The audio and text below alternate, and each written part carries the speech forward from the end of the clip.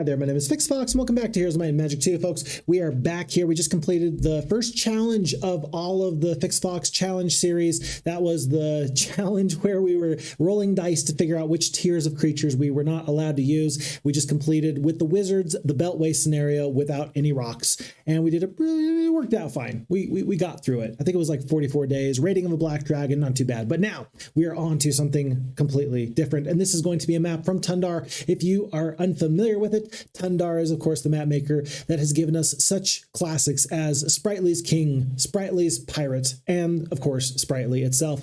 And interwoven between all of the different Spritely maps has been a love story. Yes, a love story. And that has been between Luna the Lunatic and Sandro. And it's very happy for me to be able to come here today and to kind of get a little bit of the backstory. My understanding, insofar as I'm aware, is that this is going to be a prequel. Let's take a look at what we have. Tundar, of course, is in chat, but he's not going to be completely here all the time. He's got stuff that's going on with his life. But he does say, I can already hear Phixfox saying, Tundar, what have you done? Yes, I will look forward to that very, very much. Okay, so this is going to be a 2-player map, XL, and it comes to us from the FHeroes2 map editor. Victory condition. We must accumulate a large amount of gold. Now that is kind of interesting. We do have a time limit, which makes a lot of sense. If you never have a time limit, you can just hit end turn a billion times and you will eventually make your goal of winning the scenario. So time limit along with the gold accumulation here. This is denoted as being an expert difficulty map. And it says, the world's most loved tax collector unravels a tale of poverty, pain, struggle, and love. 30% shackles impossible for ideal story flow. Okay, very nice that our map maker has delivered a very specific sort of experience for us by putting this on the worst possible handicap. That basically indicates that we're going to get 30% fewer resources per turn. And so with this and all this being said, we are the Necromancers. Let's go find our love. Our love is in another castle. Dear Sandro, the sisters of Spritely have sent you to the far lands to collect taxes for the kingdom. The Fixer and the Fixin sisters have always given you your duties. This was another sister, the sister who used to hide behind her brother Fixie whenever you visited Unicorn Peak in the summer. The sister who's never spoken to you before, always too afraid and awkward to speak. Since this is your first mission for Luna, you plan to impress. Ooh, snap. Sandro's already got the hots for the one sister, one of the Fixie sisters. You have been informed that the lands are not very productive and have not paid taxes in a very long time. Many business contracts have been dumped and obligations have not been paid. In order for you to bring the kingdom enough tax to improve living conditions, productivity, and better infrastructure, you need to raise 1 million gold in 1 year. Good luck. Ooh. Phixfox, Mushanki Pay's feedback led to this vastly simpler scenario. Please enjoy breaking my map. I'm looking forward to it. I'm gunning for another win here. P.S. Use all of your Tundar map knowledge, okay? That means that there might be sphinxes on the map.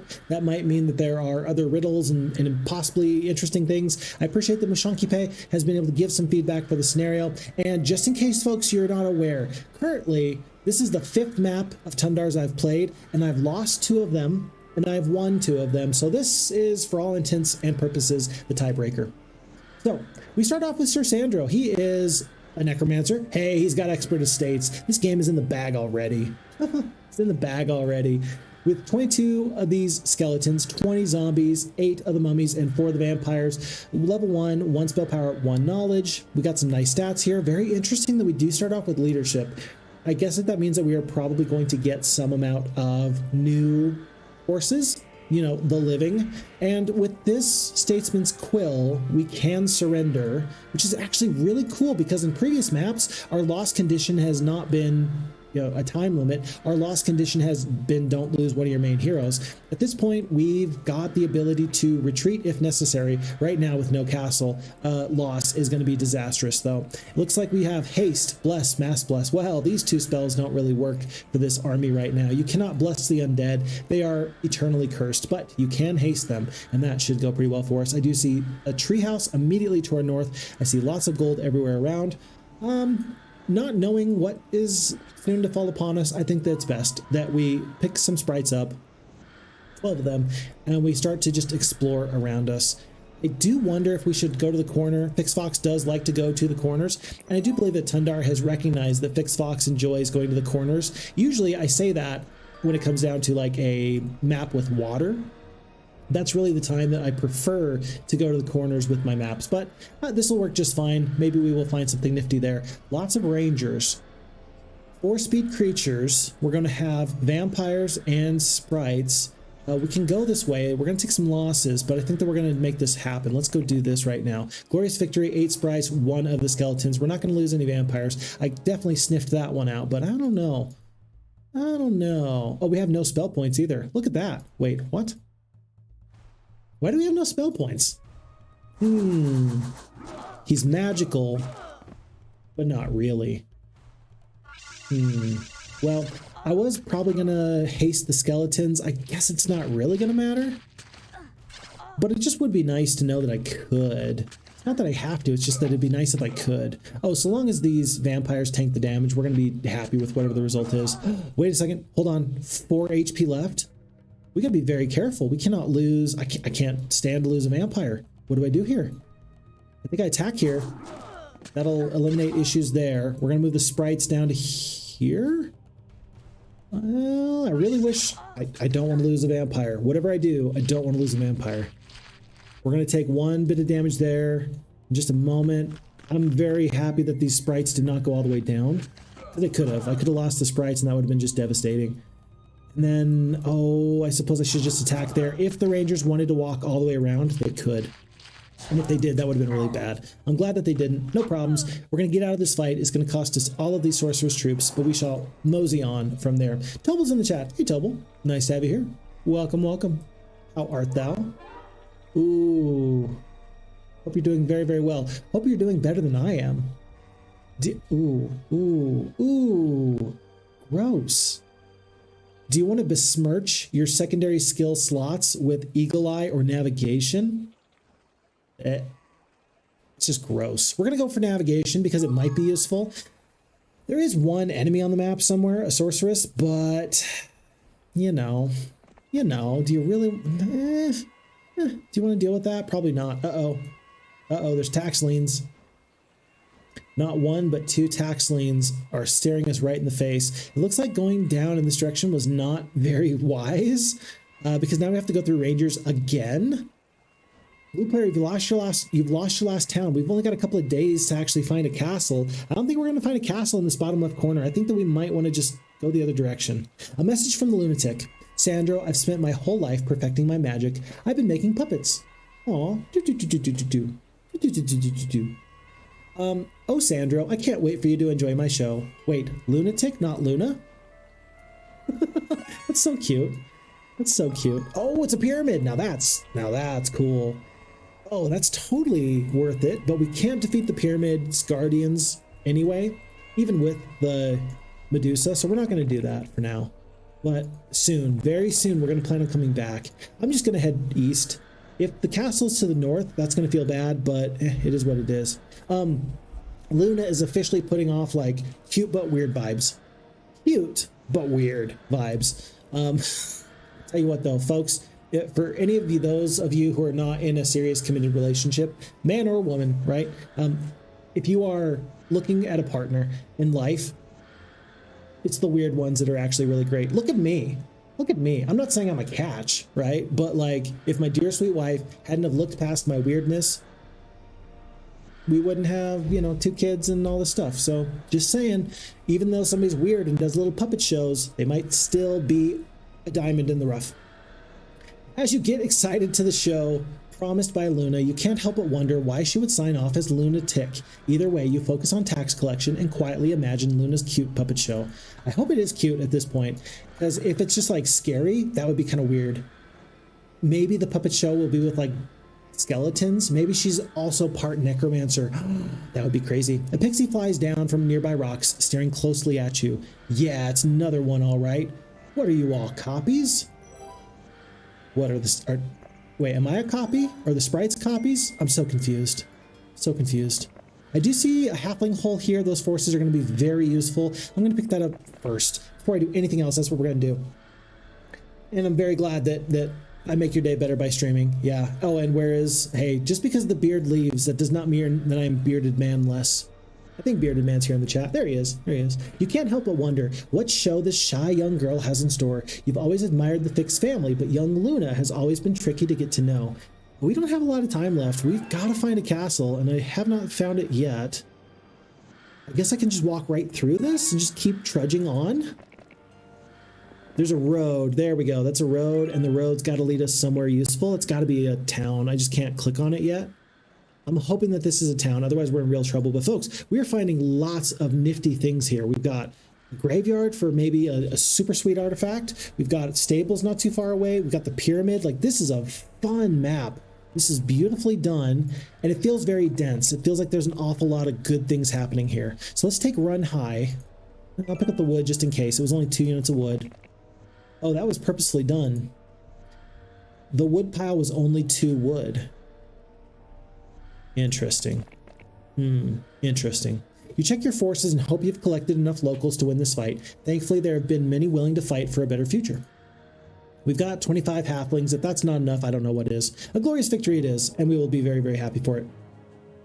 Roman is definitive proof? Oh, you think that your wife has terrible taste, and that's why she has stuck with you? I can't believe that for a second. I truly can't. I'm not allowed to think that that's true. Folks, I don't know how you win this fight. Halflings are all going to go down in just a second. You got to rely on these forces. I want to send the vampires down the battlefield, but I don't want to take the damage from these dwarves or any of these other creatures. I think you have to send the vampires to here. Can't kill a unicorn. Not outright. And you'll take the retaliation damage. I think you just want to kill druids in case they want to kite you out. Because we have 1 haste or 1 bless. It might be that we haste the skeletons because it's only going to last for 1 turn though. I think that we let the skeletons go down the battlefield 1 turn. We let everybody go down the battlefield for 1 turn. Ouch, ouch. And then we're going to haste on turn 2. I'm going to kill as many of these sprites as I can because the fact that they don't retaliate or don't allow retaliation feels really bad. 1 vampire does go down. Good morale from the enemy. What are you... Okay, so the elves are now their power stack. But the unicorns did not attack the vampires. Very good. Mummies are going to reach. Skeletons, I'm going to make sure that they reach. 1, 2, 3, 4, 5, 6. Yeah, they're going to reach. We'll do that again. And then I'm going to have the mummies eat the retaliation from the unicorn.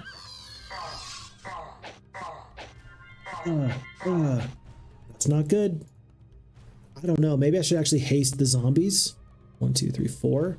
1, 2. I'm going to haste the skeletons. Yeah, I'm going to haste the skeletons. The zombies, I probably should haste them because that's going to get them down the battlefield so much quicker than they otherwise would have. The skeletons, we're going to get there anyway, right? But zombies against dwarves, I think that that'll be fine. Start killing here.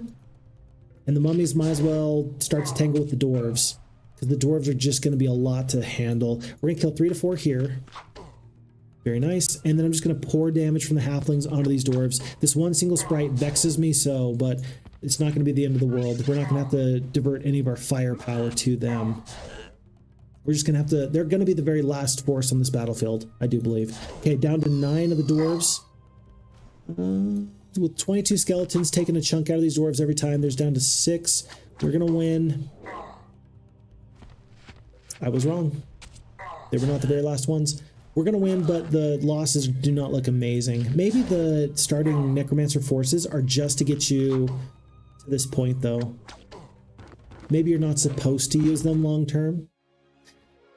Regardless, losing the 13 halflings feels kind of bad. Losing the mummies, I mean, you know, they're a good force. Hate to lose them. And losing any amount of flyers never feels good. Do I need ballistics or do I need wisdom? Folks, remember, there's a pyramid in the bottom left corner of this map. Expert wisdom, that's totally the play. Can we upgrade this town to a castle? We can. The end of the world is near. Thank you, Mr. Tavern.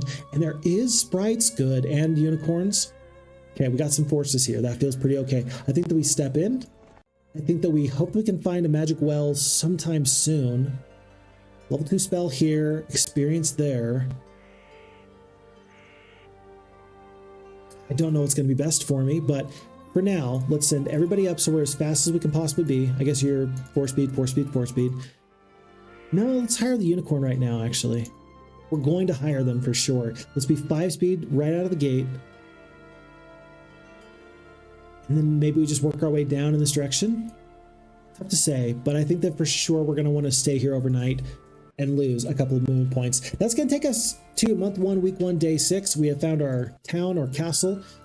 Happy with that. And we're going to take the bulk of these forces. If I take the halflings, our morale is going to be neutral because we do have the leadership. No, but there is currently the tavern. We are in a town with a tavern. So it's actually going to be negative morale if we do leave with the halflings. Is 12 halflings enough to warrant taking them with us? Probably. Probably. So I shall. Okay. For now, I'm going to take experience over gold. This is actually not bad. Mysticism's not bad. Is this a scenario where mysticism is not bad? Are there no magic wells? Is there no likelihood for getting a mage guild? I don't know the answer, but that is kind of interesting to me so far. Goblins, we're going to leave those for now. Magic courage, very useful artifact. But yeah, is this a scenario where if you want spell points, you have to regenerate them manually? Maybe mysticism is actually S tier. That'd be very interesting. Okay. Bearded man is there to supplement my lack of beard. Bearded man's got me. Totally. Totally. It takes a real woman to marry you, so we're in Denmark. It takes a real woman to... You know, okay, when I was a young person, I remember telling my wife, and I actually remember telling a couple of different girlfriends, I would say things like, I'm really hard to live with. And I don't know what I was basing that off of. Like, because I'm really not hard to live with. But I thought that I was like annoying in some sort of way. And when it comes right down to it, you know what? Everybody's hard to live with. That's just life, right? People are, you know, we are inconsiderate at times as people. We are sometimes not as nice as we should be. Whatever the case is, like, everybody's a little bit hard to live with. And I don't know why I led with that when I was talking to girls that I was dating. I don't even know why, but I did. And now, look at me now. Look at me now. No problems. No problems. Okay, there goes a mummy. There goes a mummy on the retaliation. The curse is actually pretty bad. Ooh, pretty bad. Let's see, 1, 2, 3, 4. It looks like I can actually attack without any problems. Might as well. There's no retaliation here. You do take some damage there. 2, 3, 4, 5. Heck, you can get out of the way and just do more damage. Let's do that. Let's just do damage everywhere we can. It usually makes sense to try and do some full defensive tactics. Right now, I'm not even going to worry about it. In fact, I almost wonder if I should move the zombies up to here. I am. I'm going to move the zombies right to there so the royal mummies can't reach the unicorns. And I can just keep myself alive a little bit longer. I'm going to try and keep these unicorns alive. They're going to do minimal damage anyway. Let's just back off. Send the halflings. One skeleton goes down there. Let's make sure that... Oh, no. Oh, the mummies didn't go for the halflings. They went for the skeletons. Kind of weird. Weird flex, but okay.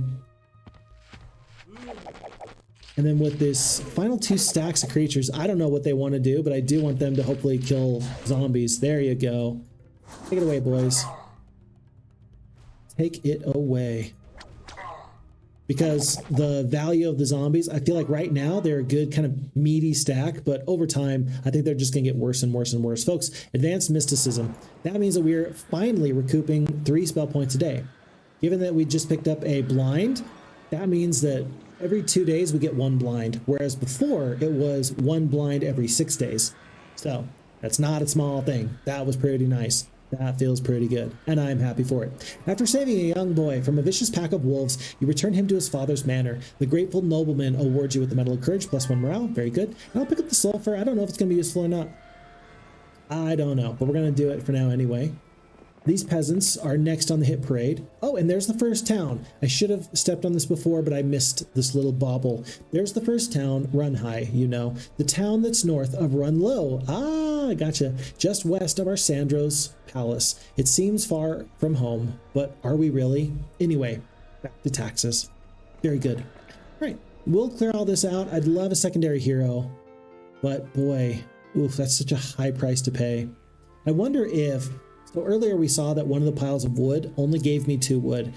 You can, in the FHeroes2 map editor, adjust the piles of gold and wood and ore to be whatever you want it to be. Wouldn't it be nifty if our map maker made it so that there was just enough wood and ore on the map? If you find all of the little piles, you will have exactly the right number.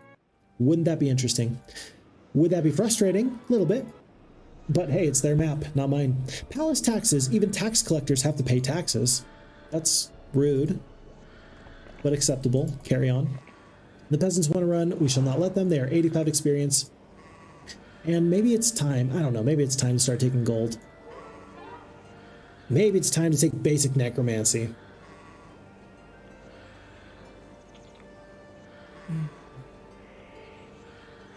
This is a very big decision. This is a very big decision. And without having played the scenario, I just don't know how valuable skeletons are going to be. We've got the logistics and the pathfinding. We've got the leadership so we can blend forces.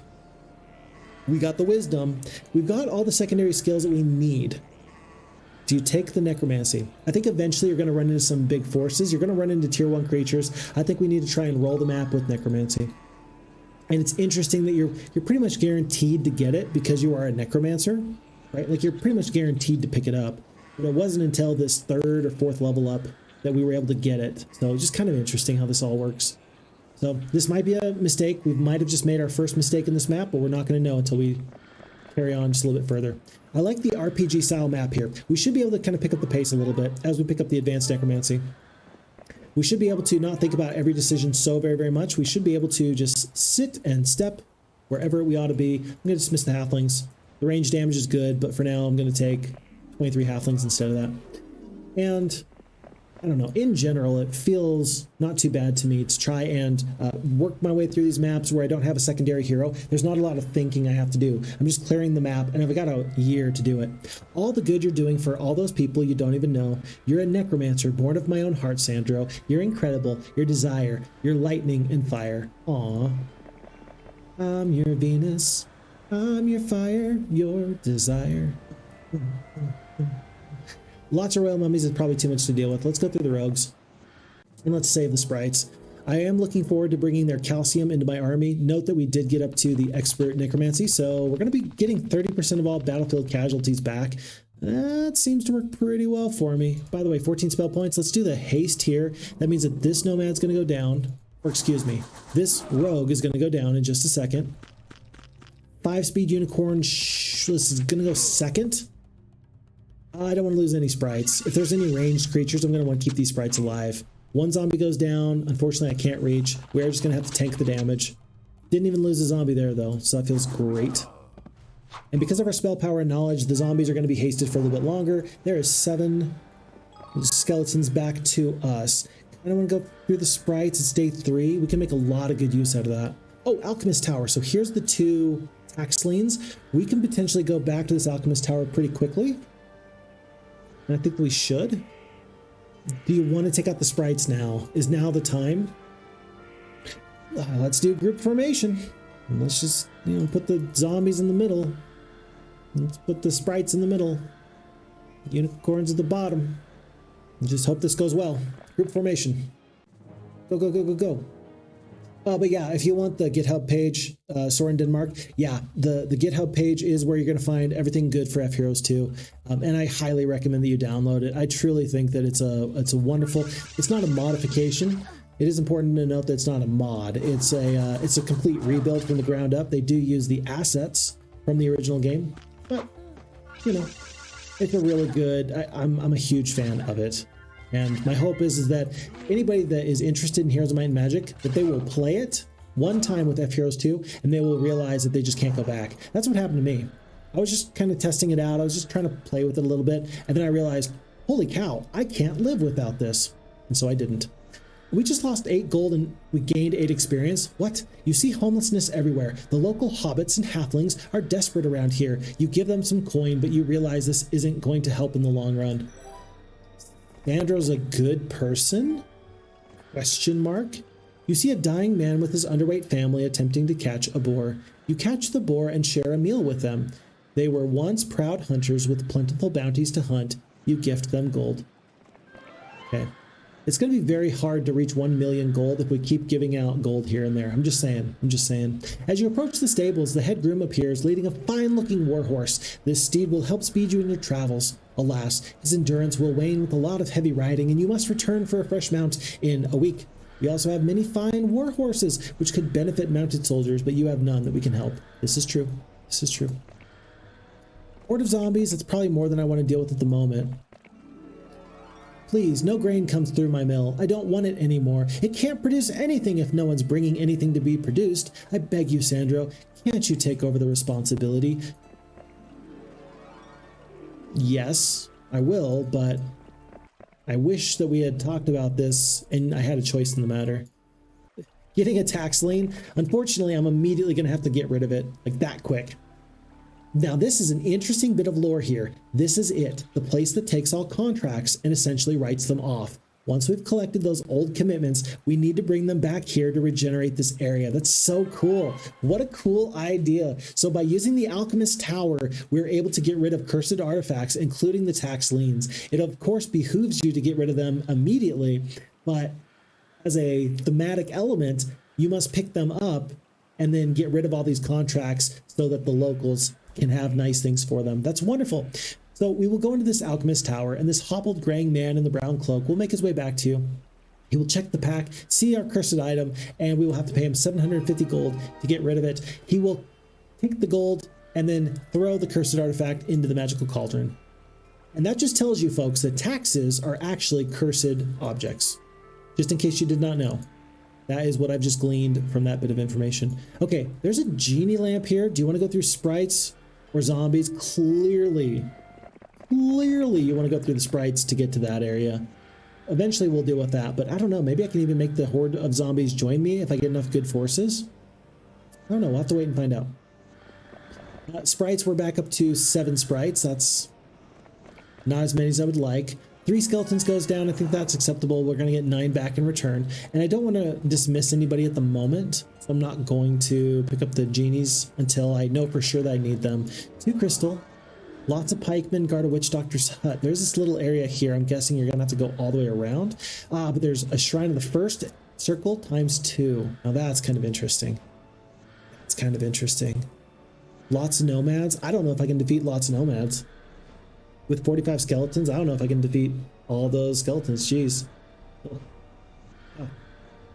Start going through a pretty rough time recently in your stream, and the whole vibe is really making it a lot better. I'm very happy to hear that. Yeah, I tell you what, this has been... I'm not going to share other people's stories and information because I want to be very respectful to them, but there's been a couple people recently that have reached out that have had tremendous heartache, and some of just like the very worst things happen to them. And I realized the other day, because I've had it told to me a couple of times, people say, Phixfox, I love your streams. I love how positive they are. Thank you. They're good for me. I appreciate them. And I stopped and I had to ask myself, am I doing a good enough job making these positive? Am I doing a good enough job making these streams like worthwhile and worth your time? And I feel very strongly that I can always do better, and I will continue to work to do better. But it was really an important focusing moment for me. Like when you say that you've been going through a tough time, Star, and that this is helpful for you, like that's the new reason why I do this. I originally started doing videos because it was for my kids. The reason I've kept doing these videos is because, yeah, I think that there's an opportunity for me to share some positivity out there. So I don't know. Life is tough, but that doesn't mean we have to suffer with it. I think that we can enjoy it as much as possible. That doesn't mean that I can make the bad things in people's lives go away. I'm not here to say that I'm some special in some major way, but I do love that we can spend some good quality time together talking about this wonderful game. Earlier in the previous playthrough, I had discussed that Heroes Might and Magic to me is like a comfort food sort of a deal. There's a lot of comfort that comes from this wonderful game. It's beautiful, it's fantastic, and it just feels like what we sometimes need in the moment. So my hope is that you're having a really good time. My hope is that I can be entertaining, but also we can be positive. Yeah, we could talk about negative things all day, but why should we? And the answer is, yeah, we shouldn't. We just won't. We just won't. Okay, we got 2 spell power, 3 knowledge. That was a bless right there. I kind of want to do a blind on one of these stacks of golems. We're gonna take some damage, and note that these guys do have good morale. They could get lucky.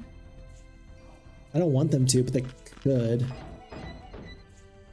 I'm gonna waste the blind. We don't have a lot of spell points, but this is actually gonna make things go so much better for me. We've been blessing the archers. We're gonna continue to take down these stacks wherever we can. And this terrain's actually kind of nice because this guy's blinded. We're just gonna attack here. And I'm trying to carve up this fight as best as I can. 1, 2. If he wants to attack me, he can if I attack right there. But then they're gonna split their forces yet again. They could get good morale at any point. This is so scary.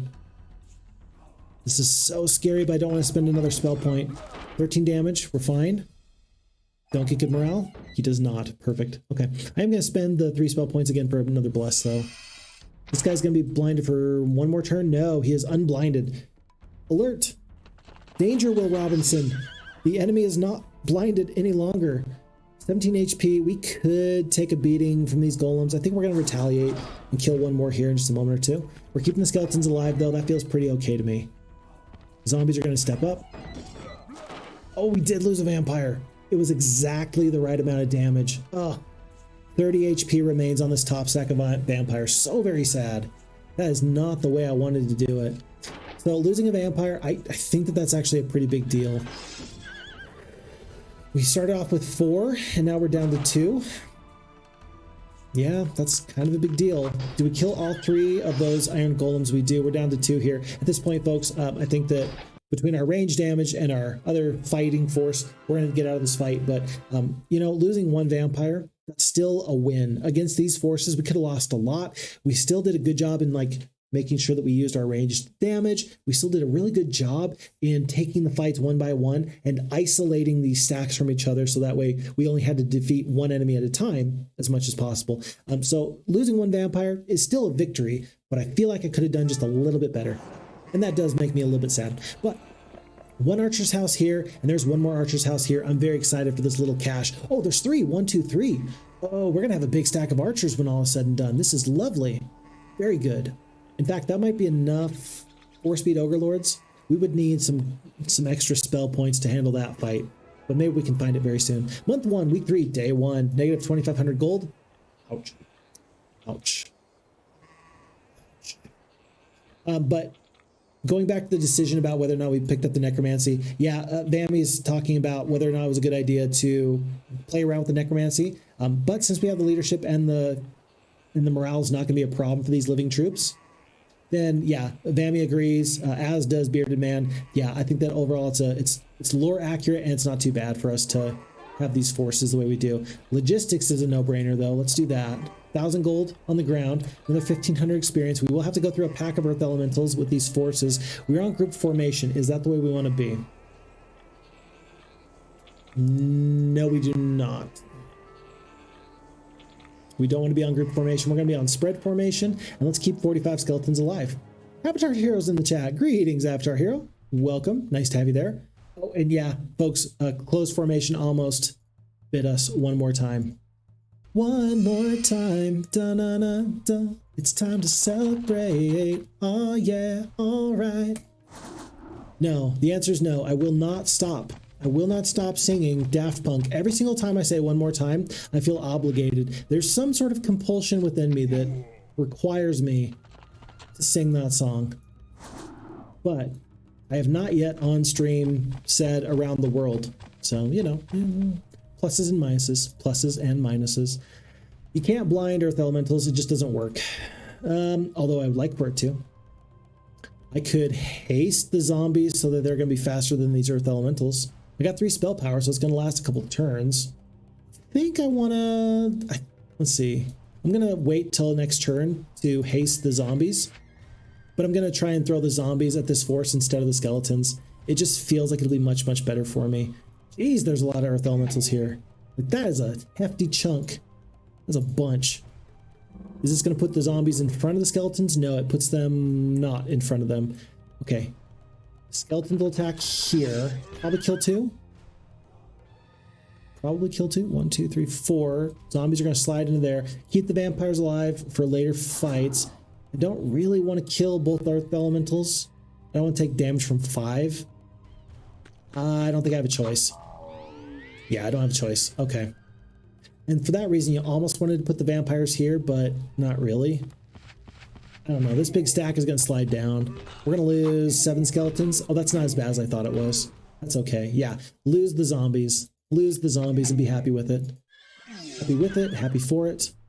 Probably not a bad time to get the vampires involved in this fight now.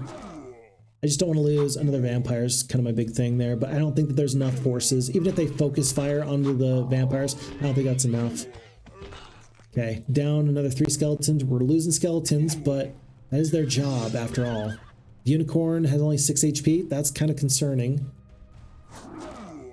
48 HP there. We kill 2. And zombies are going to finish off this fight? No, not yet. 1 more skeleton goes down. Okay. 4 and 12 is way better than losing 45 skeletons. That feels great to me. 850 experience, 5 back. We're going to take the pathfinding. Very good. And more importantly, we go from 18 archers up to 37. That's a big pickup. That's a big moment. In fact, I mean, there's 100 zombies in this graveyard. That's 2,000 hit points you got to chew through.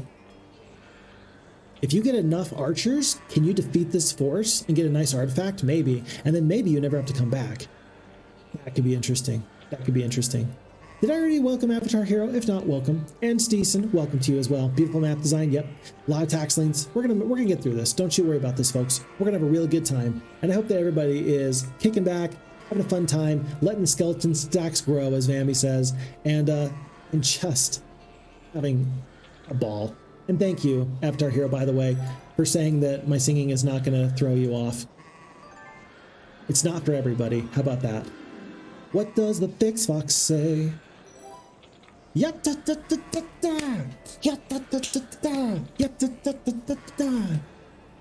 the Phixfox say? Okay, very important that my kid never hears that song, because I don't think I could stand it if my kid learned that song.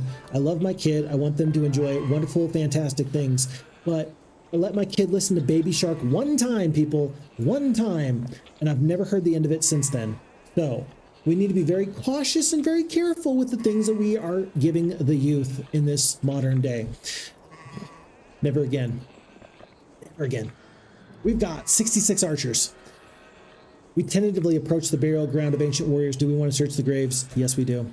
Glorious victory. The losses don't look great. Now, the difference between that result and this result is a little bit of magic. And so I think that the bless is actually going to be a huge deciding factor. It's going to take 3 turns for these mutant zombies to get down the battlefield. We do not have a blind or a lockdown spell. We don't have a slow, right? We don't have a slow? Yeah, no slow. So, I mean, like there's concerns here. I'm concerned, but this is still doable. 1, 2, 3, 4. I really want to put somebody right there for now. I'm just gonna do this. This zombie's going to step up in just a moment or two. Vampire to the back of the corner. Archers got to make sure they never lose their turn. Normal morale, no issues. There's 14. I don't know what the low end of damage is, but doing the high end of damage every single time is going to be pretty critically important there.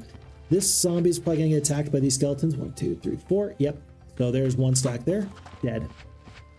This zombie we're going to start working on with creatures and creatures. Skeletons might have to step around in a moment. I don't think it's worth it to bless these unicorns at the moment. Could be wrong. Could be wrong. 19 here. I think that you're just gonna let the zombies do their damage there. So we got the first and second stack of zombies. I'm gonna put, let's see, my skeletons are gonna go before their zombies. I'm gonna do this. Ooh. And then we're going to step up with the unicorns. We're going to bridge the gap. And then these zombies should be the end cap. They should take the majority of the punishment, which is exactly what I want. Zombies taking punishment, they can do that all day, every day. The problem is that the vampires are going to have to get out of the way this turn in order for this strategy to let the skeletons get into the fight eventually. 1, 2, 3, 4. I don't think that the zombies are going to go for here. Vampires might just slide right here. Yeah, it looks like vampires are just going to have to slide over. 1, 2, 3, 4. But then you let the skeletons get hit by a big stack of mutant zombies. I could haste my zombies. No, I think that their big stack of 20 is still going to get to go first. I do think I still want to haste my, hold on, bless for one more turn. I think you want to keep the bless on. And then you have to choose a haste now or a bless. With only 5 spell points, this will cost 6 if you try to do both. So I think that you want to save it.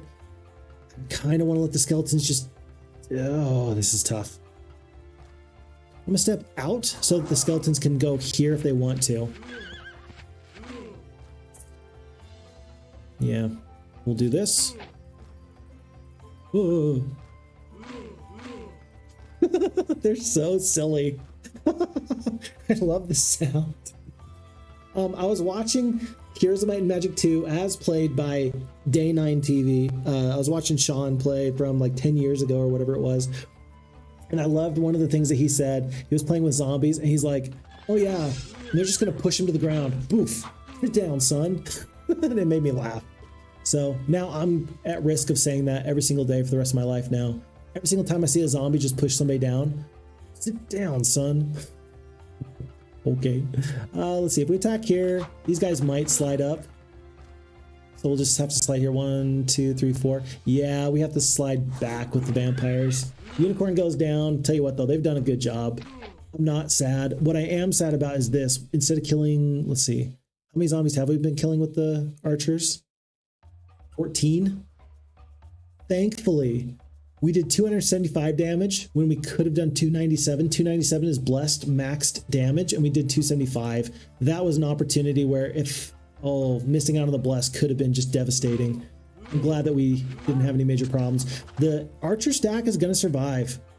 It's gonna be okay. Ugh. Sit down, son. Vampires are going to skip. We'll lose some skeletons here. This artifact better be good. If this artifact is a tax lien, I will absolutely throw up on my shoes. 11 zombies, 31 skeletons, 2 unicorns, 2,000 experience. That's pretty good. 30 skeletons back. We're going to take the logistics. It's not bad, but the problem is that I don't think that there's a magic well anywhere nearby. We are currently getting spell points at a very slow trickle every single day due to the mysticism. And I feel like Tundar might have said to himself, I'm going to show everybody how valuable mysticism can be. So we may never have full spell points, but we do have a major scroll of knowledge for +3 morale. We have up to 70 spell points if we can get there. Baby, let's find a magic well. Oh, let's find a magic well somewhere. Let's do it. Okay, before we haven't picked up peasants, there's a couple of peasant hovels everywhere. I'm going to pick them up now. Are you? There's goblins. One goblin hut here, one goblin hut here. Clearly goblins are the superior fighting force. With ogre lords and nomads coming up though, I think you pick up the peasants now and then try and use the peasants and the zombies to stand in front of the archers. So you literally exhaust the peasants and then you use the goblins against the nomads in just a moment or two. I'm going to do that. I am going to pick up the peasants just because I think that there's a fight that they're going to be useful for in just a moment or two. Okay, very interesting. Roman says, me before kids. How does Baby Shark have 1 million views? And now with kids, oh, only 1 million views on my phone at this hour? Another great shared experience when we're talking about gaming earlier. Yeah, good shared experiences all around. Yeah, kids and Baby Shark. I don't get it, but I guess I do. Yeah, they're cute kids and they're good kids, but they do prefer to have a little bit of repetition there. Phixfox wife is in the chat. Hey, Phixfox wife, I did forget something. I forgot to bring my wife, Phixfox wife made poster that says Phixfox Gaming in the back. I realized that as soon as I got here, and I was very, very sad. So, in case you haven't seen it before, Phixfox wife is very artsy. She's very crafty, and she made me a cool little poster that I can hang up here in my library for all the world to see. And I'm very grateful for it, because without it, I think that my life is just worse. Not even like a little bit worse, it's much worse. We're gonna need the bless now. We're probably gonna blind this stack of ogre lords in just a moment or two. I like that the AI thinks that we're gonna win. I dislike the fact that we're gonna win, and it's gonna be kind of close. 1, 2, 3, 4. You don't want to put the peasants right there. Yeah, and now these ogre lords are kind of gonna be terrain that their brethren can't really use. Let's put the skeletons in the back. I mean, you might as well get the damage off. And then let's see, and there 4 go down here. I know this one's gonna go next, but I still did what I did there anyway. Don't attack. I know that I want to attack. I'm not gonna attack. 1, 2, 3, 4. Uh-oh. Uh-oh, that's not good. Yeah, that's not good. Well, the peasants are meant to take a hit anyway. Trying to like defend with them is not gonna really be effective one way or the other. Oof. There you go. But thankfully, let's see, 1, 2, 3, 4. This group of 5 ogre lords can get into the archers right now. I think I just have to sit here. Yeah, just to hopefully let the zombies take some damage and the peasants. I have to sit right here. I don't love this. That's 9 skeletons I just lost. That does not feel good at all. But I'm trying to make the damage work out good. There you go. Peasants took 1 big hit. Way to go, baby. Wind them up. Knock them down. That's 180. That's, call it just barely 200 HP. We're doing 244. Might as well get full damage off in this big stack of 5 rather than just kill 1. I think I'm just going to try and get the damage off where I can. These zombies are just about useless. Oh my goodness. Okay, and the archers are starting to go down. We can kill 1 to 2, or we can kill this 1 here. 2 more turns on this blind, by the way. I don't know. I think archers are going to kill 1 more there. I think you want to kill this guy. They come around, you retaliate. Yeah, and then you just kind of collapse. Yes, perfect. Okay, so we do damage there, damage there. If I attack right now, they're going to retaliate with half strength. I'm going to do that because it's going to take multiple bits of damage to take these guys out anyway. 3 ogre lords, 15 HP left. They get their turn. 1 more archer, 2 more archers goes down. Overall, though, like the 17 skeletons is the real loss. Losing the peasants, that was like the point. You lose the peasants for that fight. Losing the archers and the skeletons feels bad. These forces in the middle, not too bad. But we will get back 7 skeletons, and we will get some traveler's boots, which feels lovely. Oh, there's a nearby cyclops. Oh, okay. That's 1 more skeleton. Haha, we found it. We found it. Traveler's boots right there. Folks, I don't think we're ever going to go through several titans. It seems like a lot, but that's an artifact. We need ore, and this is +1 ore per day. We kind of need that. Oh, we kind of need that. It's several titans, though. There's nothing we can do. We don't even have a damaging spell. The blind won't work. Yeah. We'll take the gold here. We're going to step on the gazebo for experience. Expert mysticism is actually useful. We'll have to come back, but Holy Hammer for the +5 attack, and then the endless card of ore for +1 ore per day. This is actually a really worthwhile moment, but we have to decline. We have to say, no, no, no, not today, sir. We will not be fighting titans, even though I kind of want to. On to a new day. And yeah, the banner. We did talk about it. I'm sorry. But you are very crafty and you're very fun and everybody loves you. Even though they haven't met you. I haven't seen a single person be mean to you. I don't think it has to be said, but if anybody is rude to my wife, you're gone. Yeah, if you're rude to my wife, we're done. Get out of my chat. This is my house. And she, honestly, could you imagine if I didn't take action against somebody that was rude to my wife? Imagine how much trouble I would be in if I didn't do or say something. It's little things like that you got to think about, you know? But it's very important to note, me and my wife have a rule that if she ever gets into a fight, she has to fight her own fights. I'm like a little bit of a bigger guy. I'm like 6'4", you know, I'm in the 200 range. So I'm a little bit chunky, I'm a little bit meaty, right?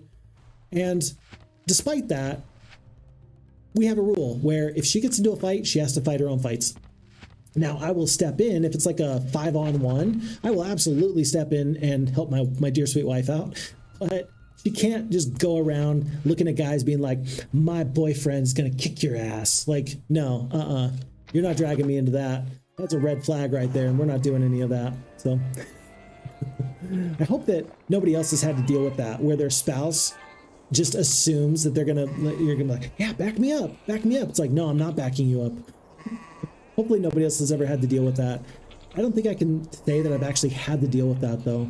All things considered, I don't think I've ever actually had to, I don't think I've had a girlfriend or, I mean, my wife is the only wife I've ever had. I don't think I've ever had a situation though where somebody tried to put me in that position, but it will never happen. What I'm trying to say is it's never happened and it never will. Horde of Wolves, this is a bad fight, folks. We can't fight this fight. This is a trap. This is a trap. Oh, Phixfox, it's just a Horde of Wolves. No, it's not. Even with lines, this is not a fight you can win. Wolves absolutely tear through tier 1 and tier 2 creatures. Absolutely tear through them. You might think, even though we've been winning, oh, Phixfox can beat these guys. I would rather go through lots of nomads. I would rather go through a horde of nomads than a horde of wolves. 20 HP each, 20 HP each. Yeah, there's no way. So we're going to go pick up some spells here. And maybe we're going to get forces to come back later and liberate this one archer's house. It's not going to be today. These losses look fine. Let's do even better. I should frame my banner so it doesn't wear out over time. You're completely correct. The problem, of course, is that I transport everything from my home to my library. And it's funny because I've got my second monitor now, and I've got like little stuff that helps improve the hominess of this stream. I don't know if I could like bring a picture frame into my library at this point. I can, and I could, and I should. So maybe I will. Now that you mention it, like at first I was like, I don't think I should, but now I'm like, you know what? I think Bearded Man's onto something. I think you're onto something. Okay. All right, you got it. At first I was not, didn't have the presence of mind to realize how good of an idea that was. Now I understand it. I understand it now. So yeah, we will do that. Okay, blinded, big stack, peasants kill, a couple here. 3 can get in. Ooh, more can get in. 5 got in. But the angry women have just ruined the nomad's day. Absolutely demolished. Let's see. I mean, I think what I want to do, the blind's going to last for 3 more turns. We got time. We got time to do what I want to do. We want the goblins to step away here. Skip, skip, skip, skip. Peasants step up to here, and then the vampires just step right there. Right here. Yeah, and then, oh, we just killed. I was prepared to have to deal with an angry stack of nomads. It's not necessary. All of my little battle manipulations are not necessary when your archers can kill 10 of them in one fell swoop. We'll pick up the shield though, and we are going to go through these Medusa. Absolutely. Another possible trap sort of a fight. Medusa are very tough combatants. I still think that with these 93 archers that we can take a lot of fights. I think that we're going to surprise some people. I think that people are looking at my army at first being like, oh, the Phixfox doesn't have really a lot to his name. And I think it's like, yeah, I understand what you're saying, but I do think we still have some opportunities to really just kind of push the envelope here and win some of these fights that we might not have a lot of business winning. This is kind of interesting. I am going to use the Bless. I don't want to use the Bless in case it costs me a Bless in a future fight. I am very interested in making sure that the Medusa, I kill 1 full stack at a time. 1, 2, 3, 4.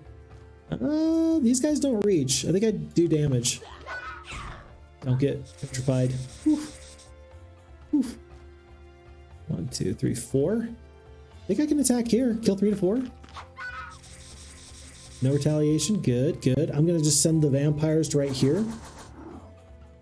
Obviously, there's 2 big stacks here. Which one do you want to take out? I'm going to take out this one because sure, why not? A little bit of damage. Petrify onto the skeletons is kind of interesting. Because now the vampires are going to take the damage. They do. Okay, doesn't hurt if you attack because of course it doesn't. 1 big stack of damage there. The goblins do go down, but the archers are about to get their final shot off. So we get out of the fight, but it's pretty costly. I mean, basically you lose 33 of the goblins and 1 of the vampires. What's the spell though? Oh, it's haste. We already had haste. So that's not particularly necessary to have fought that fight, but you didn't know that until you got to this point. Now though, the genie lamp is looking pretty good if you can get any amount of gems. Gems in the corner. You got to get the, oh geez. That's how Tundar did this.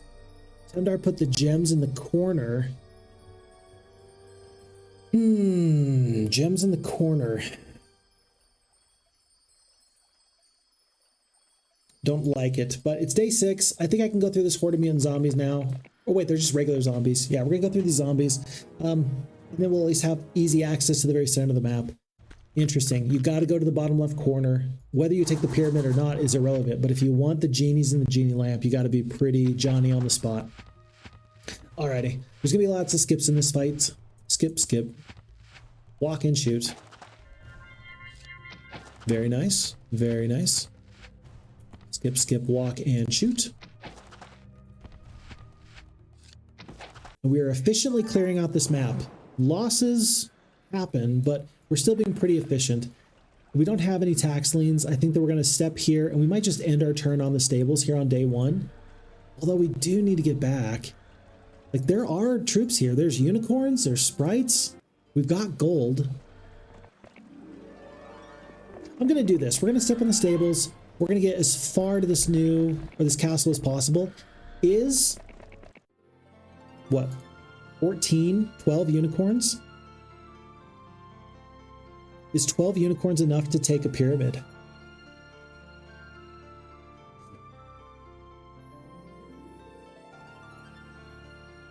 Is 14 unicorns enough to take a pyramid?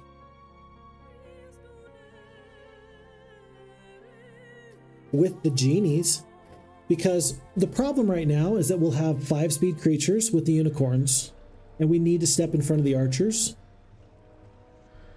If you have the genies, you can step in front of the archers and keep that stack alive.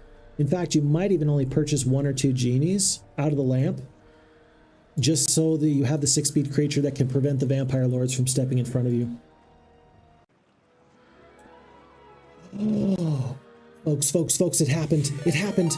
Oh my goodness. Look at this. Peasant growth is up by 5. Ah! And what's this? Alina the Gnome is raiding us. Alina the Gnome, welcome back. It's such a pleasure to have you. I hope that your exploits in Heroes of Might and Magic have been lovely. Of course, you are doing the chronological run where you start off at the very beginning of the Heroes of Might and Magic lore universe and you work your way up through to the front. At some point, I don't know where Olden Era is going to fall for you in that timeline, but eventually we're going to get there. Okay, so Alina the Gnome is in chat, and then also Peasant Growth is up by 5. Okay, so yeah, I think that we're gonna do this. Oh no, exploration is the best way to complete this scenario. I did not pick up last week's tavern rumor. Ooh, that kind of hurts. Definitely a mistake. Definitely a mistake. I wish I had done that. But we'll have to come back later. Okay, stables on day 2, not too bad. And we're going to use all these forces to go clear out the rangers. Oh no, I wanted the vampire actually. I let the vampire stay. I guess I got sprites. Yeah, I can use sprites to take out rangers. That'll be fine. Here and here. And more sprites to be had. We're up to 77. We are going to want to split these sprites into 2 stacks. We are going to make sure that they are in this position. We're going to take some damage from the rangers because our 5-speed unicorns are going to go first. And then, yeah, we're going to take some damage from the rangers. Can't help it. And then we'll go from there.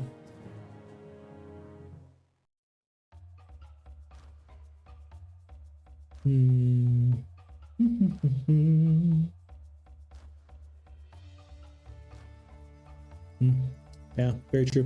Tundar's indicating, he's like, hey, consider this. Your dear sweet Phixfox wife is making sure that you have free time to do this kind of stuff. You're 1000% correct.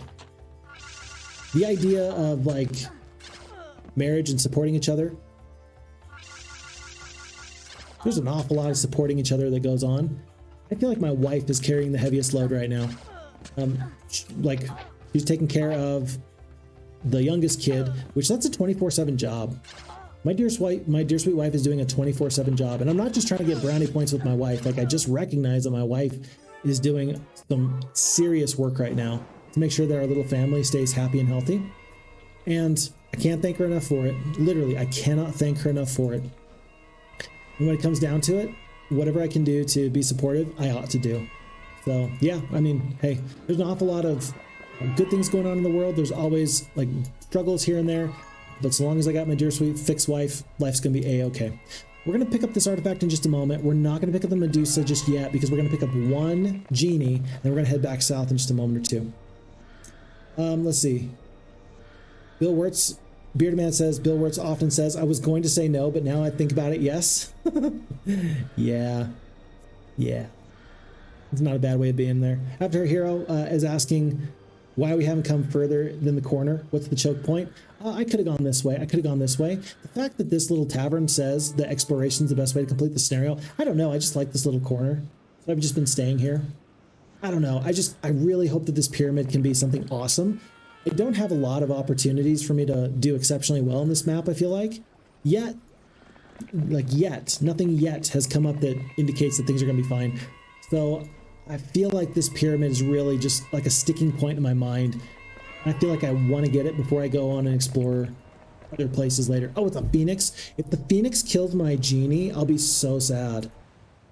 That's fine. You can do that all day. We will take the one phoenix skeleton. And are we on group formation? Now we are. And let's go fight this pyramid. You come upon a pyramid of a great and ancient king. You're tempted to search it for treasure, but all the old stories warn of fearful curses and undead guardians. Will you search? With 12 unicorns and 77 skeletons and 65 sprites and 85 archers and the one genie, yes, I will. It's going to say we lose. We're going to win anyway. Oh, never mind. It's going to say that we win, but I know better. I'm going to find a way to misclick and ruin the game. Okay. Not if, but when that happens, that's what we'll do. Okay. I don't think I need to do anything but the Mass Bless. Mass Bless is just the play. It's going to be so good for these unicorns, so good for the archers. I don't think that the one genie is going to take damage here. They don't. Unfortunately, even though I want to step up with the unicorns, I do need to make sure that the archers get their full damage off because they can kill one full stack of something. And then next turn we might use a haste to try and manipulate turn order a little bit. Ooh, 2 HP left. The fact that the door remains is actually a big deal. We'll do damage here. Stay in a defensive position here. And we do want the unicorns to attack these vampire lords, actually. We do want to take out as many of these vampire lords as we can. There's 31 HP remaining there. Genie has to skip. Unicorns are going to do tons of damage. And then hopefully we don't get cursed anytime soon. Very nice. I was really worried that that was going to be the time that we got cursed. Okay, 31 HP there. Let's do our damage. Let's take out all the vampire lords. We can kill one full stack of royal mummies. We shall. I do want to keep the genie alive if I can. Can I manipulate speed here? 5 speed, 4 speed. I can haste.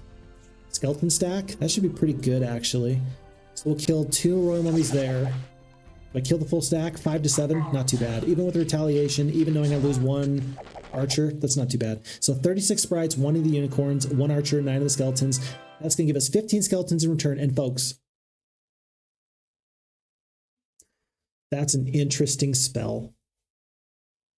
Tundar, what have you done? What have you done? Hypnotize is a great spell. It's a top tier spell, 5th level spell. It allows you to control a stack of creatures up to 100 HP who are not undead and not immune to mind affecting spells. And you get to just use them however you want. I think that we're going to have to recognize that this is a good spell and we're going to have to find the very best ways of using it. And I think we can. But still a little bit scary. Because I was hoping for Dimension Door. I don't think Tundar would have allowed that. I think we all know that he would not have allowed that. Okay, folks, remember that the tavern told us that our best bet would be to explore the map. I think that we have found everything we can in this corner. I think I do want to dismiss somebody. Do I want to dismiss one genie? I don't think you do. I don't want to dismiss 29 sprites, but they will return over time. I think it's... There's 9 Medusa here. They're such a good force. They're so good. I hate to do this. I'm going to dismiss the sprites. We're going to step on these ruins, pick up 9 Medusa. We're going to go pick up the rest of these genies, and then we're going to head in this direction, to the easternly direction, to see what else the map has in store for us. Very good. Let's see, and then just, because I'm liking to check up on people. Lovely and terrible, Alina. Oh no, I'm so sorry. That was a lovely and terrible time. Hopefully life is much better for you. Oh, but it'll be the first campaigns. Very good. Oh, and the last Descendants campaign. Yeah, it's very tough. It's a very tough one. Oh, and Mike 900, thank you so much for being here as well. I remember you. I tried to remember. Let's see, I was talking last time Alina had raided. I said, oh, thank you to you. And I think I didn't call you Mike. I think I called you someone else, but it's very nice to have you back here in chat as well. So we are carrying on. Brownie points. That's an interesting question, Vammy. Where do brownie points come from? Now, I used the phrase to say that I was trying to maybe like butter up my wife and be like, you know, get her to like me and I don't know, save away some good boy points for later almost as kind of brownie points. I don't know. But I almost wonder if it had to do with the Girl Scouts, because I think that there was like there was either the Girl Scouts or there was a group like Girl Scouts called the Brownies in America. I'm not well versed on it, but they were like the Girl Scouts. And it seems to me, if memory will serve, that they would go door to door. They would do activities. They were kind of like a mix between 4-H and the Boy Scouts and the Girl Scouts. But the problem is that I don't know enough about it. I need somebody else to kind of look it up. But I know that the Brownie Scouts were a type of Girl Scout unit. Maybe it's related to that. Maybe brownie points comes from something like that. I don't know. Somebody else is going to have to go double check for me. As I've said many a time before, I have an approximate knowledge of many things, but do I have an in-depth knowledge? No. There's a funny, I forget what it's from, but there was a show where they're talking about this guy and he's got the weirdest knowledge. There's some things he does know and there's some things he has no idea about. And what he does or doesn't know makes no sense to any of his friends. They're like, hey, by the way, where's Mount, like who carved Mount Rushmore? And he tells them, oh, this guy carved Mount Rushmore this year, this time, and he passed away midway through construction, and so then his son had to take over the construction. They said, oh, great, cool, you know an awful lot about it. Which state is it in, North Dakota or South Dakota? He's like, why would I know that? I have an approximate knowledge of many things. There's things I do know, and there's things I just don't know, and that's okay. That is definitely a tax lien. I want to avoid that if I can. I don't think I really want to go through a horde of centaurs. I kind of want to stick on this road a little bit. I don't want to stick on the road. I guess I got to go through centaurs at some point. I don't want the goblins. I don't really want the peasants. Let's pick up our luck. +1 luck, +2 luck, +2 crystal. Lots of zombies. Shouldn't be too big of a fight. 12 skeletons. More zombies are just more skeletons for us. Can't lose the genie, though. Can't lose the genie. Could I summon a boat? Bearded Man asks, into one of the spots of waters to check for the special event. Do I have summon boat? I do not have summon boat, but I know what you're saying, and I think that we should actually check in on that, because if we can summon a boat there, I think that that's the exact kind of thing that Tundar would do. At this point, I'm not here to say that I know Tundar's map-making strategy very well, but I am well-versed in the sorts of things he does, and that sounds like something he would do. Which, honestly, at this point, means that what he could do, I'm not saying he should do it, but he could do, is he could leave horrible things for me in the corner, like tax liens. At this point, he might as well, because I'm going to go to the corners one way or the other. So he knows that about me. I could understand how or if or why he would put me in that position where I find something that I don't like. Hold on. There we go. The other day I was talking with somebody. I was talking about streaming and making videos, and I'm not going to say who because I don't want to do clout chasing. I don't think that that's a nice thing for me to do. But it was somebody whose opinion I very, very much respect. And I realized in my prep work for that meeting, I realized that I hate it when I see streamers on their phones. I hate it so much. Like, the way I look at spending time here doing Heroes of Might and Magic, this is like a presentation. I'm presenting this to you. And if I'm on my phone, that's kind of lame. Like, that's like, you know, is Twitch really like a professional place? In some ways, yes, and in some ways, no. But it's definitely not cool if like the streamer's just like, all right, who was saying what? Like, you know? So anyway, I did have to check my phone for something, but I've identified that that's one of the things that gives me gross, icky feelings. If I'm ever on my phone, That's a big NO for me. That's a no. You notice a nomad with nothing more than a dry canteen and a single sandal on one foot. I cannot pay. I cannot maintain my duties. Sir Sandro, have mercy on me. You take mercy and free the nomad. Well, it's going to be very costly. Very costly indeed, I think, to get through this map. I think I'm going to take a lot of these contracts and hate every second of it. We could pick up sprites, but I don't really have a place for them in my army at the moment. This hill fort will be useful later. Let's actually clear this out, and then maybe we go back down here towards this oasis. I don't know. We're just exploring at this point. 7 skeletons seems worth my time. A little bit of mercury, opportunity for more resources. It's a magic well, folks. It's a magic well. I didn't think we were ever going to find a magic well, but we found it. And an artifact. It's a tax lien. You see what remains of the postman's boots and his deed to complete his job and submit his taxes. It seems he wasn't able to survive the lava in the area either. You collect his contract and the boots. So, nomad trader seeks protection from a tribe of goblins. For your assistance, he gives you a finely crafted pair of boots made from the softest leather. Looking closely, you see fascinating ancient carvings engraved on the leather. Very good. And so we're at month 2, week 1, day 1. I think that we've got, how many days is this? Month 14, week 1, day 1 to get 1 million gold. I don't know if we're gonna be able to make that. That's crazy. That's a lot. That's a lot. Huh. All right. Well, eventually we will get there. So we will see how things go. We will see how things go. But yeah, Vammy, the Hypnotize, definitely a 5th level spell. That's kind of crazy. Definitely crazy.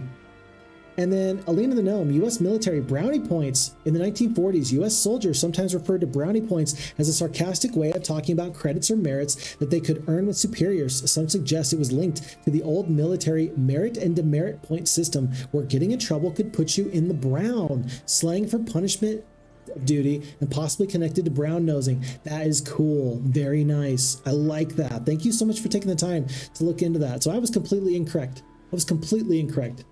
Here I am thinking it has to do with Girl Scouts. No. And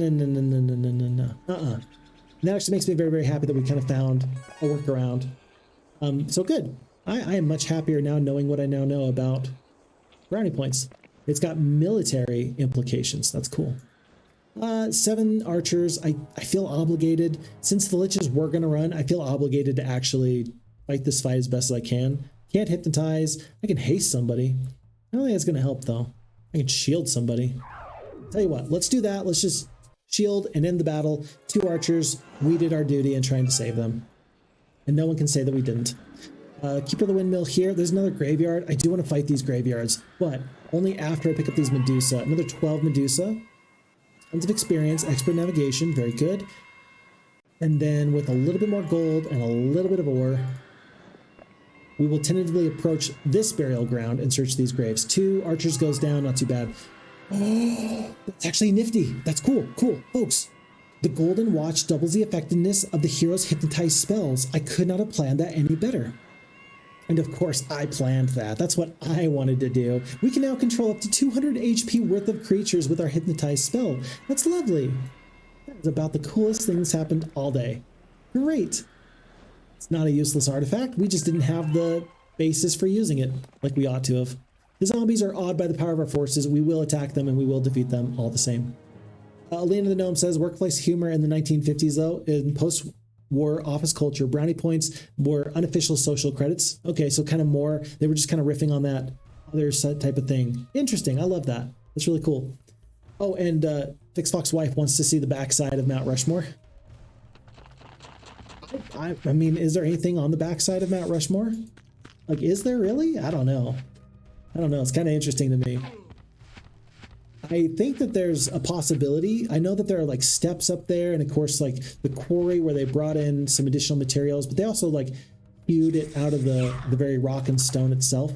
I'm guessing that there's an awful lot of fun things that you could find out about Mount Rushmore if you had the right credentials, if you had the right guided tour. But knowing me and my luck, I would possibly think that I was just walking in this unrestricted area, and then I'd immediately be placed on my hands and knees with my hands behind my back because I'm getting arrested for defacing a monument by just walking somewhere. I don't know why, but my government's pretty particular. They're very specific about making sure that you don't mess with the national parks. And that's actually a good thing. I do believe that if you don't save a national park, then you're not going to have it for later. Anything not saved will be lost. I do believe that saying very, very much. And so if we don't save national parks, they're just not going to be around. Somebody's going to take the land, develop it.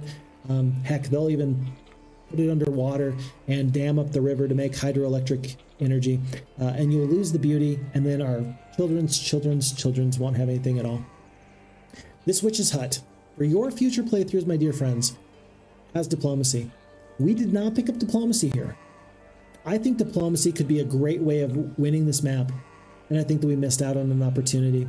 So Tundar clearly put this here so that you could come and find this if you wanted to. It's too late for us. We've picked up all of our secondary slots. But I still think that we have our opportunities, but it's nice to know that this map has a lot of replayability.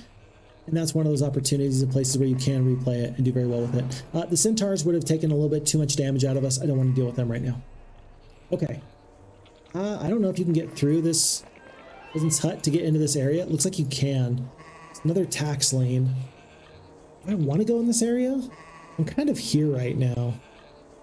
Yeah, I'm kind of here. Let's just go in this area. If I step on the peasant hut, can I ignore the tax lane? I cannot. I have to fight a genie for the tax lane. That feels bad. I think it was on, who was it? It was Ross from Kelvin's Coin TV. He had a playthrough or like a YouTube short or something where somebody had to pay 2,500 gold to get through a tax lane. And he had a really nice reaction to that. It was a really funny reaction. So I think that was actually from the Kelvin's Open. Somebody got very unlucky. They had to pay to get through a tax lane. Ugh, so sad. I don't want to fight these Arc Magi. I don't think I have a choice. I am 6 speed. I can shield whichever creature is going to take the most damage. I don't know. Do you care more about the archers or the skeletons? I think you care more about the archers. I think you care way more about the archers. Still, if we're going to go in this direction, you got to go now. We could hypnotize later, but I do think that turn 1 you want to shield here. Yeah, I think you do. And I think you want to attack this top stack so that when they attack you, you retaliate and kill the whole stack. We did not kill the whole stack. Alert, alert, we did not kill the whole stack.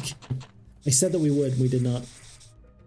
The archers are probably going to attack this bottom stack here. Can we kill 6? We can kill 5. Not too bad. Oh, the genies are gone. Genies are gone. We're going to haste Medusa to get them up here. We're going to take the unicorns there. Because, yeah, Medusa needed this little bit of extra terrain. Goodness gracious. I guess the archers will finish off this bottom stack. 32 HP, 35 HP. Yeah. We've already taken our losses. I don't think it's going to get any worse. Especially when we're doing that. You're petrified and you're blinded. I think that that fight's over. So 3 genies, 11 archers, and 40 skeletons. Oof. I hope that this area is worth it. You see the contract for the foundry nearby. Well, if the owners have abandoned the deed and they've bore no children, it's for the tax collector to collect, right? Let's keep cleaning the place up. Is that the demon cave? Is that what they're discussing there? They must be. We might have to go back pretty quickly. If for no other reason than we just have no artifact slots left over. I think we're going to take this demon cave. And then we're going to go back. Yeah, because if there's like 2 artifacts here, I mean, we're losing gold every single day. That's a problem. We want to pick up treehouse sprites maybe here and there at least. And I think we're going to go back before we fight these lots of greater druids. Kind of weird how we're having to waste a little bit of time, but I think that that is absolutely intended. What is that? There's a green dragon guarding something. Oh, it's a, it's a tax lane. I just saw the tip end of it and I was like, oh, I wonder what that is. What do you think it is, Phixfox? What do you think it is? It's a tax lane. I knew it, you knew it. Maybe I didn't really know it, but I do know that getting rid of all these bad artifacts is really nice. It looks so good having all this extra space. It's day 6. What if I do this? What if I pick up the stables? What if I get as many of these sprites here and here as I can, and then on day 1, we hit the stables yet again. In fact, here we can grab a little bit of mercury. And then at the beginning of day 1, we'll pick up this, and we'll grab this treehouse right here, not this other one. It's a little too far out of the way, but this will feel kind of nice. Ooh, I hope I don't get to the point where I realize that I just wasted too much time. I'm clearly not rushing myself as we're trying to complete the scenario. I'm definitely not rushing. And I hope that this map did not end up being very precisely calculated to needing only a certain amount of days to complete it. We'll see though. We'll see. Right now, what I do know is that 239 sprites is an awful lot. Jeez. Do you think that our enemies are now scared of us now that we've come back? Oof.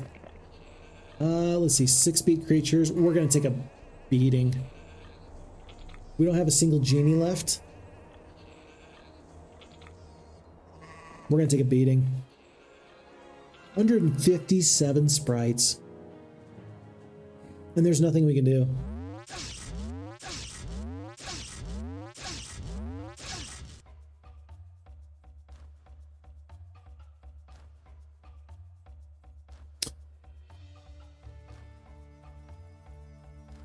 Okay, that was great. That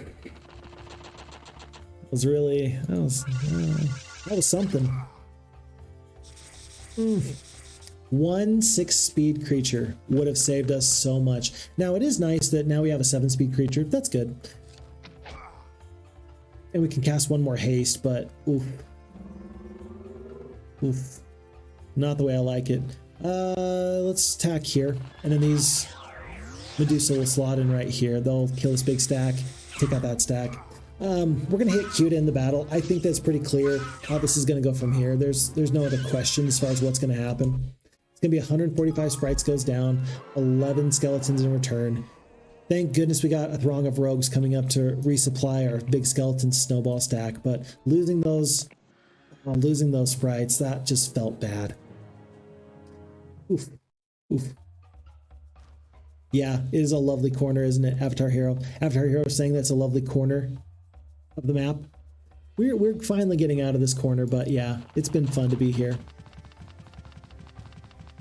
Oh, the brownies is another theory. Oh, gotcha. Alina the Gnome, thank you for just being so knowledgeable about brownies and brownie point activities. I'm very impressed with that, actually. Very impressed. Huh. And thank you so much for being here. No, it's a pleasure having you. And hopefully, Alina, hopefully, if you haven't left already yet, hopefully you know that I really appreciate you stopping in to say hello.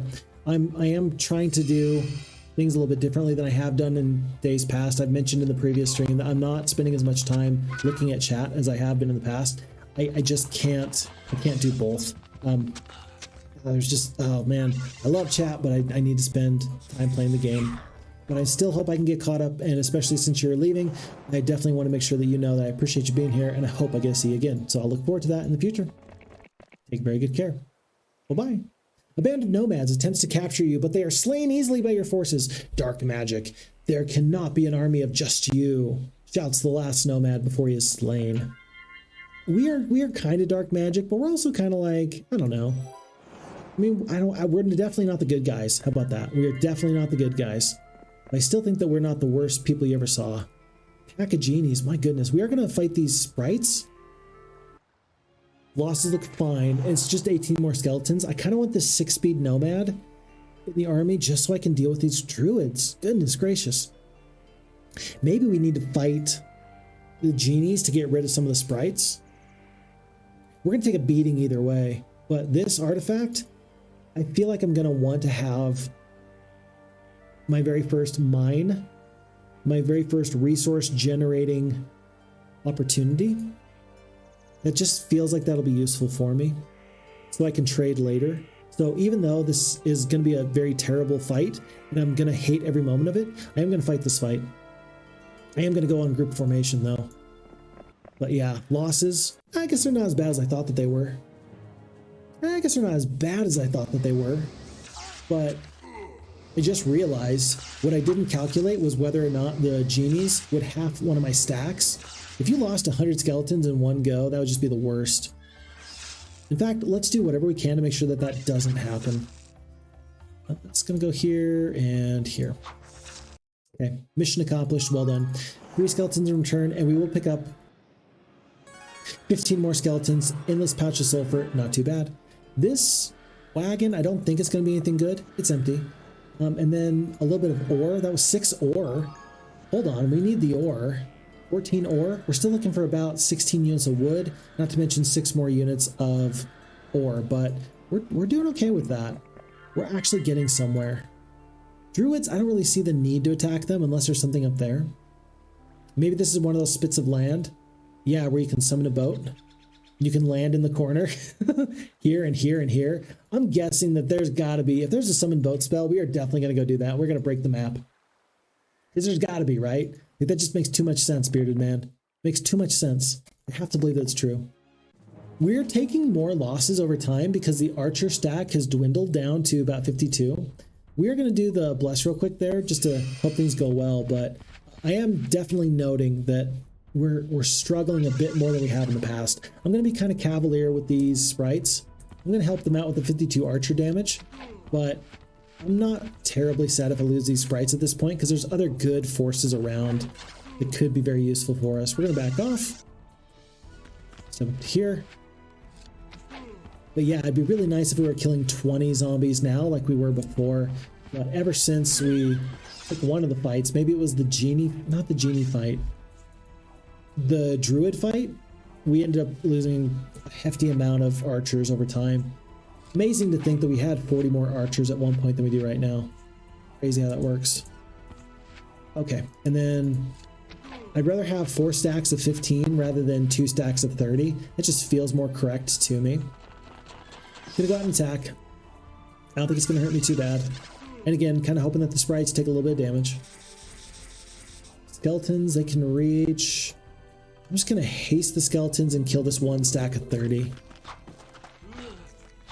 4 skeletons goes down, and the fight losses look acceptable. 45 extra skeletons in return. Another fight with zombies. Whatever. When we pick up Bloodlust as a spell, that's not too bad. I like being able to recognize, hey, look, if you bless and Bloodlust your archers, they can do a bunch of damage for you. I really like that, so I'm definitely okay with that. We'll take that.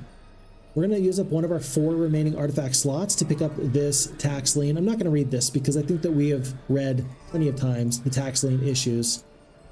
And we're only getting 500 gold per day, but we are getting some amount of gold, which feels good. Will we find another alchemist lab nearby? That's really my hope. It's really my goal. Royal mummies, let's go on spread formation and fight this fight. 7 skeletons goes down. I do wonder what this witch's hut would have been. Logistics? But you start off with logistics. I wonder if that's for a future hero. Maybe we're going to find a future hero, and so these witches' huts are actually still going to be worthwhile. +1 defense. By the way, we are up to level 17. We've experted out all of our secondary skills. We've got pretty okay stats. They're good and getting better. How about that? And still, we just are clearing out all of these little hamlets. And thankfully, the skeleton count is big enough that I can just hit accept on the auto results, and it doesn't feel too bad. Lots of champions, though. I'm probably going to have to fight this fight. Probably going to have to fight this fight. No, even 23 skeletons is okay. It's acceptable. Oh, there's a stables up here. I think that we need that. Nope, it's still the same week as before. Lots of ogres. We'll fight this fight. You need to get rid of some of the tax lanes so you don't run out of inventory space. Yeah, and I definitely want one of those alchemist towers up here somewhere. I think that'd be super useful. I'm just hoping for it. After a hero says summon boat is OP, now that's pretty good. Because not often is it, but in this playthrough, absolutely. And then as far as a castle, I do know that we are still, unless we can find a trading post. Has anybody seen a trading post? If there's a trading post anywhere, I think that we have an opportunity to get the castle today, basically. But I haven't seen enough resources. Last I checked, we were like 12 wood away or something like that. some concerns. I'm gonna spend the 1 blind. Right like that. In just a moment, we're gonna sally forth. I think that killing 3 to 6 here, we're gonna kill, ooh, with the blind. 5 plus the blind, really good. Yeah, and this fight's over. This 300 skeletons absolutely kills 9 ogres. 1700 experience, all the gold, and we have to go through this tax lane if we're gonna get there. Yeah, I want another one of these alchemist labs, another one of these. Having to come back to here feels so bad. There's got to be one on the map. Oh, look, there is an alchemist tower here, though.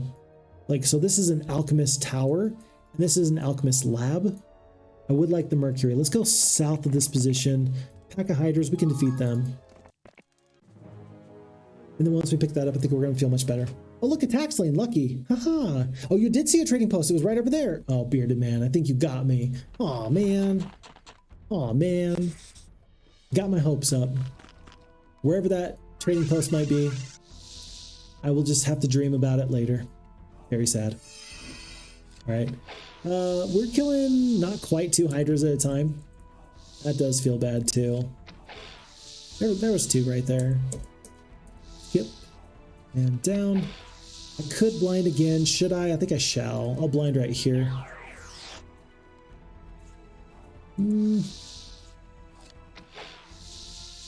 All right, and then we'll have unicorns kill 1 single stack there.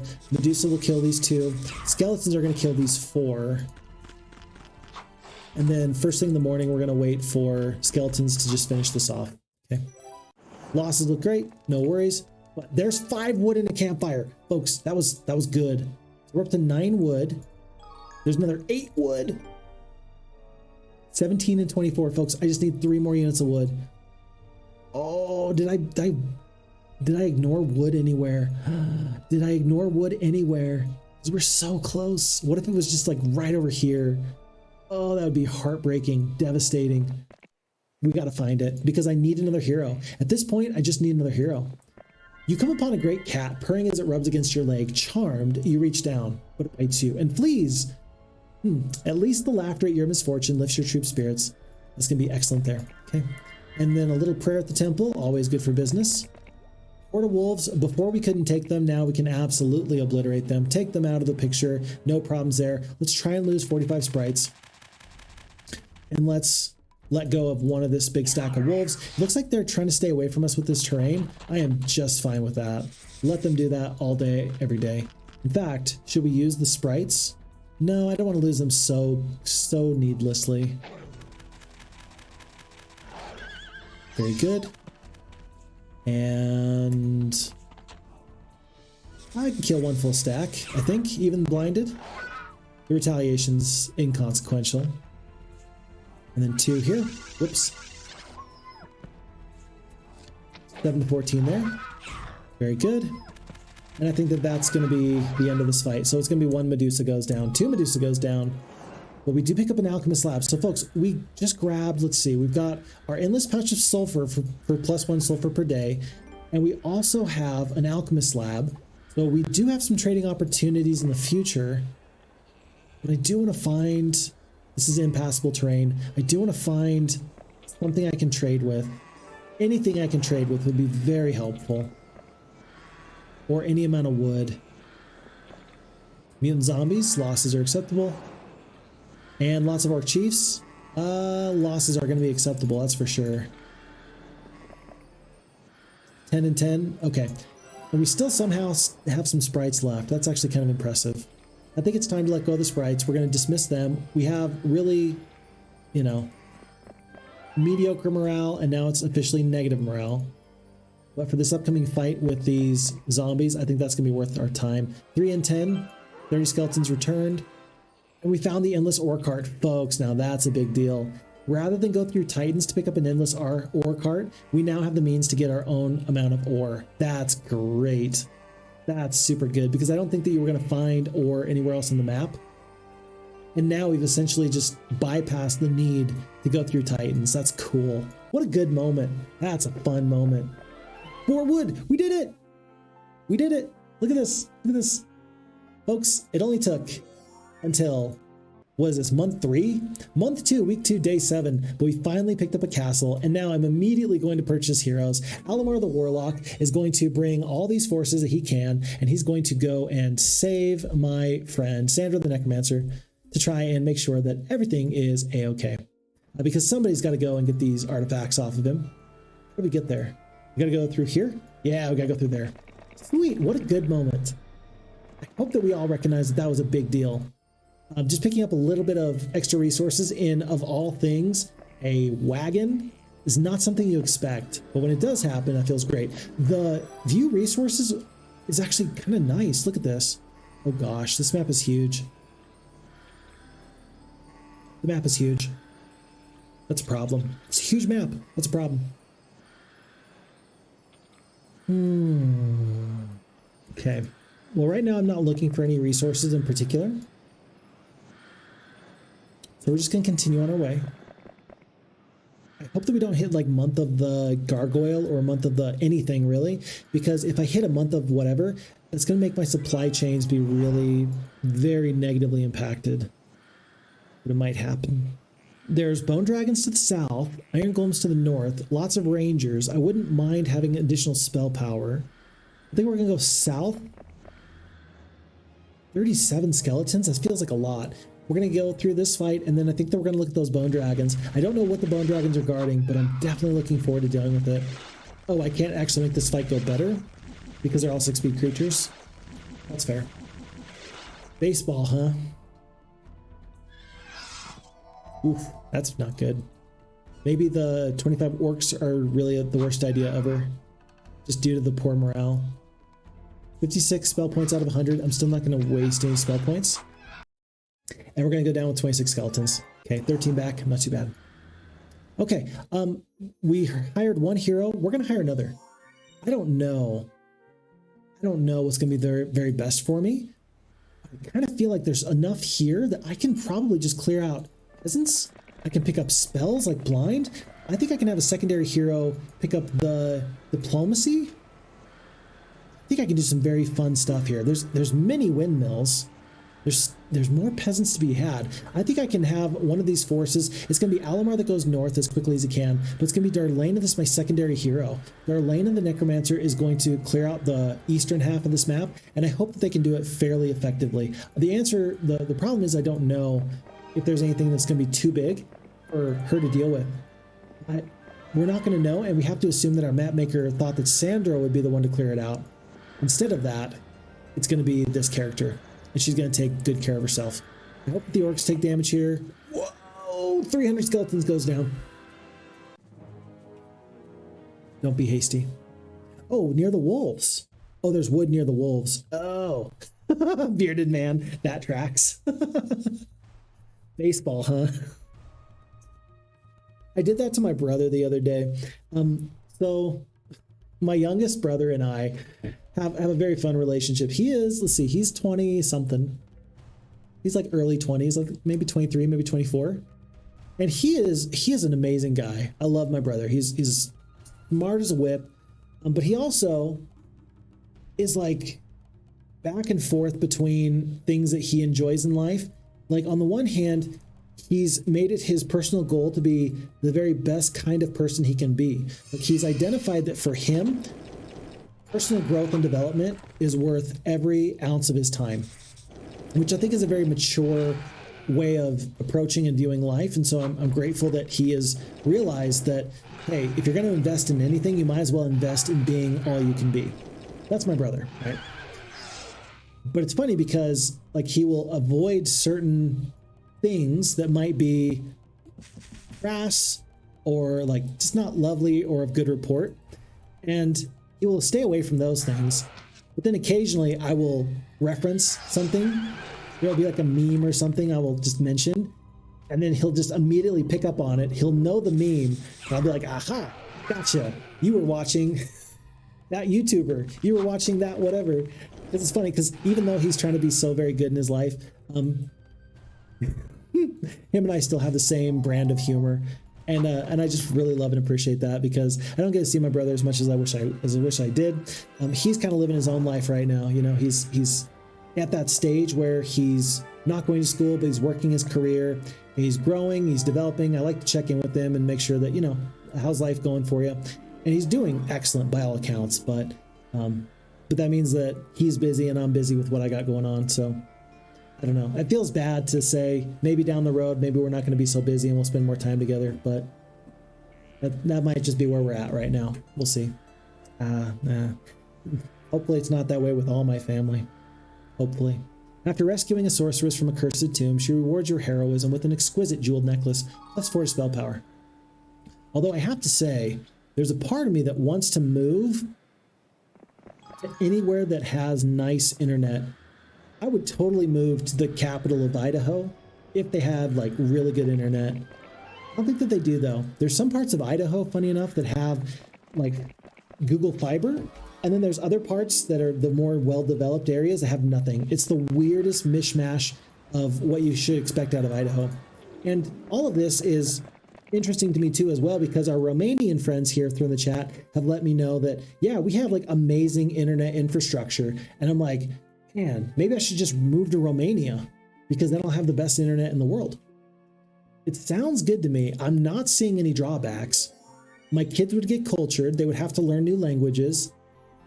I feel like there's no downsides to this, except for the fact that my dear sweet wife would absolutely refuse to go. And that's unfortunately the biggest drawback of them all. So there you have it. Will Phixfox move to Romania for good internet? The answer is no. But I'm glad that we at least did the thought exercise to determine if that was for sure or not. Okay. By the way, we did get through the bone dragons, but we're down to only 200 skeletons. Feels super bad. Oh, this feels bad. Do not love it. I do not love it. But the Medusa and the unicorns, I mean, they can carry these fights for me pretty well. And we should be getting meaningful forces back over time. That's not really the question or the concern, but yeah, you just kind of wish.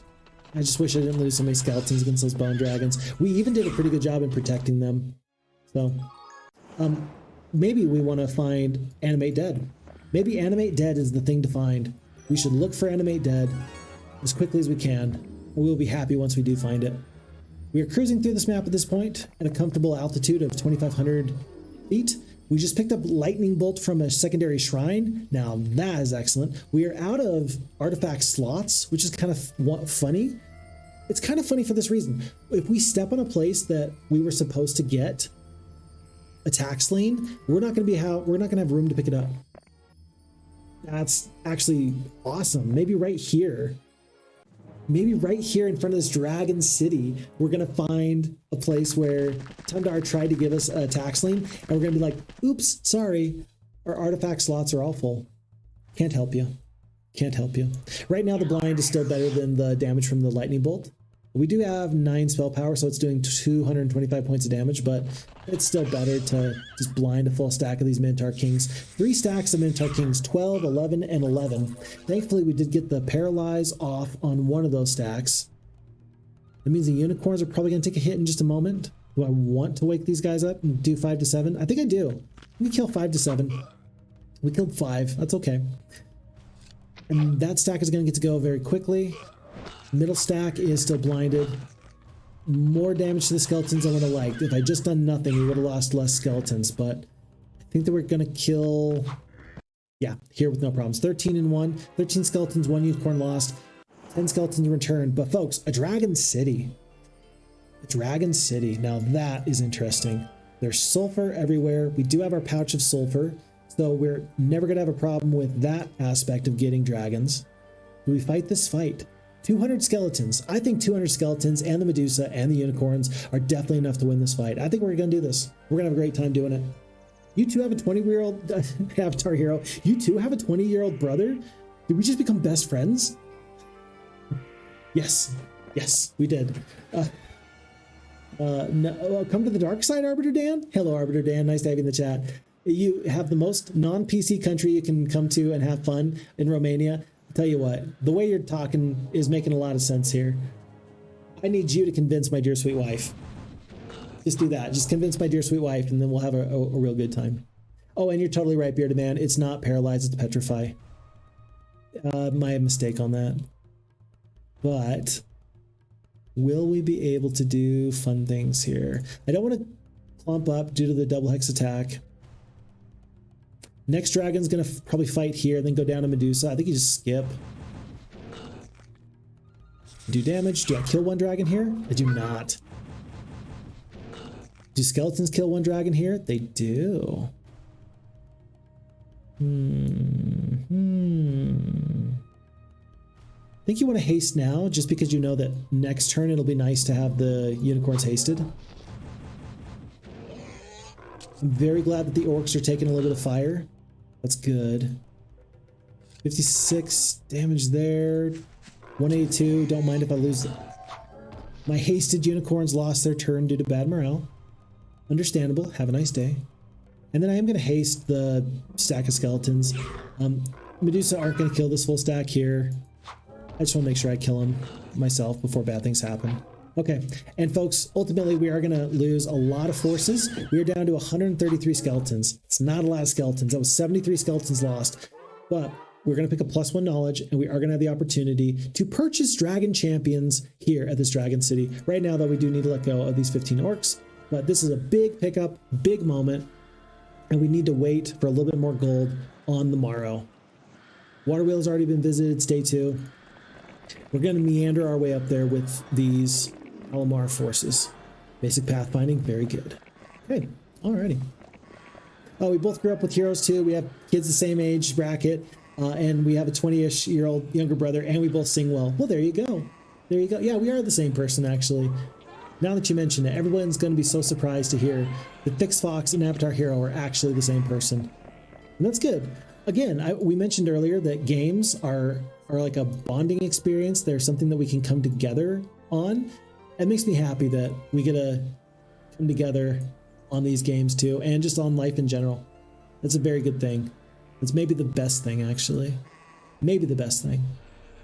Okay, I don't think I have any additional gold anywhere. We are currently only getting 1,000 gold per day, so I really want to pick up this other dragon in here. I'm not going to get it anytime soon. I gotta go fight these rangers just to get the gold. Maybe this will be like 1,000 gold and I can get that in just a moment. I don't want to purchase any of these other dwellings. On the one hand, I do. On the other hand, like, I do want that other dragon. Maybe one dragon's enough to do what I need to do. I don't know. 700 gold. Yeah, that's not really enough. There's Bless. And somehow I'm just losing tremendous amounts of forces. I really want to just hit end turn a couple of times, but at this point I just don't think I can. There's a part of me that wants to just click through parts of this map now as I explore. I don't think I can. And I can already tell you, by the way, folks, that there's no way we're going to be able to complete this scenario today. It's not going to happen. I want to complete this scenario today. There's just too much scenario. So I'm actually planning on taking a break in a couple of minutes here. And then afterwards, we will come back and we'll give it another, I don't know how much longer, because I don't have any snacks today. And my blood sugar is dropping. And when my blood sugar drops, I got to pay attention, because I don't drink, but man, you would absolutely see me just about drunk if my blood sugar drops too far. So we want to avoid that. And yeah, unfortunately, these drinks I have here don't exactly do it for me. It's just not enough. So we're just going to have a little bit of a shorter stream today. And that actually works out fine because we already did complete. That's beautiful, by the way, with the Petrify. But it's already fine because we already did also complete the map. Oh, it's beautiful. With Not Broken Alliance. What's the other one? You can tell I'm losing it. I'm actually losing it right now. Okay. Whatever that other map is, somebody is going to be in chat. They're going to know what it is. Anyway, all right, we'll get there. We'll get there. What I'm trying to say is I wish I could play all day, every day. That's a good moment. But I'm officially to the point in my life where I just can't play for 12 hours straight anymore. It's Just not possible. I wish it was possible. It's not possible. We're going to attack here. I was really hoping for another Petrify. I thought that would have been really cool.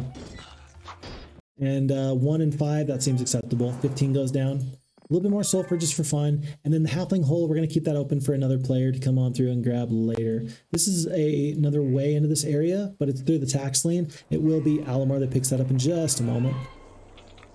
But he's got free reign to go to that point anyway. Sandro, going to go north.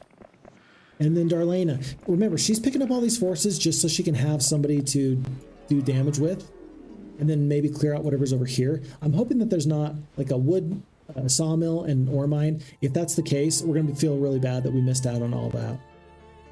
We got enough for a dragon here. We'll come back for the dragons later. Let's focus on our dwellings. Troops now can't be bad because they're going to accrue over time unless we hit Month of the Plague. We're just not going to hit Month of the Plague. This is a no Month of the Plague sort of playthrough today. And if you see Month of the Plague, tell it firmly that it is... Hold out your hand and just say, no, no, no, no, no. We're not going to do that today. You can always just refuse to be given a tax lien, and you can refuse to be given a Month of the Plague. Today, we're going to practice that. We're going to refuse to be given a Month of the Plague.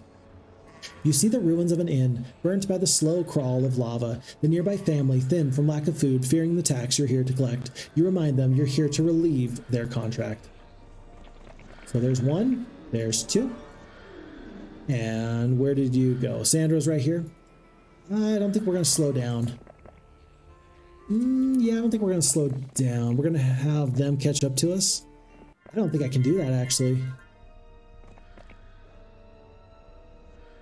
Yeah, Alamar's not fast enough, unfortunately. Oh, look, a local druid approaches you. God save the temple, but no one visits, no one believes, no one will help the spiritual nobles since the rise from hell. Will you help us from starvation? You can. That's going to be literally all of our gold.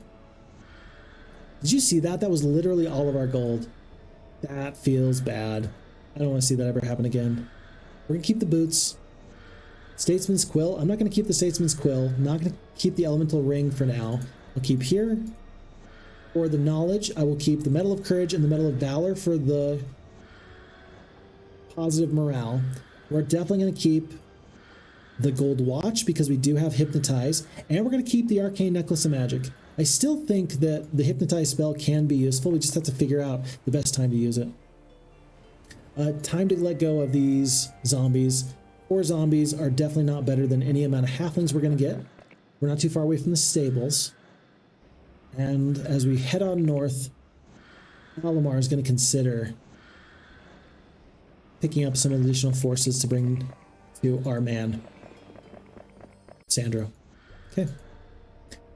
Alrighty. It's day 5. Yeah, I know, folks, I'm not doing good. And I don't think that a break is actually going to help. I need a snack, and I don't have a snack. In my haste and my excitement in being here today, I did not pick up a snack. So I can actually tell you, my plan was to continue on and like do a break and then come back. I'm not going to be able to do that. I'm going to need to call it a day at the end of this week. So we are just about done with stream. Wow, super early. 2 o'clock my time. It's going to be a 3-hour stream, but we did complete 1 full scenario, and we haven't even gotten a full quarter of the way into this map. Yeah, until month 14, we haven't even gotten a quarter of the way into this map, but we've made some very serious progress. We took the pyramid in the bottom left. We've cleared out this whole little corner, minus some titans and minus some wolves. We've gotten our town up to a castle. You can barely see it, but it is there. And from this position of strength, I'm going to hire additional heroes to make sure that we are clearing all these tax liens away from the lands. We are making tremendous headway, and we are still getting skeletons to help supplement our forces through the powers of necromancy. So all in all, we're doing really, really well. This playthrough has maybe gone through maybe some of the worst bits of struggle that it's going to see. And that feels nice that we're ultimately moving forward, and I think we're not going to have too many issues. Unless we come back to this playthrough later and we realize that we are very, very low on time, which could absolutely be the case. Right now, I'm just clearing out everything because I don't know if later I'm going to want to come back here or not. For now, Just in case there's war trolls, I want to make sure that my dragon gets to be in the front. We're going to use some spells to make sure that we don't lose any of these issues. Oh, please no. So, poor morale has struck. Poor morale is struck. We're going to take tremendous losses. I do wonder... Let me think about this. I do wonder if these kinds of fights are even worth it for me at this point. If we're going for gold, and the indication was that we need to explore to try and get through the map very efficiently, I'm almost wondering if we just kind of ignore some of these fights, because I don't know when we're going to have a secondary hero come up here for this big stack of dwarves. Oh, but there's another dragon city here. Oh, well, that's worthwhile. Okay, now that's a big moment here. Because you're going to let go of maybe the archers. Maybe the archers have finally outlived their usefulness. There's 46 dwarves there. Dwarves there. Oh, we need Alamar to come back. I know that he's going in this direction. He needs to find this dragon and then make his way back up. And we're going to take a second dragon city. Now that's a big deal. Statue? We've already got a statue. Oh boy, I need to move. I got stuff to do here on this playthrough. Can you tell? Darlena's got to pick up this treasure chest as quickly as she can, because I need the gold. 2,000 gold, perfect. I'm still 100 gold short though, aren't I? Is there any amount of gold anywhere else we can find? I guess if there's this treasure chest, let's do this. Another 2k gold. One more dragon after I dismiss 6 centaurs. And then as we head north, it's going to be dwarves, dragons, and some other forces. We're going to stick with this playthrough until we can get this second dragon city. That just feels really, really useful to me. Maybe there's some other things up here that are nice. Yeah, more dwarves. I'm glad I went up here, actually. It's very good. Very good. Okay. Even more dwarves. Good, good. Is it time for me to dismiss any of these forces? I think it's time to let go of Medusa. Yeah, but there's a whole other army coming. Alamar's going to be here in several days. He's not going to be here anytime soon.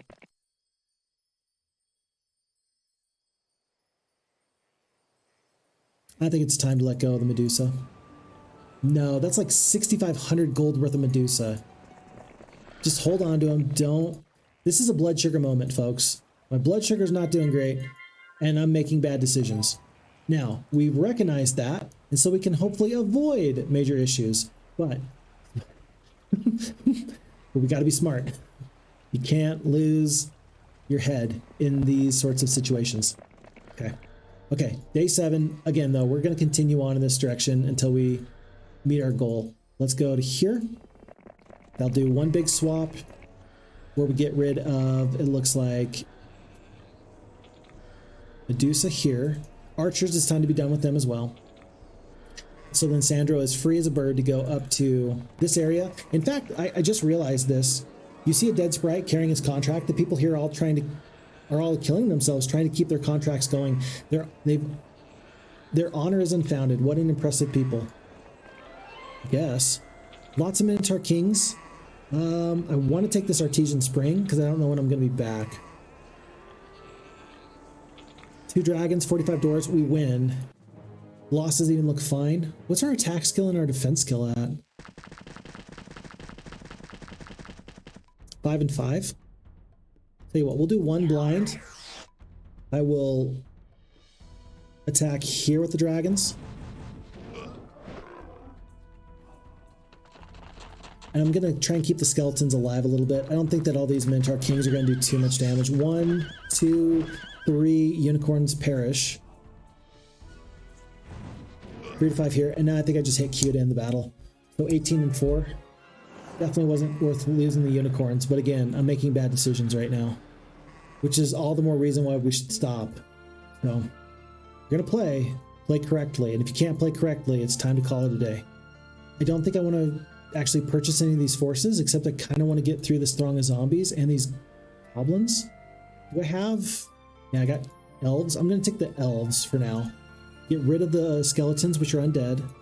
So now we have 2 shooters. That should be enough to deal with these goblins. Yep, no problems there. Another taxling. Please, Sir Sandro, take the deeds to my land. I can no longer live in these lands. Set me free of this burden, I beg you. You help the peasant and relieve them of this obligation. Whoa! I really don't want to lose Darlena here. This is way more zombies than I thought there was going to be. Blind's not going to help you. The haste could be useful. Wish I had a bless. Wish I had a bless. Let's kill this 4-stack. I don't know about this. Yeah, I don't know about this. There's just so much meat here. Now with the haste, we might be able to kite, not infinitely, but we might be able to kite for a long, long time. 3 speed, 2 speed. So let's get this big stack of 4 taken care of, and then we're going to win this fight anyway, just because we're going to refuse to lose. Again, we said you can just tell people that you refuse to take their tax lien, and you can tell people you refuse a month of the plague. We're going to do that now. We're going to just refuse to lose here. So let's work on maybe this bottom stack. Terrain here is a little bit interesting. Maybe if I go back, will you do me a huge favor and just try and attack the sprites? The answer is no. Okay. Okay. That's understandable, but I wish you would have let me know that beforehand. Kill one more stack here. We're going to haste next turn. There's no concern about the enemy getting good morale, but we can get bad morale. So like these elves could get dropped in one unfortunate moment of bad morale. They don't, but that is always the concern. We kill 4 to 8 here. These zombies should go up and around. We're not going to work on this stack here. 3 to 9, no. We're going to work on this stack here. Here. And hopefully, yeah, we should actually be able to destroy here. Perfect. And then we have an escape route in just a moment. 25 down to 16. 4 morale there. So the peasants actually do lose their turn. They lose their lives. That doesn't feel very good. We're going to need to haste the elves so they can head up. Need the goblins to get out of the way. Need the halflings to not lose their turn. Okay. I think I actually need to haste the goblins. Nope, that was a mistake. If I haste the goblins, I can attack here. Sprites can also get into the fray. I just need these 30 not to attack these halflings. Kill 3 to 4. We do. And now we can haste next time. Okay, it'll work. We just threw bodies at the problem until the problem went away. Which, I mean, it's not the correct way of playing, but like I actually feel like I'm like a car without gas right now. Okay. So 2 to 3, hoping for no bad morale. And if you do get bad morale, you might be able to send the sprites in to just soften them up a little bit. We've got how many shots? So 3 shots here, 4 shots here. We'll be fine. 3 to 9. And folks, it wasn't pretty, but we did kill, I mean, that's a lot of HP worth of zombies. That's a lot of zombies we just took out there. 1900 experience worth, and it cost us peasants and goblins. We even got some skeletons in return. Advanced wisdom. We will get the peasantry back in action, and we will even go to this magic well to replenish our spells. So it worked. It was not pretty here on day 1, but it did work. Okay, so we've got our full spells, spell points, mana, as we've discussed it already. Almar's going to get out of here. And remember, as soon as we take this Dragon City, we're going to call it a day. Because thinking is hard. But it's very fun. Man. Just fell off of a cliff. Okay, Dwarven Cottage there. And in case you haven't noticed, we have 100... I don't know if I want to keep these guys. 68. Our morale is going to be normal. That's fine. We'll accept that. If it was going to be negative morale, I would just dismiss them immediately.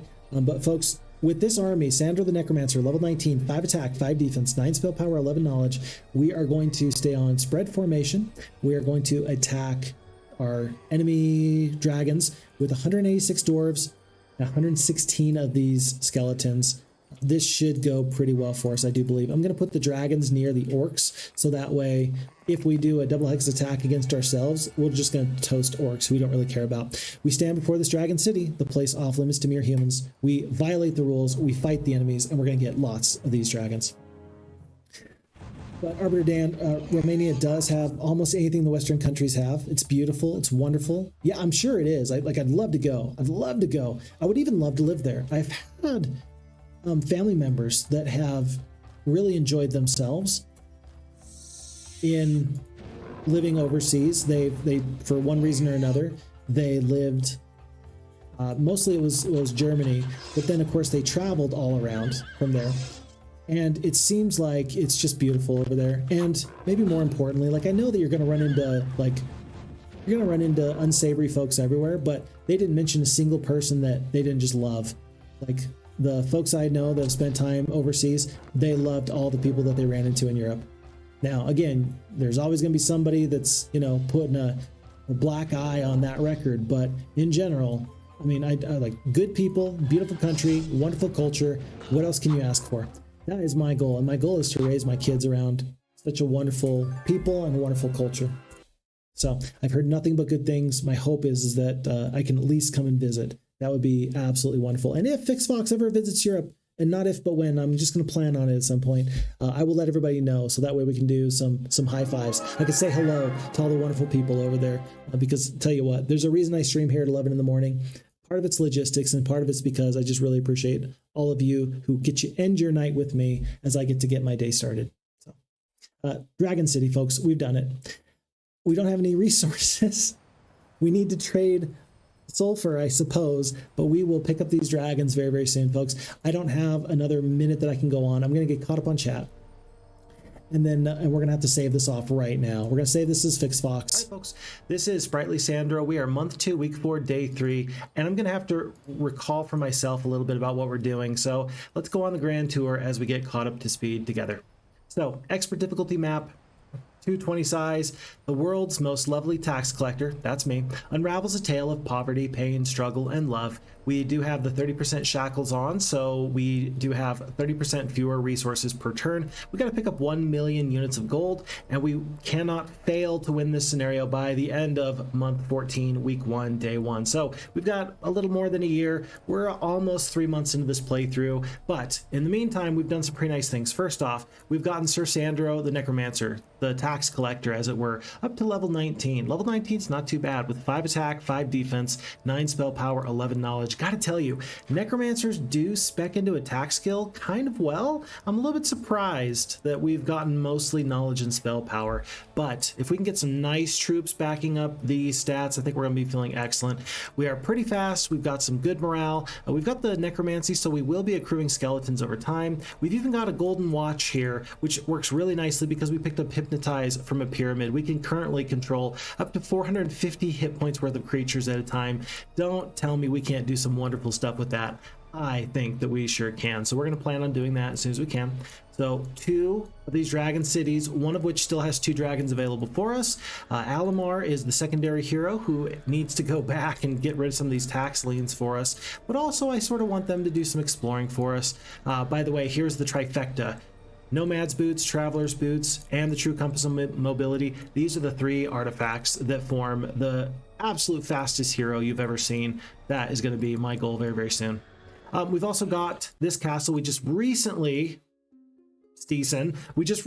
got the Sylvan faction, the sorceresses, up and running a little bit ago. So we are maybe 2-3 months in, or just under 3 months in. It took us about 2 full months to get to the point where we had enough wood and ore to trade for all this. My next purchase is going to be with whatever wood we find, a marketplace, and that way we will not be forever handicapped by a lack of wood. I do have Darlena, whose job it is to currently go into this direction. I'm hoping that we can find a sawmill or an ore mine. We missed that the first time. Let's see what we can find. Treehouse, we're up to 65 sprites. We went from 12 up to 65. There's 2 gems. And I don't think I really need this Freeman's Foundry. I don't really need the Hill Fort. But if we have dwarves, that could be very useful for us pretty quickly. I think that there's probably going to be some forces in here we need to deal with, including these centaurs. So let's grab, let's see, Watchtower and Treehouse. Yeah, let's grab all of this, and then we'll head back south very, very soon. And then Alamar, sure, I'd love to have him explore, but also I do want to get these tax liens off of me. They're pretty ugly. We are currently at 350 gold per day. If our goal is to meet 1 million gold at some point, we're going to have to do that sooner rather than later. There's an Alchemist Tower all the way down here. Maybe I should just go south. Rather than adventuring, maybe I should go south. Let's do that. Yeah, let's do that for now. As soon as we get enough gold, we will come back with another hero, and we're just going to have multiple heroes running artifacts back and forth to that alchemist lab, doing the very best it can for us.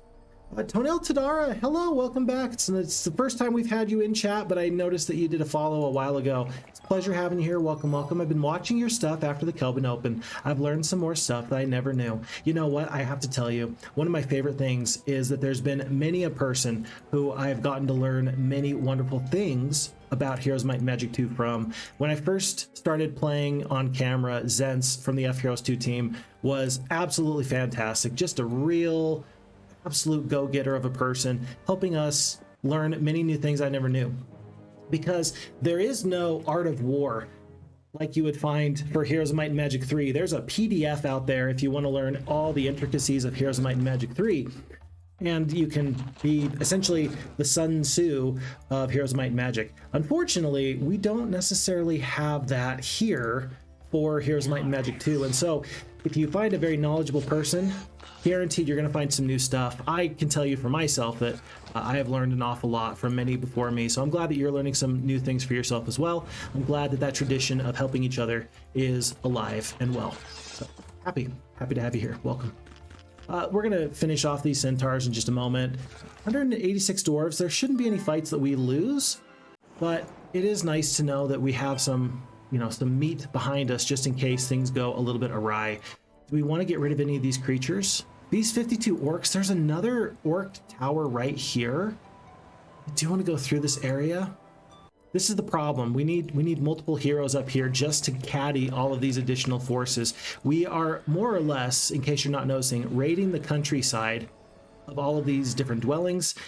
There's nothing else to do. We need to send multiple forces up to the north yesterday. Like not just today, but yesterday. And so let's start the long journey now, not with one, but two heroes, because Alamar is costing us gold just by sitting there with nothing fun. And that just doesn't sit right with me. That sticks in my craw, as it were. I don't know where that phrase comes from. It was Alina the Gnome yesterday that helped us figure out the origin of the term brownie points. I don't know if we're going to find the origin for sticks in my craw today. We will see. Okay. Let's see, and Star's in the chat. Hello, Star. Nice to have you here. Welcome, welcome, welcome. Yeah, and I did forget it. Steeson does indicate that if we're going to be playing as the sorceresses, we got to put that hypnotize artifact to good use. We will see. I don't know. We will see how that goes. Oh, but there is no mine, Tundar says. So yesterday, Tundar told me, oh, Phixfox missed the sawmill and the ore mine that was near your castle, and I was looking for it and I couldn't find it, and I thought, oh well, we'll just have to find that next time we play. And he's letting us know, Phixfox, just so you know, that was a joke. And I do appreciate that, because I would have continued to look until the cows came home, as it were. I don't know if anyone's aware of that turn of phrase, but many times people will do things, quote unquote, until the cows come home. In this case, I would have done exactly that. Probably not in a very good way, I'm sure. Okay, I'm going to do something here. I think I'm going to take these unicorns. If I want to dismiss two gargoyles, that won't feel too bad for me. And the unicorns, they're a good force, but I just don't need them right now. Let's hold on to those unicorns for later. This is going to give me the opportunity to pick up with Alamar another 30 orcs at that watchtower. They're going to go back up to this other watchtower to the north here with only 1,600 gold. There's not a lot I can do at the moment to make things work out very nicely for me with getting all these forces into my army. Up to 124 sprites. That was 29 orcs right there. We're going to leave the Medusa for now. We've already visited that graveyard. Let's go south finally into this area where the centaurs do roam. I'm sure that the centaurs don't appreciate me referencing they don't appreciate me referencing Home on the Range. It's a American song from the 1800s. Home, home on the range, where the deer and the antelope play. And I don't think that the centaurs like to be referred to in the same breath as antelope and any other four-legged creature. I'm sure that they're a little bit too proud to be considered anything close to a horse or such. So no offense meant, my dear friends, no offense meant. Folks, we have 1,600 gold. If I'm going to go through this lamp, I need enough gold to actually clear out this genie lamp. I'm actually hoping for only 2 genies. Hey, bada bing. It'll work. We'll do that. And then maybe these horde of gargoyles will join us. And we've got enough meat here, and we do have room in the army. Let's see if these gargoyles join. They do not, but we will accept these losses. That was 60 gargoyles that goes down. We lost one of our own. We have made it through this little area. Unfortunately, we're going to have to go all the way around to get to this true compass of mobility. Not too bad, not too bad. No other purchases. We are flat broke. We'll call it a day. Bearded Man asks, how do you think artifacts like the Giant's Flail of Dominion make the troops better at attacking? Do they split it in 5 and take a piece each? I think that with better equipment, you as the leader show your forces what can be done with a little bit of know-how. And so you having better equipment just makes you a better teacher to your forces. That's my headcanon. I think that we all agree that there's been some interesting Heroes of Might and Magic logic. I was just thinking the other day of a new series that I ought to do. Things that just don't make sense in Heroes of Might and Magic 2. And for example, hey, how does this one artifact, how does this pair of boots make my entire army faster? That doesn't make any sense. How does this golden watch double the effectiveness of my, how does that make any sense? I'm sure we could come up with lots of other things that just don't make sense in the Heroes of Might and Magic world. And that makes me very happy, because it's not to diss or downplay the game. I think that everybody who plays Heroes of Might and Magic recognizes it's a wonderful game, and not everything needs to be firmly rooted in reality. In fact, it would probably be worse if it was. So it's very, very nice to know that there's hopefully going to be a series of fun little things that don't quite make sense here for Heroes of Might and Magic. So if you can think of anything, let me know. And if it's the best I've ever heard, I will absolutely include it in the future video, and I will absolutely credit you for it, because I'd like to think that other people will recognize, yeah, Phixfox is funny. He's not that funny. He didn't come up with that on his own. Okay, we're gonna get through this graveyard pretty well. I'm very happy that we didn't lose the 2 genies. I almost wonder if the genies were lost due to some sort of AoE breath attack from the dragons. Makes sense. I don't know if it's likely or not. But we'll see if we can get a really nice artifact. The nicest artifact we've ever gotten from a graveyard, as we do lose these 3 dwarves, was, of course, what was it? It was the Breastplate of Andrin. It was in the Colossal Caverns playthrough. We got the Breastplate of Andrin from a graveyard. That was nuts. That was nuts. This artifact, it's not bad. Not as good, but not bad. I feel obligated to defeat this throng of halflings. Genies, yeah, and gargoyles. I will lose the gargoyle. We'll have room in our army for whatever comes next. And then knowing that I do want to pick up this watchtower, and knowing I've got additional forces coming back my way in a moment, we're just going to go out of our way a tiny bit here. Darlene is going to head south, as was her plan from earlier. Phineas is hot on Ares' heels. And then soon, very, very soon, we will ferry those negative artifacts back to this Alchemist Tower. In case you're unfamiliar, the Alchemist Tower was an addition with the Price of Loyalty expansion, and it allows the hero to unload for a cost all of their negative artifacts. So it'll be very nice to get rid of those tax liens. It'll absolutely be a net positive. Just you watch, just you wait. Star says, another day of Heroes of Might and Magic 2 playthrough looking good. I'm very happy for it. I'm very glad to get to spend the time with you all, because if I'm not spending the time here and you're not spending the time there, then where are you spending time? I submit to you that I am out here making sure that the population doesn't get into trouble.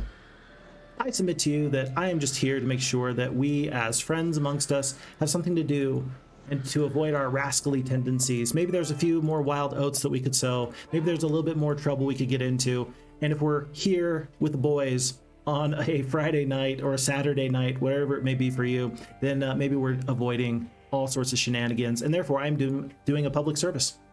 Yep, I'm doing a public service, and that makes me a good person. I'm very happy for it. Very happy for it. Manny MM's in the chat. Hello, Manny. Nice to have you here. Welcome, welcome. And then, yeah, it hits harder is the Giant's Flail idea. I do enjoy that. I do think that that's not too bad of an idea. If I hit harder, then it encourages my troops to hit harder. I'm very eloquent. Oh, no, I've not ever taken a public streaming or a public speaking course. I think that streaming is just like anything. I think that with enough practice, anyone can do what I do. And there's many people that I look to in the streaming world who do exceptional work, and I look to be like them. There's lots of people that I look to and I say they do a very good job of streaming and speaking and being very eloquent and sharing their thoughts. there's my people that I aspire to. So I've still got a long way to go. In fact, I was thinking the other day, I might actually want to take an online course and just look to improve my public speaking as far as I can, because tell you what, there's very few things that matter so much as being a good speaker to me. Not my whole job, everything I do with working with the public is related to that level of speaking and communicating clearly. And if I'm able to communicate clearly, my day goes better, my client's day goes better. It's always worthwhile. Thank you. That's a high compliment from you. Thank you very, very much. I appreciate that I'm on the right track. That lets me know that I'm on the right track and that good things are happening. Okay, we're gonna take out these vampire lords. We did save the, we saved the genie, but we lost the skeletons. We're gonna get a couple back. I would love an animate dead spell. Tundar, may I have an animate dead spell, please? Of course, when our map maker tells me I can have an animate dead spell, then you'll know that life is good. It looks like there's lots of artifacts over here, but here's the problem. I'm guessing that many of these artifacts are tax liens. So that artifact, the spell view artifacts, probably wasn't that worthwhile, was it? It probably didn't tell me anything I didn't already know. I'm going to defeat this horde of orcs. Number one, their experience, and number two, it's going to let another hero come back later for that watchtower, which will be really nice. Is there another hill fort? We had talked about this hill fort way down here, which will upgrade your orcs into orc chieftains, which is a big upgrade. I'm wondering if there's another one up here somewhere.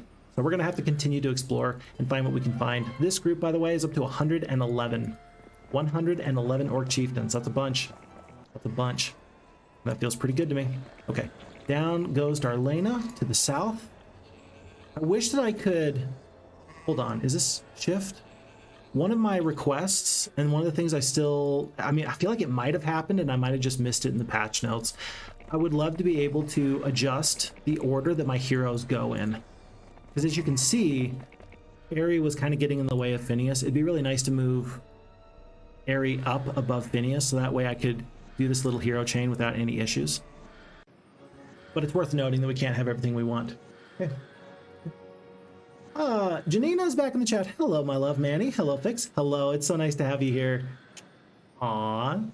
I'm not gonna mention more than just that I know that there's more than meets the eye to the two of you, and I'm very, very happy for all the good vibes that you have. So very good. Very good. Is Alamar a tax collector now? Not necessarily. Not necessarily. I suppose he can be. I suppose that I am the sheriff of this region, and I have now deputized Alamar and Darlena and Phineas. There's lots of people now who can collect taxes, but it's all in the name of the king, which is, of course, King Fixie. After he's completed all of his eventual returns to the throne, I think it'll be reasonable to say. Yeah, we're not there yet, because this is a prequel. Eventually, we will all know that King Fixie is the guy, and he will rule his throne with an iron fist. And we'll all be very, very much happier for it. I'm probably going to haste the skeletons after the royal mummies go. I'll do the double hex attack. I'll take the damage. It should be fine. They're doing 21 damage apiece at me. I got 165 HP. It's not a problem. Let's go to here. 11. Royal mummies goes down. I'm still going to save the genies. I do want to keep them. 6-speed creatures are valuable, and we will get more skeletons than we lost, and we will pick up +1 attack skill. You've come upon a mercenary camp practicing their tactics. The mercenaries welcome you and your troops and invite you to train with them. +1 to the attack. That feels lovely. More orcs. I will go out of my way just to scatter them to the 4 winds, take their calcium, and leave the path bare for a future hero. Aha! This is wonderful.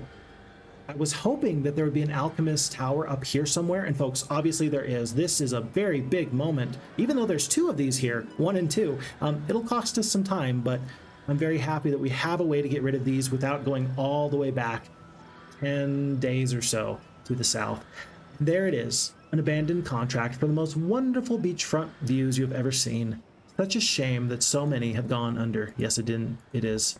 I think that Tundar has done a wonderful job as the map maker, thematically putting everything together around this concept, this idea of everything being tax related. I'm excited to see if it'll continue. I'm excited to see if there'll be, how he continues to keep that fleshed out. It's going to be very interesting, I think. Very interesting indeed. Oh, and you do know the American references for the songs? Home on the Range? You knew that one. Good. Good. That makes me happy. It's a good one. It's a good one. Of course, maybe the most American country song is Country Roads by John Denver. Was it John Denver? Who was it? I forget who it was, but country roads take me home to the place where I belong. And when it comes right down to it, if you are an American and you hear that song, it's not your national anthem, but it does evoke those similar feelings of patriotism. You can't quite help it, and that's not a bad thing. Just as you start to think you've bitten off more than you can chew on this tax collecting mission, you realize that this is what you're good at. You're the world's most loved tax collector. That's actually a really sweet moment. I really like that. There was a pyramid down here to the south the entire time. And if Sandro wants to go get whatever 5th level spell is in there, he's going to have to trap size all the way from the upper left corner of what appears to be my little continent. Probably 14, 15 days just to get here. My word, what an error, what a miss. Trunk of Gold could be very useful. It looks like we're definitely going to be doing some sailing at some point. How to get to the beach here? That'll be interesting. I wonder if there's going to be a Shrine of the Second Circle in here somewhere with a Summoned Boat spell. We don't have a Summoned Boat yet, and it would make sense that that's the only way to get off this island. There's no guarantees, but we will see. Are these Grand Elves? These are Grand Elves. Do I really want this Shrine of the Second Circle and this Obelisk? I think obviously I do, but 6-speed creatures? Yeah, I don't much like the Peasant's chance in surviving this onslaught. I think what I'll do is this. I'll come back and I'll fight this fight after I fight all of these other ones. So let's go down to the Battle Dwarves. Because we got the range creatures and the Peasants, we'll do much better here than we otherwise would have. Yeah, even these losses look much more acceptable.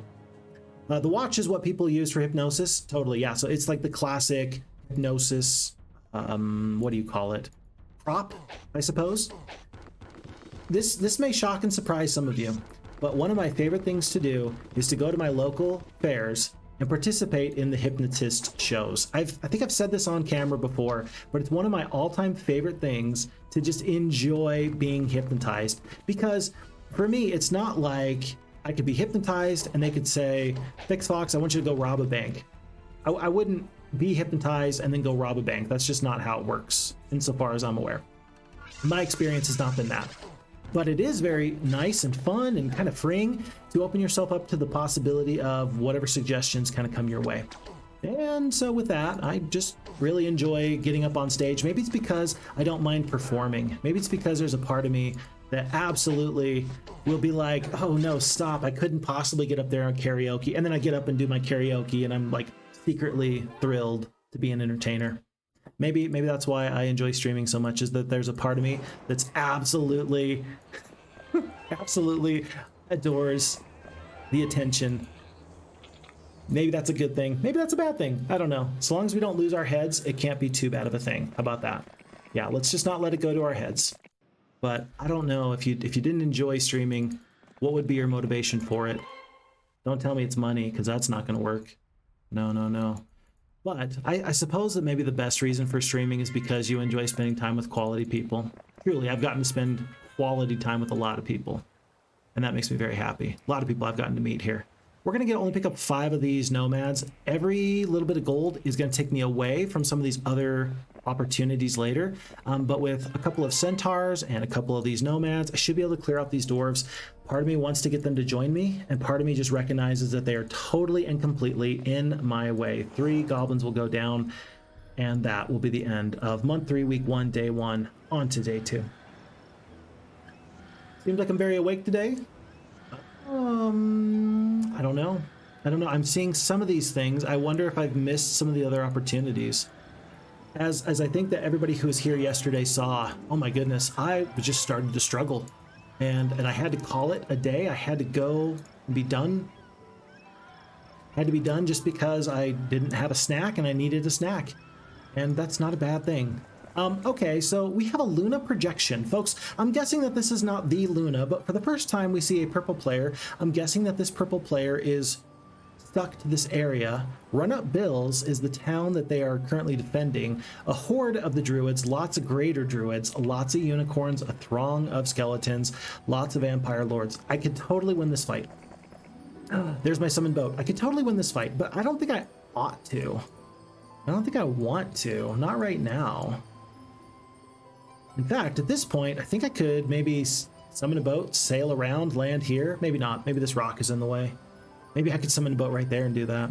But I'm a little bit fearful for whatever spells this hero might have, and especially when I know that there are like 4 dragons here and 3 dragons here. Okay, maybe like 4 dragons total. It feels like this is just not the right fight. Now is not the time to fight that fight anyway. So we did get rid of our... we got rid of our tax lanes. Should I go south? Spiked Shield for the +2/+2. Maybe one of my all-time favorite spells, or artifacts rather. Maybe if I split up the genies.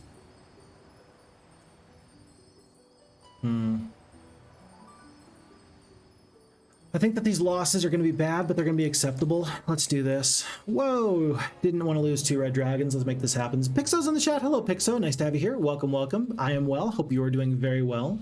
And hopefully just everybody's having a really nice time. I'm having an A-OK time. I hope everybody else here is having just a lovely, lovely time. We're probably going to need to bless these dwarves.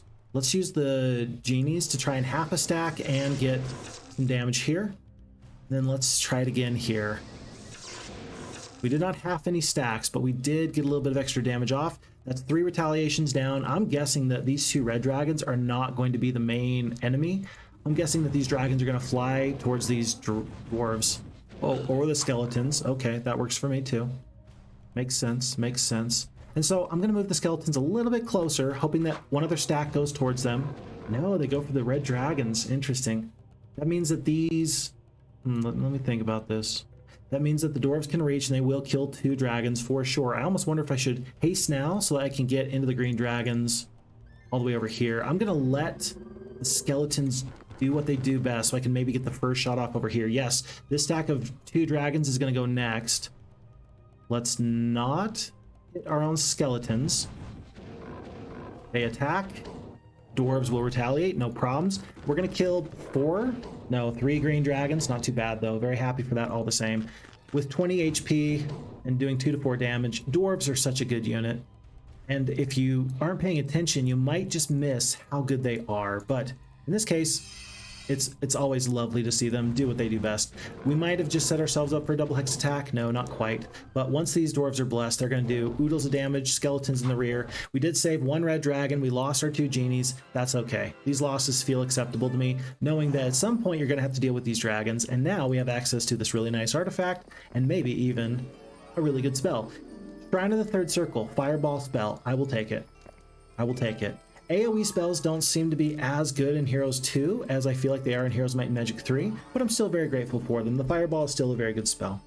You come upon a bridge spanning a dry gully. Before you can cross, a troll steps out from under the bridge and demands payment before it will permit you to pass. You refuse, and the troll charges, forcing you to slay it. You take its spiked shield as a trophy. That's +2 attack, +2 defense. I feel much stronger now. I feel unstoppable. I really like this map, by the way. I really like this map. This map feels more like an RPG because there's not a lot of moving enemies. Sure, there's enemies, but it feels like it's me against the world. That just makes this whole thing feel fun in a way that I maybe struggle to really express. It just feels fun. I'm really enjoying myself. With 111 of these orcs, I should win this fight without any problems. I need the boots of the Phantom, Steeson says. All friendly troops have Phantom speed during combat. That depends. What is Phantom speed? Is that just something fun to say? Phantom speed. Oh, but yes, the old cartoons, Roman, those were the watches used to hypnotize people. Absolutely. I heard something the other day that made me really happy. Famous actor, which is Christopher Walken. You know, like Christopher Walken, who has an interesting giddy-up to his speech pattern. Christopher Walken, he's indicated that several times when he is playing a character, some of his most beloved characters, he plays them very straight-laced, but he essentially plays them as if he is Bugs Bunny. And I can't think of a better way for an actor to gain notoriety than to just play a goofy character who is otherwise straight-laced. Sir Michael Caine has one of my all-time favorite performances when he played as Scrooge in A Muppet's Christmas Carol. simply because another actor might have not been so keen on acting with puppets, but he took it as serious as a heart attack, and because of that, his performance was exceptional.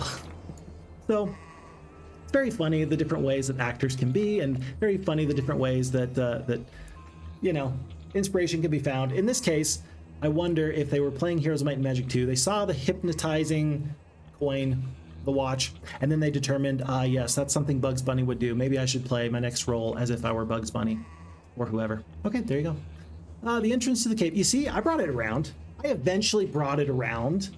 Sometimes I get lost in the weeds, but I'll eventually bring it around to whatever the original topic of conversation was. Will I enter this demon cave? Yes, I will. We will not fight the demon. We will fight the servants. These losses seem acceptable. With 425 peasants, though, knowing that we've got all this range damage, we're just going to have a little bit of fun. We're gonna have a little bit of fun. We only got 10 HP, or excuse me, not 10 HP, 10 spell points, 10 mana, right? We talked about that yesterday. Is it mana or is it spell points? You decide. But I think that we can set this up to where, in just a moment, why did I move the elves?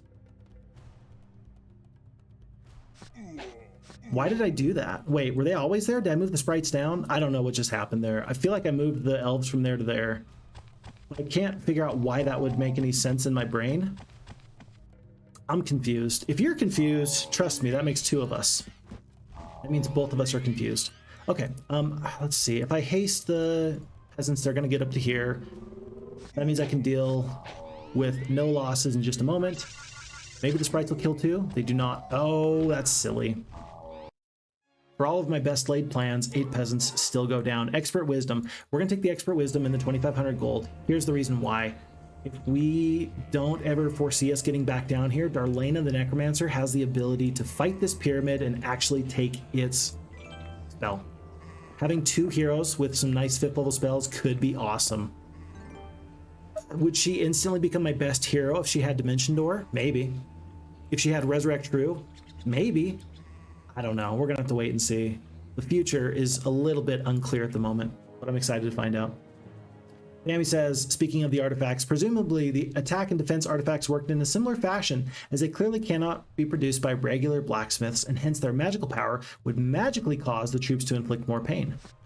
I like the idea that there's some actual magic in it. It's not just that you learn to hit really hard because you watched your commander hit somebody really hard, but still, it sounds good to me that there is something more interesting afoot, especially if an alchemist will throw an artifact into his magical pot. It seems pretty clear to me that there's more going on here than I understand.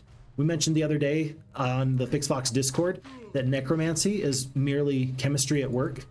Now, I said I wasn't going to explain that any further, and I'm not going to. I'm going to stick with what I said. I'm not going to explain that any further.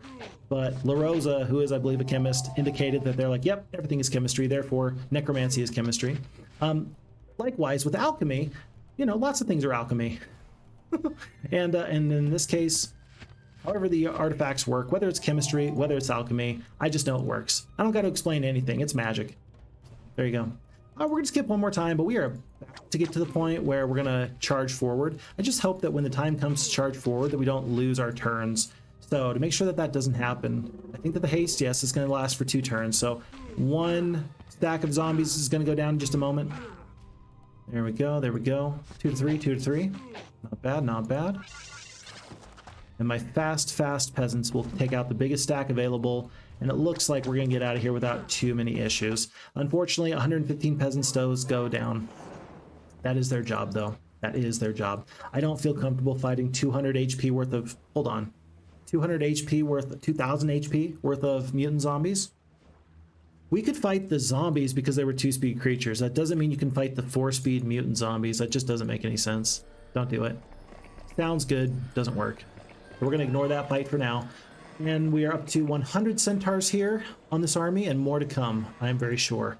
Airy is maybe, should we go this longer way that we know will work, or should we try and sneak through here? It looks like we will pick up this 250 gold per day artifact, negative 250 gold. And can we sneak by? It looks like we can sneak by. Oh, but there's halflings and dwarves. That's far too much for any of my forces to deal with. So we are going to be obligated to go around the long way now, and maybe even through dwarves. We will see. probably through this dragon city, just so we can pick up enough forces to deal with this pack of dwarfs. Okay, the logistics are fun. The logistics are very, very fun. Pixo says, as usual, I just can't resist sharing a new tongue twister with you, my friend. And this one is quite fitting since it's all about sharing an uncle in French. And to be very precise about the number of ton, it's very important. So, oh dear, oh no. Mon ton ton, ton ton ton ton, ton ton ton, sera pendu. Hopefully I did that somewhat correctly, because every now and again, I will absolutely butcher any pronunciation of anything French related. So hopefully that is to your satisfaction, that is to your liking. Let me know how well I did on that French tongue twister. And that was French tongue twisters with Pixo. If you don't know Pixo, go check him out. I'm a big fan of him, and I always appreciate our tongue twisters that we get to enjoy together. Okay. Let's see. Alamar does have all of these tax liens. We are heading in this direction. We might drop off a couple of forces here just to deal with these Crusaders. Yeah, at this point, you might as well. We'll do that in just a moment or two. Through the windmill, 2 gems per day. Good, good. Horde of dwarves, not bad, not bad. It's doable, especially if we go pick up this treehouse now. That'll get us up to about 170. Probably not 200. But then maybe with this Shrine of the First Circle, I don't know. Should I fight this fight? We'll have 1 haste or maybe 2 hastes. We might have to give that a shot. It might not be my favorite fight of all time, but we may have to give that a shot in just a moment or two. Okay, let's send one of our heroes to go collect some dragons. We do have a little bit of gold, 10k. We got plenty of sulfur. No issues there.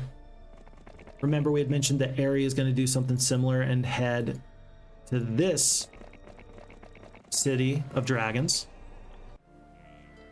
And I'd love to get this place up.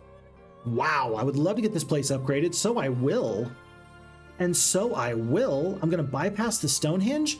Hold on. The fenced meadow was already built, so you didn't need the Stonehenge. I was planning on having to get a Stonehenge here. Folks, this is a very interesting moment. We have broken the map a little bit in a very nice way. Now, here's how we broke this map.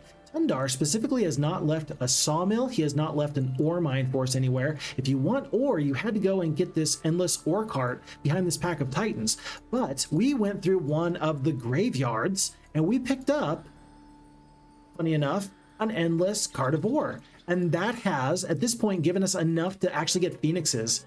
Even if we don't purchase any phoenixes anytime soon, this is worthwhile. This is very worthwhile. Because now at least they're going to be accruing until we have the resources necessary to actually use them. Very cool. What a cool moment. I'm glad I checked. I almost gave up on trying to upgrade this castle. By the way, the bones of Lord Slayer are buried in the foundation of the arena.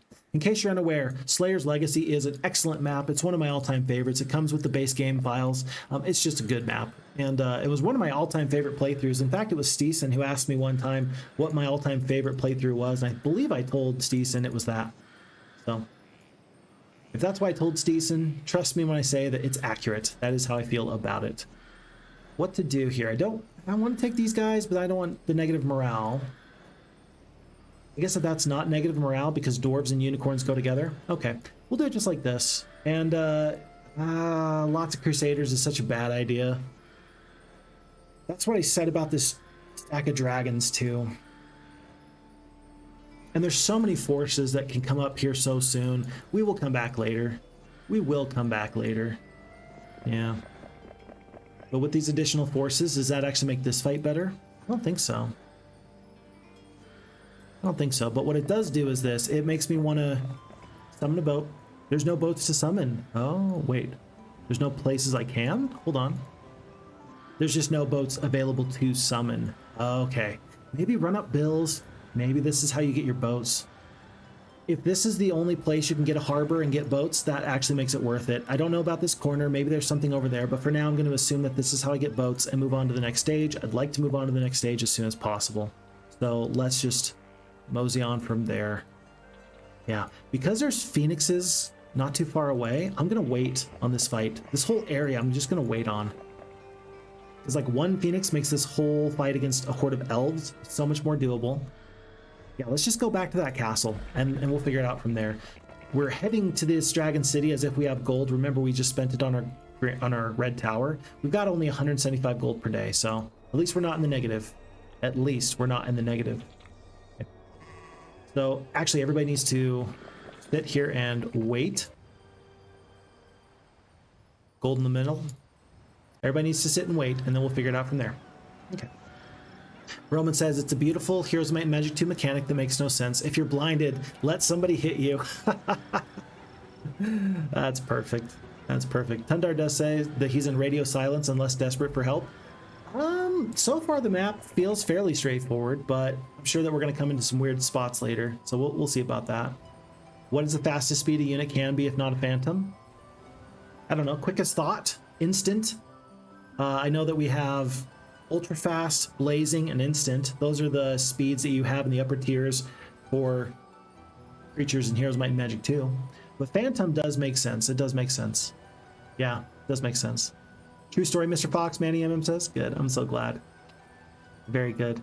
So far, this map does match up with Colossal Caverns. That was the goal of Tundar. The goal for Tundar was to let the map be like Colossal Caverns. Okay, well, so far, this is a Colossal Caverns type of map. That feels pretty good to me. That actually makes me very, very happy. I love that. I love that. Good. And no, Vammy, I was not robbing a bank, and then I just, like, forgot. So, actually, after what I said yesterday, that could happen, couldn't it? I forget little things. Hopefully not big things. We'll see. We'll see. But at least now we know, because I've said what I've said, as Roman mentions here, I do have an alibi in case I ever do rob a bank. I can just say, oh, I forgot. My bad. My bad. Is there a Christopher running? Christopher running? I'm not sure what that's in reference to, Bearded Man. I'm not sure what that's in reference to, but take very good care, Bearded Man. We will catch you later. Thank you so very much. Sante Paulus, thank you for being here in chat. Nice to have you here. Welcome, welcome. And Lord Slayer, of course, is the hero in Barbarians 1, or in Might and Magic 1, Roman. You are completely correct on that. So, okay, it's really time to meet Luna. You quickly polish your head. Before heading into battle with her, you struggle to contain your excitement. I'm very excited, but I'm also very concerned that she's gonna just bop me in the head. Oh, goodness. She's not playing around, folks. Oh, my goodness. Now, she's got 0 attack, 0 defense. We've got 8 attack and 8 defense. That's good. She's got way more forces than me. That's bad. She's got 8 knowledge.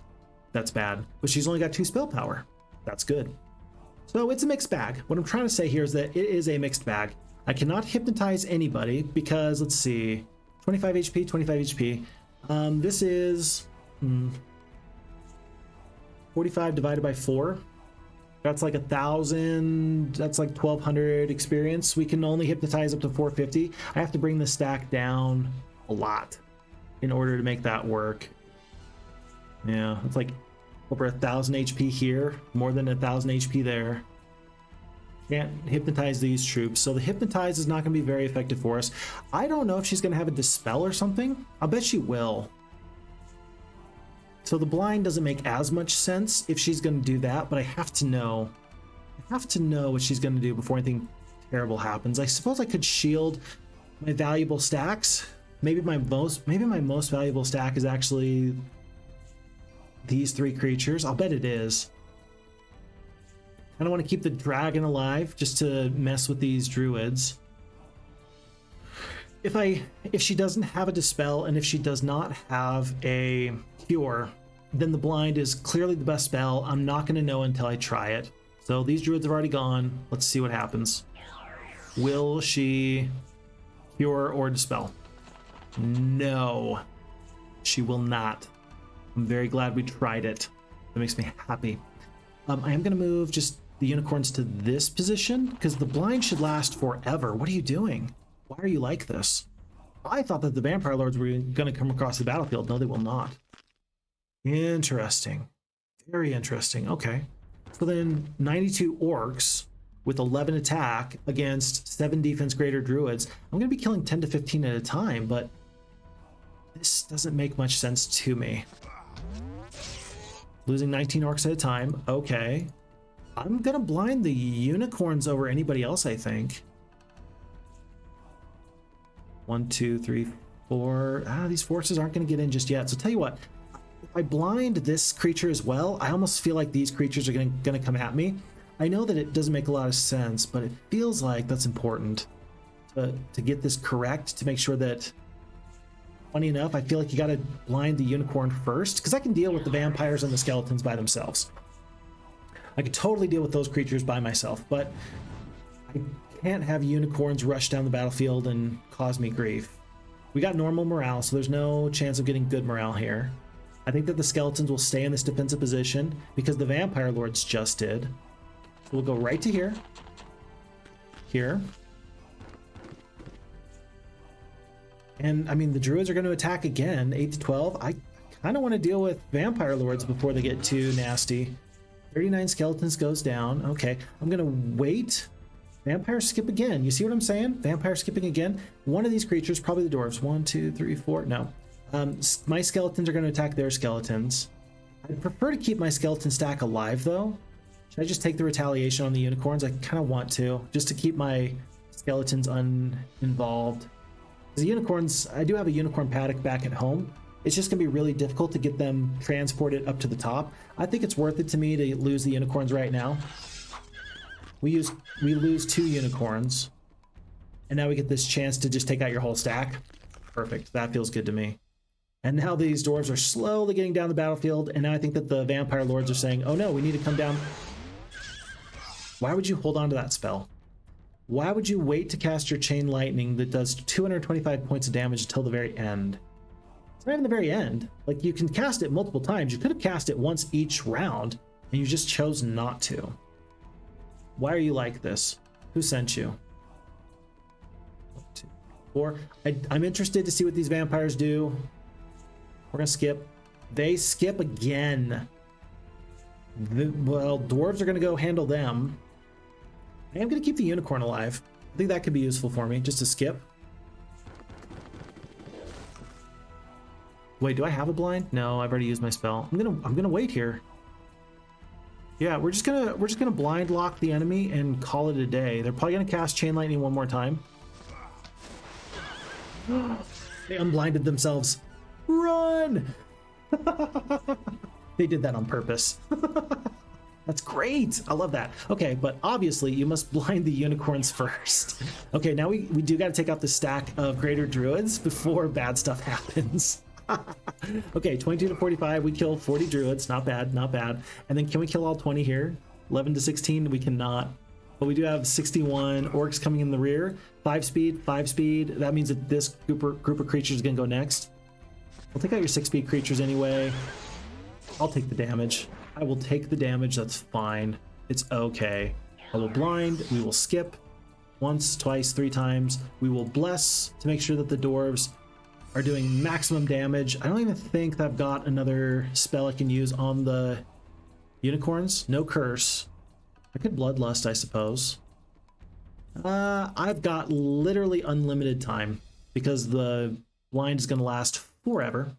So we will bless and bloodlust before they wake up, and that'll save a fat stack of dwarves, which feels pretty good. So at this point, we're going to kill 26. Let's kill 26. And in retaliation, we lose 4. That feels fine to me. Now, they are 5 speed creatures. That means that we are tied for 5 speed. We're probably going to eat one more chain lightning. Yep.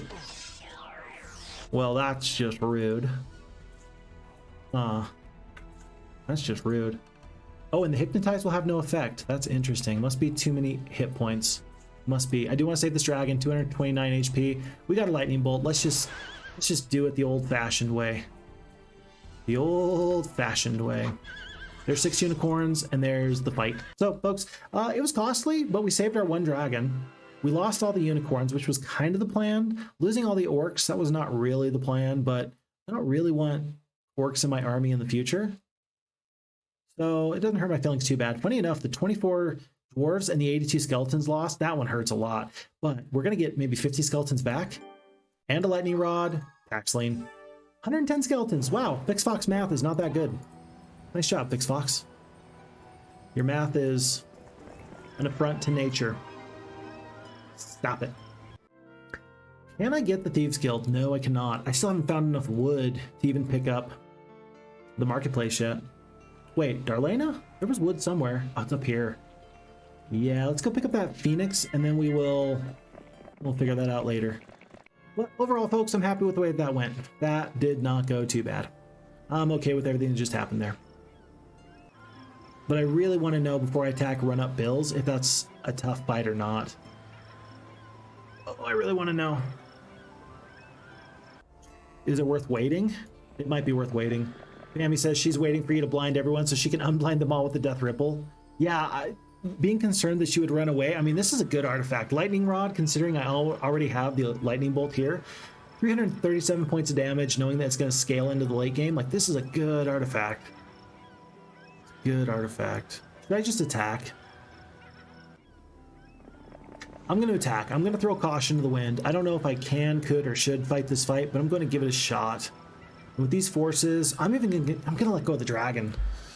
I'm just going to assume that my dwarves can win this fight, and this way I keep the dragon safe. Sounds crazy, I know, but let's hope for the best. Like that copy of me, it seems like is Luna's puppet show. What a girl, all this effort to make my job that much more fun? What could I have done to get such a loving and exciting addition to my work?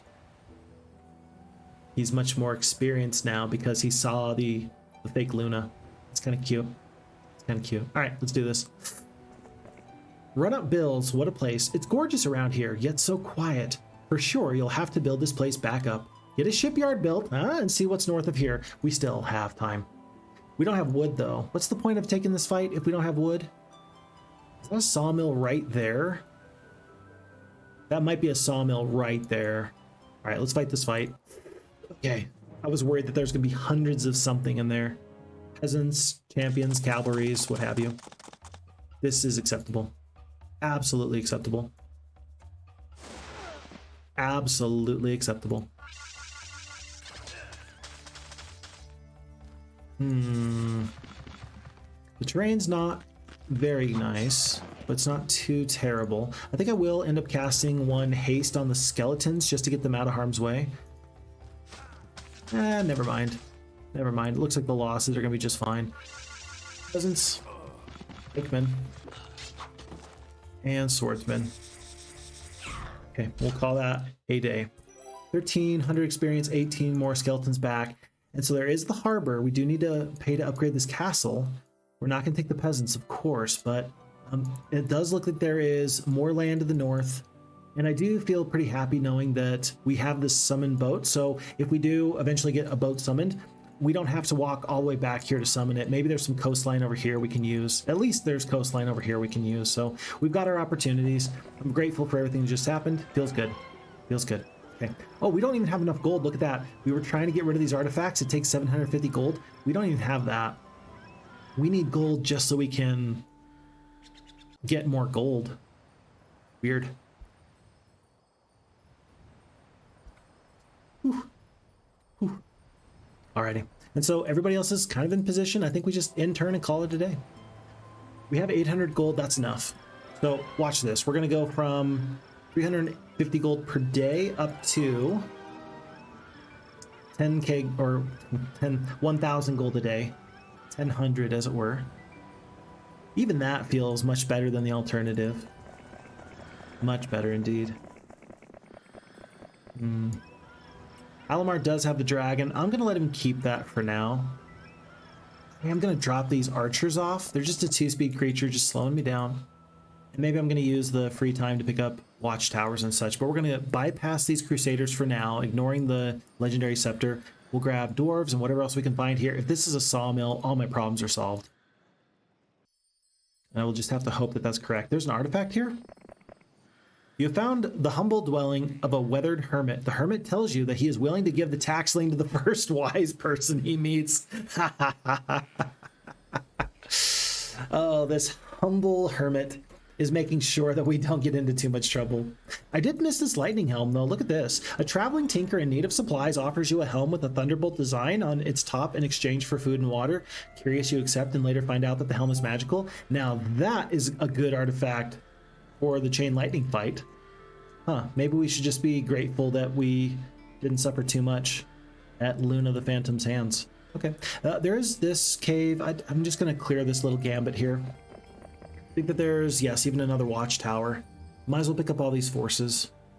Wait a day or two for phoenixes. I think we're going to get the one phoenix on Darlena just to clear all this out, and then we'll figure it out from there. Because who knows how much wood this is?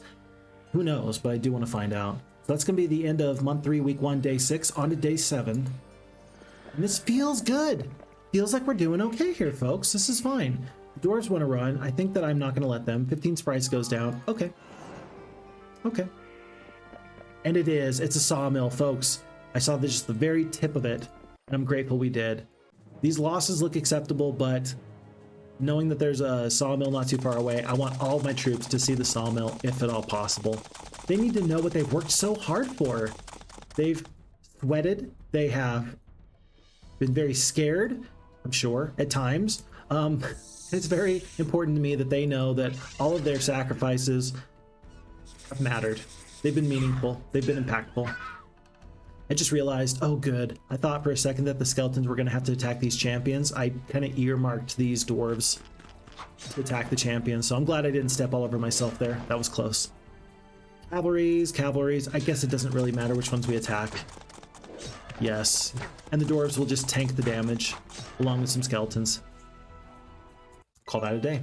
12 skeletons in return.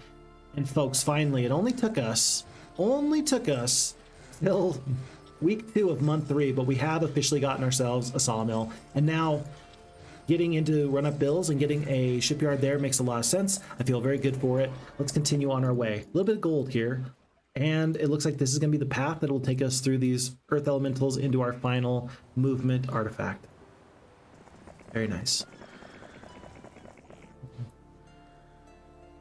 So here's my question.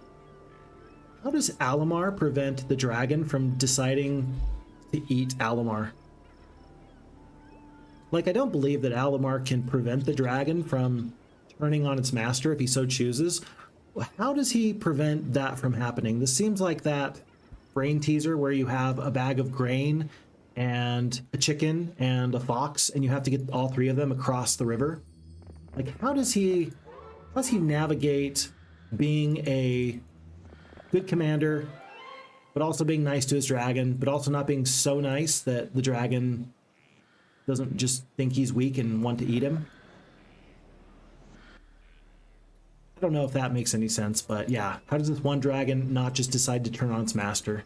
I'm waiting for some insight onto that one. 11k or 1100 gold, not nearly enough. You know what? I never did pick up this Shrine of the Third Circle here, if you notice. It's a mass haste. I never picked up mass haste. I didn't even realize that was there. So I feel a little bit foolish. Ari's going to grab all of this and hopefully run through a pack of dwarves in a little bit. But yeah, I feel a little bit foolish for not picking that artifact up. We're going to need to grab that very, very soon. That actually just took away all of our gold, didn't it? Wow. I wish I had thought of that and spent the gold before bad things had happened. We are just a little bit away from getting our marketplace. Once we get the marketplace, we can offload some of these less than desirable bits of resources, because I don't know what's going to be useful at this point. I just don't know what's going to be useful for us. So we will have to wait and find out. Win condition is probably going to be to haste the dwarves, don't you think? A mass haste would be really nice right about now. Lightning bolt is not going to work for these earth elementals. They're just simply immune to it. And we do not have a meteor shower to take advantage. The blind won't work either. I'm just going to cast the haste onto the battle dwarves now, and then maybe we'll see if we need to cast the bloodlust in a second or two. Yeah, because that's going to last fairly long. But if I cast the bloodlust now, it will only last for 3 turns. It's one of my favorite little nuances to Heroes of Might and Magic 2, that bloodlust only lasts for 3 turns regardless of who casts it. Very nice for knights and barbarians, not so nice for anybody else that's got more than 2 spell power. Blind shield, maybe another haste. You know, maybe we should actually start to bloodlust the orcs so they can get some extra damage off. Okay, we're just gonna skip a couple times. Big stack of creatures, big stack of creatures. I think we wait. Just out of range.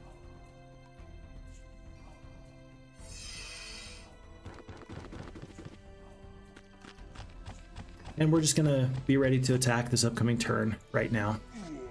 Okay, there's gonna be losses, you can't help it. Maybe the Medusa are going to take the brunt of the damage. I actually have no idea how this fight's gonna go. Skeletons might need to step up and kill 11. They do. It's going to be 10 dwarves goes down. I was really fighting this fight, trying to make sure I didn't lose any forces. I think that I'm just going to hit Q and let this go from here. 7 dwarves feels totally acceptable. 21 skeletons, a couple of spells went a long way for us. And an old man claiming to be an inventor asks you to try his latest invention. He then hands you a compass. So 8 and 8 for our attack and our defense skill is really serving us very, very well at this point.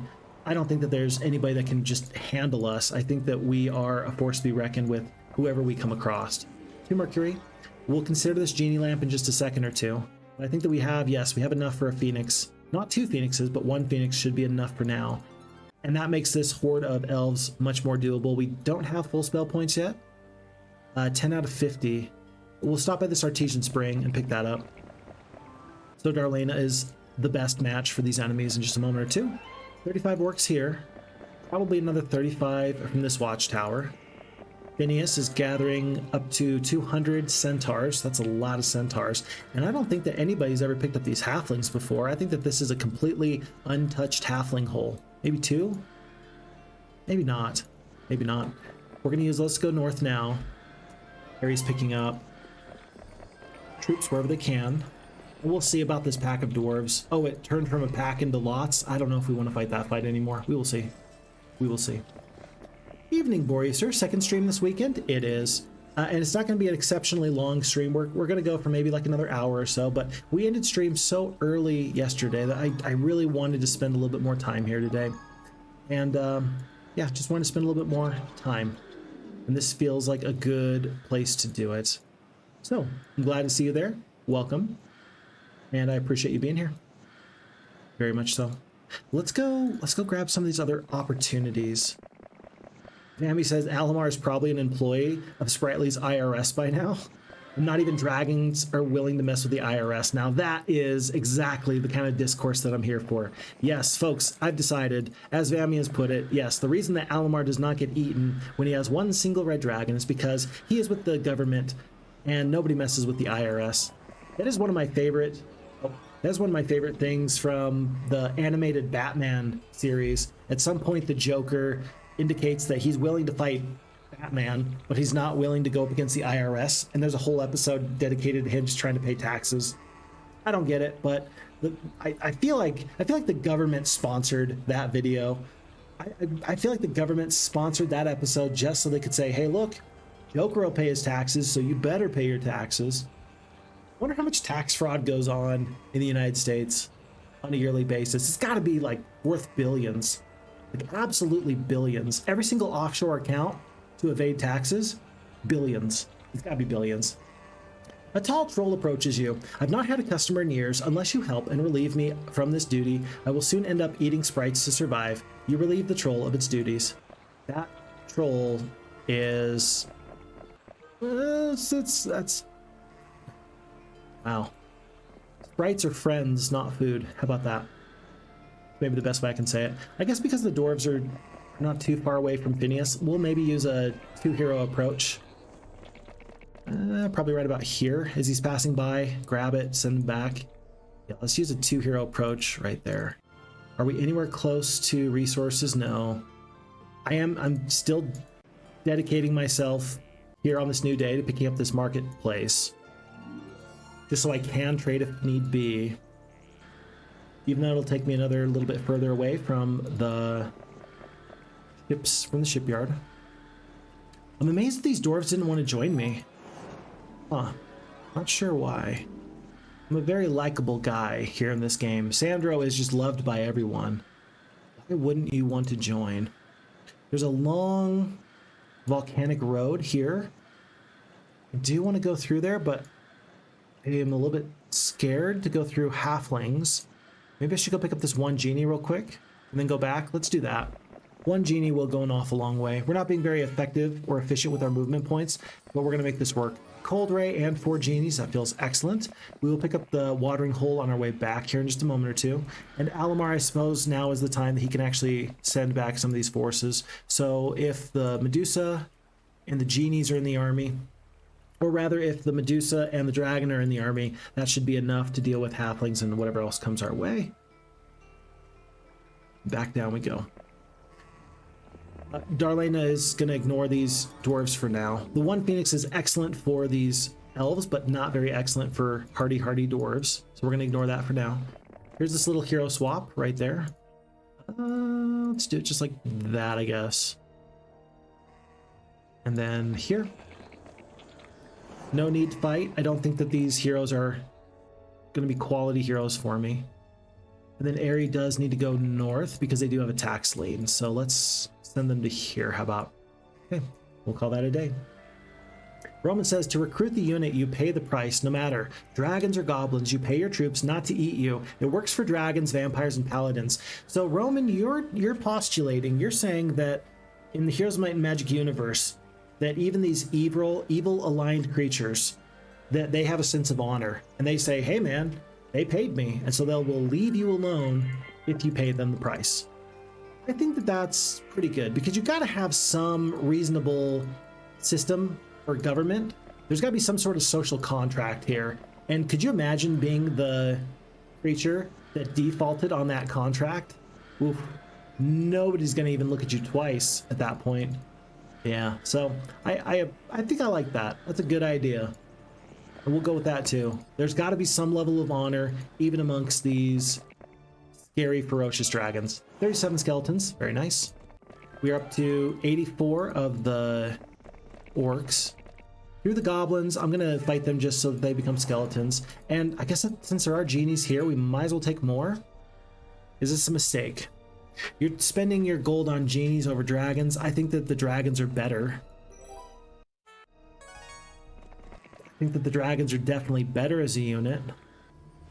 Yeah. But genies are here now, so we'll do that for now. Do we need the black cat? No. No, we do not. If you're unfamiliar, by the way, the black cat is a really cool new adventure map object put forth by the FHeroes2 team. The black cat will take all of your luck, but it will give you +3 morale.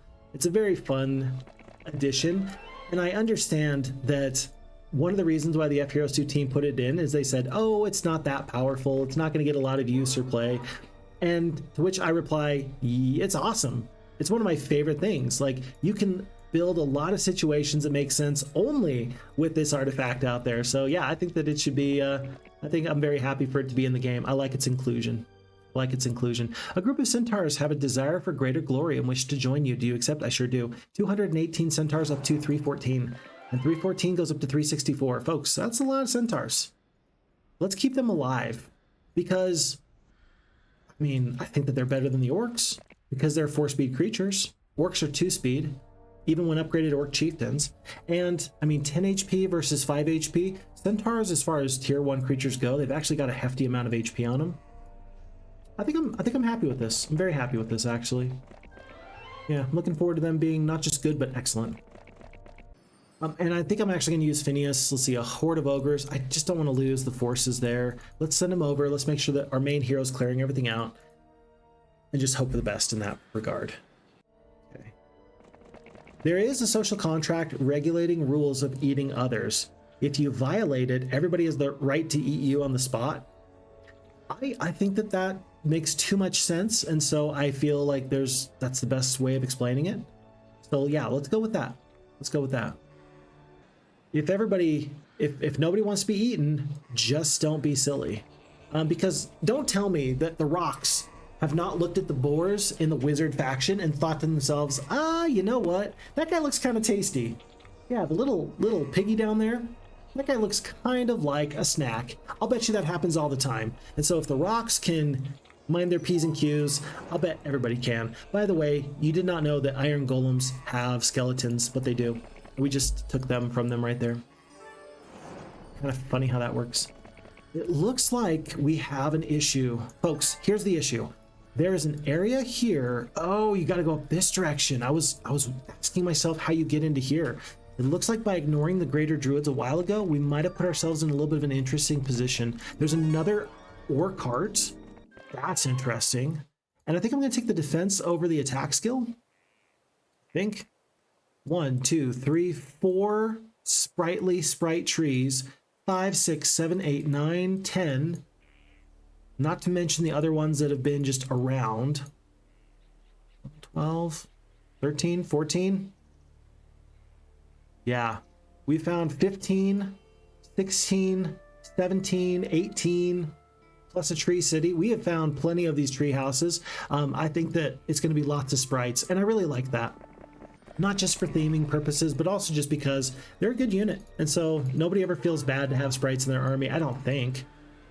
I mean, some units, you're happy to have the support and the forces, but you're not really happy because of terrain or speed or what have you. I think that sprites are never out of style. 2 mercury from the windmill, 1,500 gold here. We'll pick up the gazebo and all this before we go on in. And Harry is saying to himself, hey, I think that for the first time in a while, we might have enough gold to give it on over to the dragons. Well, maybe, but maybe not. Let's take a quick peek at our heroes, folks. We've got 3 taxlings total, 2 on Darlena, 1 on Alamar. Oh, 4, because there's another one that is on Aerie. We will get rid of 2 in the next 2 days, and then we will have to get Darlena out from under those contracts. In fact, it's probably worth it to purchase another hero just to run those artifacts over to the Alchemist Lab. We'll take all these forces, the orcs and the centaurs, maybe not the centaurs. Well, definitely not the zombies. 2-speed zombies. Yeah, but you got the orcs here. How about 1 phoenix? Yeah, let's use 1 phoenix to go and pick up these taxlings. And this runner will just be as fast as they can be. Absolutely as fast as they can be. Ranlu it is. When we step up into this direction, we will take those artifacts, and it'll be maybe 2 days, 3 days. Barely 3 days. Yeah, and then we'll be all good to go. Cool. Amy says, I'm not necessarily buying the whole eating sprites thing. After all, tall trolls tell tall tales. How did you know he was tall? Oh, it said that he was a tall troll. Oh, you're right. I don't know. I don't think you could believe a troll anyway. One way or the other, I don't believe trolls. It seems like they're not the most reliable narrators to their own lives. So I appreciate very much that we are seeing the same thing here. Next time we see a troll, we're just gonna tell him, hey man, I don't believe you. Okay, folks, let me ask you. This is a life thing. If somebody lies to you and you know that they're lying to you and it's actually like kind of a big deal, how do you tell them that you don't believe them? How do you tell them that you don't believe them? I think that we all have been in a position where we have been lied to before, right? So we've all experienced this. What's the best way of telling somebody you're full of it, or I'm sorry, but I just don't believe you? I'll tell you my thought, my tactic that I use occasionally, but I want to hear what everybody else has to say on the matter first. Okay, we just got rid of 1 of the taxlings. Aerie is going to bring up this next one in just a moment or 2. Ranlu is ready to let Darlena hand over these other ones. Oh wait, yeah. We have to apparently fight the Court of Elves first, but in just a moment we will hand those over. Oh, no, we can go right there. There we go. 2 Phoenixes would actually make this fight go much better. Like, much better. I thought I was going to be fast. It's now going to take me like 4 turns. Oh well. Oh well. Wow. So even with the 2nd Phoenix, we're going to lose like 1/4 of our stack of the sprites? It doesn't seem right. With the 1 blind, we're going to have plenty of space open. But, ouch. Not my favorite thing. Warrior Sir says, do you think that they may troll you? Interesting. Very interesting. I think that they would. I don't know. In the world of Heroes of Might and Magic, are trolls just the most upstanding creatures? I think that we all agree that the answer is no. Would they troll us? Ha. Ha. To that I reply, ha, and also yes. Of course, how did they get the name? Where did the term trolling somebody come from, if not from an actual troll themselves? It just makes too much sense. So I'm gonna believe that we're on the same page with that. and that they would in fact troll us. You come upon an obelisk made from a type of stone that we've never seen before. Staring at it intensely, the smooth surface suddenly changes to an inscription. The inscription is a piece of a lost ancient map. Quickly, you copy down the piece, and the inscription vanishes as abruptly as it appeared. So, there are a lot of obelisks on this map. There's so many. Holy cow. That is going to be, what, 15 plus? That's a lot of obelisks to find. On an XL map, that's a lot of ground to cover. My goodness. I just realized there's another tax lien right here. We should have picked this one up before we headed in that direction. I guess, I don't know, maybe we can barely reach Ranlu after we get the Oasis in a moment. I'm not going to give up the Shrine of the Second Circle. We'll just have to come back. We're just going to be inefficient with our time. That's like waiting until the day after your credit card hits you with the interest and then you pay it. It's like, yeah, like, okay, if you had just done things a little bit smarter, you could have saved yourself money. And maybe it's not a lot of money. Maybe it's 250 gold per day, but do you have 250 gold a day to throw away? I know I don't. I think I saw for the first time, and somebody's going to have to fact check me on this. I think I saw that for the very first time in like a long time, gold is actually going way, way down. Signs of the times and the economy and this and that. It seems like usually gold is recession proof, is kind of what I've been told. But it seems to me, or it sounds like, I've heard rumors that gold is actually not doing very well in the market right now. I don't know. At this point, I think everything needs to be backed up by a gold standard somehow. Because nobody wants to deal with Venezuela 2.0. Of course, Venezuela, where, dispel magic, Venezuela, the incident with all of their issues related to inflation. I can't imagine somebody just printing more money and thinking that it adds value, but at least in my country, that's kind of the way it feels at the moment. It looks like these treasure chests are just here for fun. We cannot get to them. Maybe with Dimension Door later. That would be ideal. Should I go pick up dwarves?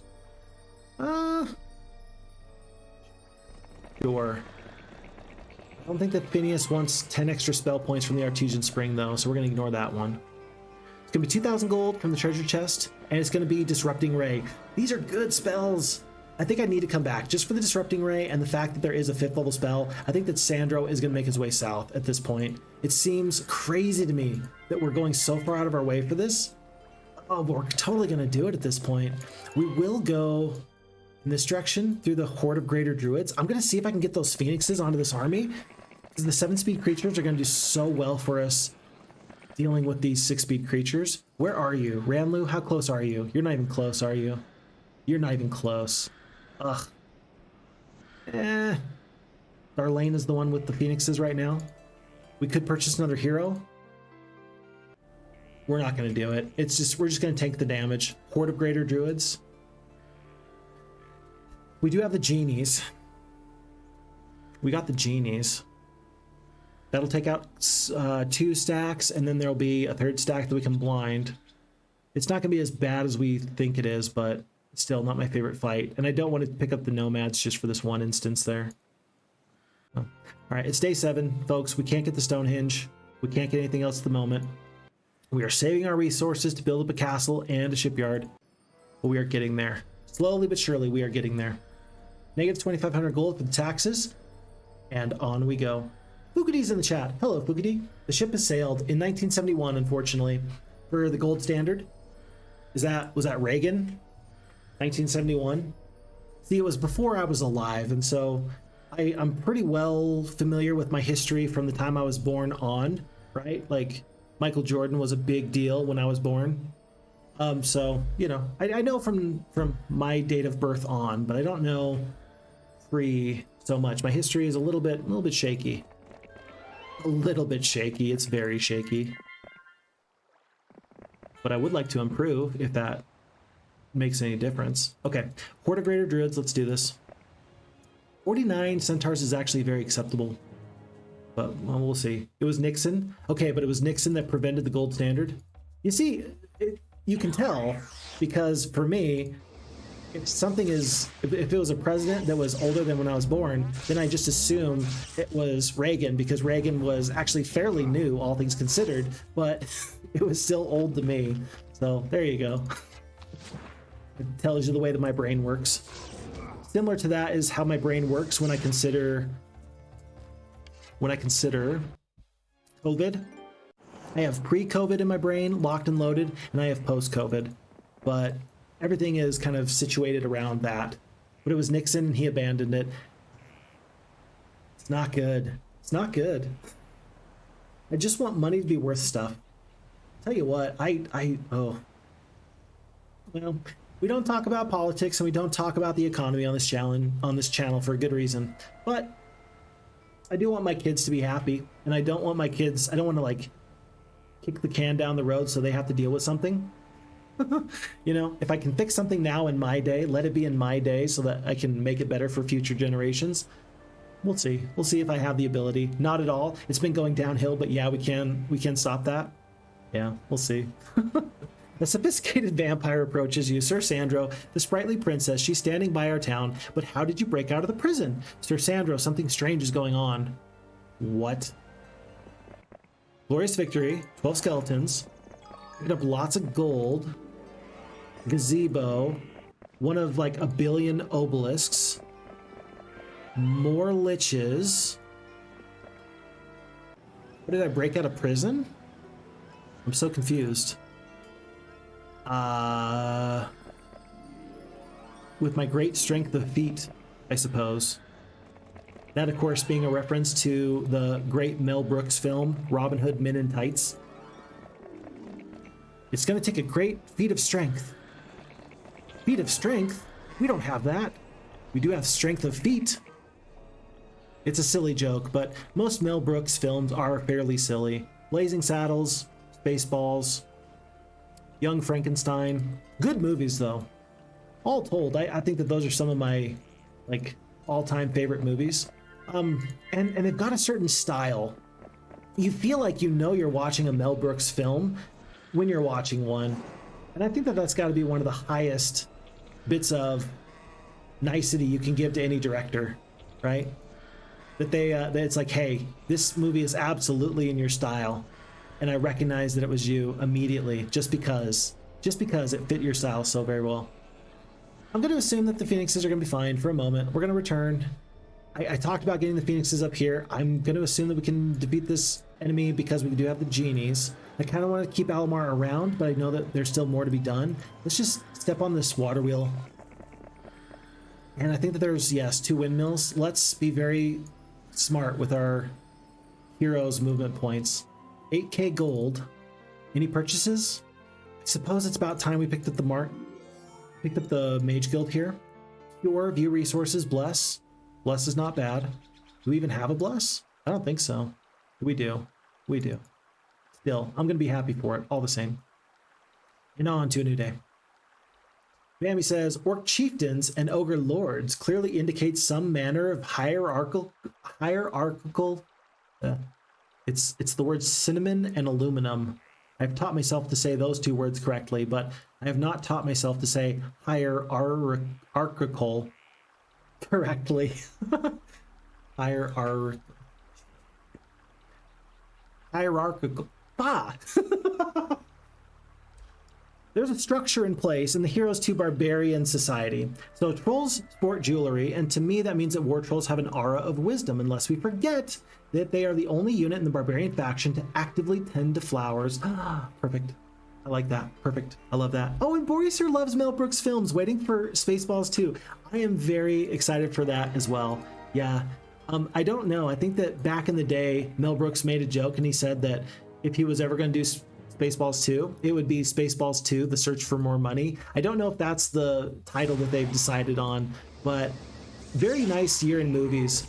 If we're going to have things like The Naked Gun and have that, then it's nice that we also have Spaceballs coming back. I do wonder if Rick Moranis is going to come back. Of course, Rick Moranis, he retired from acting after his wife passed away so he could take care of his children. I wonder if he is going to be in the film or not. Not sure, and it's very interesting to me. Folks, Luna Eclipse. There's a prison, there's a Luna Eclipse. This is a little bit interesting. This is a little bit interesting. What's to happen here? I do not know. I cannot say. There she is, clear as day. Luna, the sister who sent you on this mission. Very mystical indeed. But why is she standing outside the town with an army?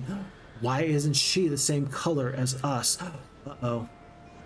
Well, don't worry. I think that I was supposed to fight this fight earlier and I failed. So if I can defeat the other Luna, I think I can definitely defeat this one. But what might happen is we might have to keep checking our tavern to see if these Lunas pop up or not, because they just might over time. Hierarchical.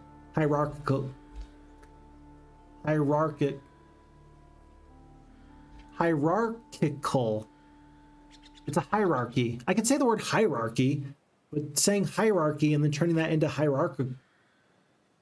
Can't do it. Can't do it. Ah.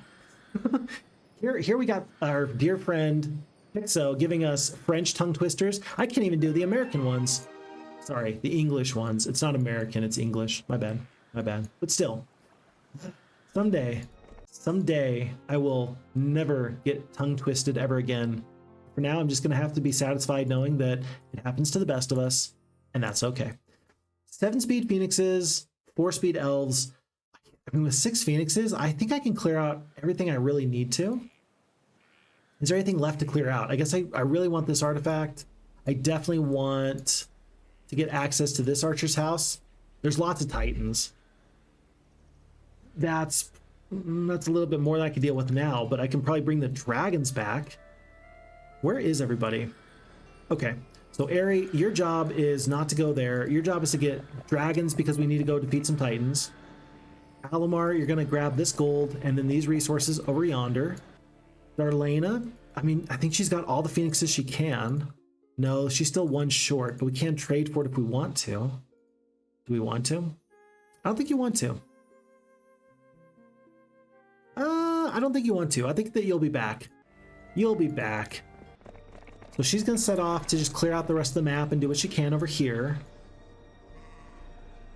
I guess Phineas, no, Phineas doesn't have enough room in his forces to take on the dragons. And we're just going to try and come back for this lots of Titans because the +5 plus the additional ore, that's still pretty useful. Even though we've got some amount of ore coming in, it'll just be nice to get that taken care of.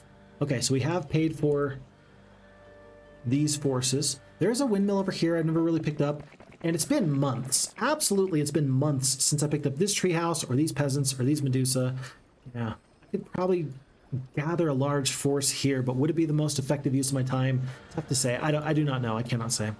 Unfortunately, I just realized I can't get to Luna because there is this artifact here. Whoops. But there is a jail. There is a jail with maybe another hero that we can borrow. Oh no, but there's another tax lien right there. Okay, well, we're gonna fight this horde of greater druids, but yeah, I'm a little bit sad because we're gonna have to really go out of our way to clear out this area. We just gotta bring some forces up to the front. I think I can do this, and I think once I do, I think I just hit Q. 26, no problems. No problems, but yeah, we cannot get by this jail. We can go defeat the bone dragons, but at that point, why would you want to? Let's just head south, and maybe Darlena is going to need to do a course correction and get to this point. It wouldn't be that difficult. She's not that far out of her way. Let's do that. Let's bring the sprites over, or rather the phoenixes, and then we will take these extra artifacts. And we'll do that. Okay, alrighty. Not the plan I had in mind, but the logistics require that we ignore some of these other opportunities for just a little bit longer. The new naked gun was surprisingly good, Roman says. You know what? I heard it was really good. And can I just say, it makes me very happy that Liam Neeson, after his wife passed away, it's been 10 years that he is now dating again, and he's dating his co-star from that movie, Pamela Anderson. That just makes me happy. Like, I don't really care an awful lot about celebrity, but it does make me happy that, you know, he was honoring his wife's memory. He was not ready to remarry, but now he's kind of moved to this new time and space in his life. Devastation's going to happen to all of us. Like, that's part of life, you know, but you really want to see people come out of it eventually. And yeah, it took 10 years, but I'm glad that he's finally doing something that, you know, feels like forward progress. I don't know. I can't really say. I'm not him. I don't know him. I shouldn't pretend like I do. Good for Liam Neeson. That's what I'm trying to say. Research says it was in the first movie. Oh, if God wills, we will meet in Spaceballs 2, The Search for More Money. There you go. That's where the joke was. I knew that it was a joke. I just forgot that it was actually from Spaceballs 1. I'm glad that you knew better than me. Thank you so much. Yep, The Search for More Money. That's what it was. Good humor all around. Good humor is kind of like a stretch, you know? Like if you don't stretch often enough, you're not going to be physically fit. If you don't laugh often enough, I don't think that you're going to be like emotionally or spiritually well. I think that a good laugh is actually a very important thing for us. Very important indeed. Okay, let's see. How do we want to do this? I think that the dwarves are 2-speed creatures, and now we have nothing slower than a 4-speed creature. We're never going to let go of skeletons, right? But now I think that we have everything necessary to make sure that this goes well. I am going to... Yeah, I'm probably going to cost myself a lot here. Golden Watch, like it's fun. It's fun to maybe have Hypnotize and use it effectively. It's so low in the use cases. It's just not that likely to be good. And I need the artifact slots for now. So we're going to keep 2 slots open. That should be enough to go through two of these tax liens. Yeah. It'll be enough to get us through the 2 tax liens. And then that will get us to this other hero that's going to be freed and then take the tax liens south for us. So Darlena is now officially without major forces, but she's going to now make it her effort to go down to this hill fort and get the dwarves upgraded. So then they will be 4-speed creatures. There's 91 here. There's like 100 and something over there. There's a lot of these dwarves. Awful lot. I think I will have room. I'll make room for some of these other heroes. Ares going to dragons. 2 crystal. Oh, sure, why not? 114 peasants. We'll pick them up. Because I'm guessing with like 200 peasants, we can probably go through at least lots of dwarves. Yeah, at least lots of dwarves. And then I thought Alamar was going to go here, but because Phineas is coming in this direction, I guess he can go grab experience and whatever else he would like. He'll take the advanced diplomacy. And then there's all of these sprite trees, 3 houses. Artifact there, maybe a little bit more. I guess that this is probably a, if I had to guess, I'm guessing that that's another tax lien, but we'll go through there and then we'll find a way to carry on. 1, 2, 3, 4 tree houses in just a moment or two. Okay. Dream of yesterday's laughing. Everybody absolutely agrees. Rick Moranis is the same as Bill Pullman and will return in Spaceballs 2. Wait, didn't Bill Pullman die? Wait, Bill Pullman? I know that Barf, who was that? John Candy? I mean, I know John Candy's been passed away for a long time. Bill Pullman, I gotta Google that. Who's Bill Pullman? Bill Pullman. Oh, Bill Pullman. Yeah, no. I was getting Bill Pullman confused with oh, who was he? It was the guy Bill Paxton. I was confusing Bill Pullman with Bill Paxton. Bill Paxton, of course, passed away in 2017, and he was in things like Titanic and Twister. Yeah, Tombstone. Oh, geez. What a great show that was. Holy cow. But yeah, Bill Pullman will be back. Oh, interesting. I love that. So yeah, Rick Moranis and Bill Pullman will be back. Boy, sir, you just made my day. I love that. That makes me so happy. That's good stuff. Lone Star. Yeah, Lone Star. There we go. But I was struggling, but thank you. Okay, perfect. And then, yeah, Tundar. I have no idea how relieved I am that tax liens didn't cause a sinister Phixfox moment. No. It's part of the logistical concerns. In fact, I think I theorized on stream one day. I was like, it'd be really fun to make a map where you have an issue because you have so many artifacts and you have to choose all the tax liens. And you have to choose between real artifacts or tax liens, and you have to like negotiate logistically having no artifact slots. This is that case. So you've taken that idea and you've really run with it. And for that, I must say that I appreciate you for it. Other players might not love it.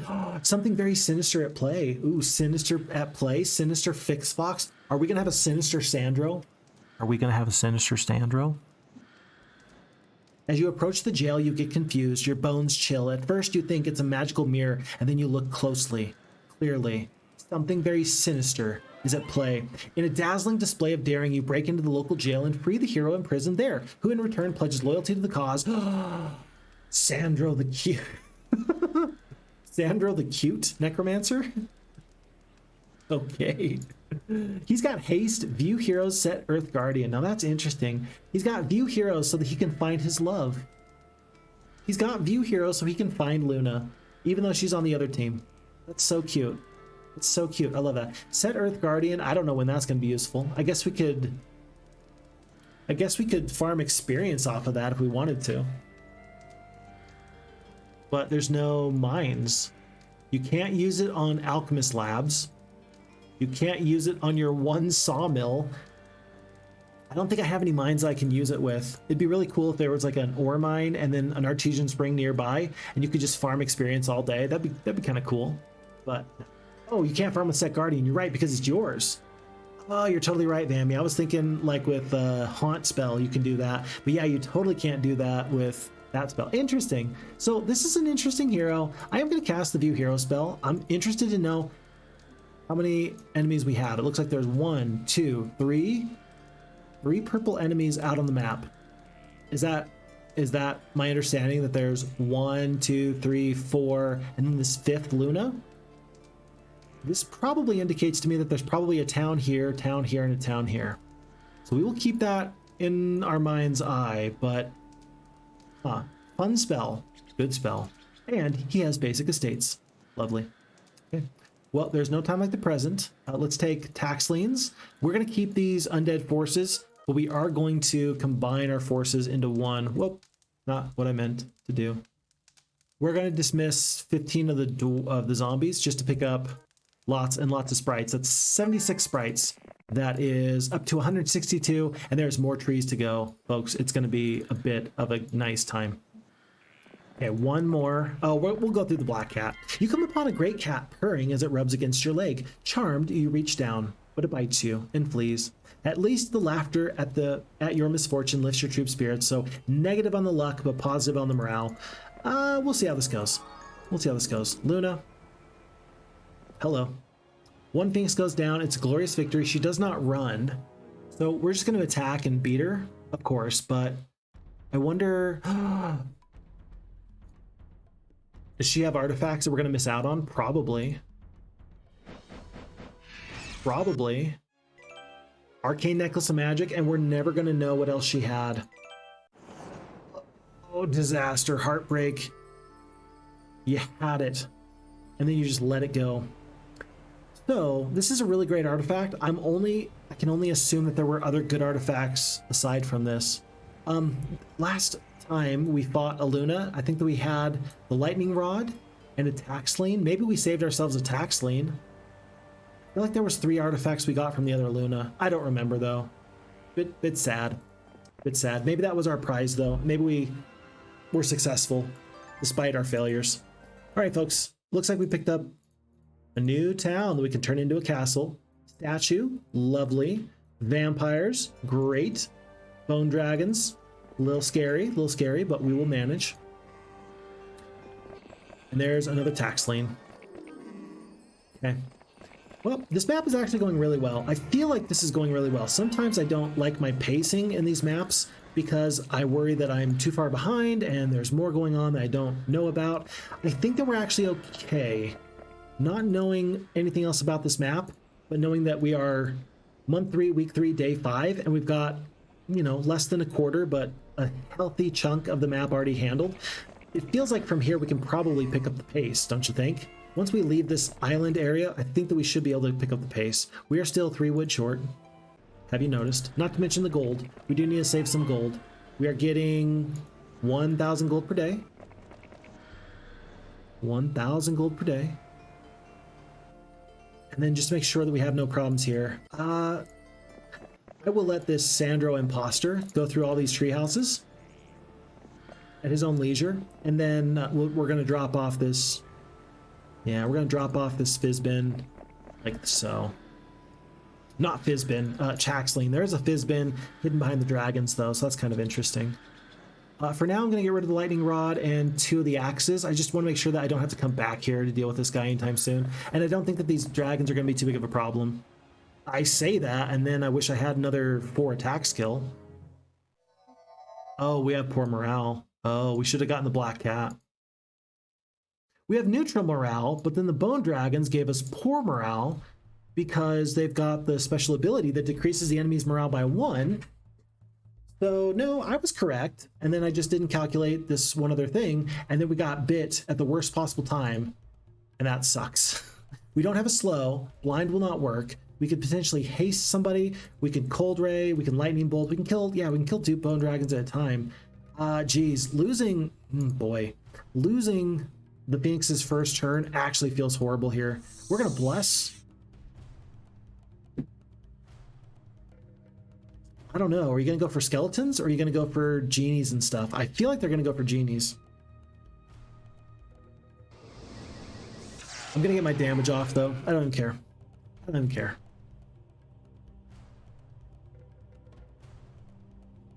Here. That makes me happy. I do want the skeletons to be able to attack without any problems. And they do. One more big swipe to the centaurs. Jeez, poor centaurs. Not like this. And then 4 genies goes down, probably a couple more. 1 of the phoenixes goes down. Let's use the phoenixes here. So we can take 41 points of damage without losing another one. We just took 25 there, so we got a little bit extra time. I think that this is the final moment for the genies. Now they got phoenixes as 7-speed creatures. The value of the 6-speed genies is not as good. You still don't want to lose them for free, but we're going to take some losses here anyway. You might as well do damage with them while you can. Interesting. Okay. Yeah, well, guess we're just going to do damage. Jeez. Nobody likes centaurs, I guess. If you do that again, you're going to have to go home. I don't even care. I don't even care. If the phoenixes lose their turn one more time, they're going home. They're done. No. They're done. Sorry, I was channeling my inner dance mom. On the American cable, there is the TLC channel, and it's just got the worst reality TV ever. It's just horrible. But sometimes you're in the mood for horrible reality TV. Like sometimes, most times you're not in the mood for like a greasy bit of hamburger or pizza or whatever. Yeah, you're not. But then sometimes you are.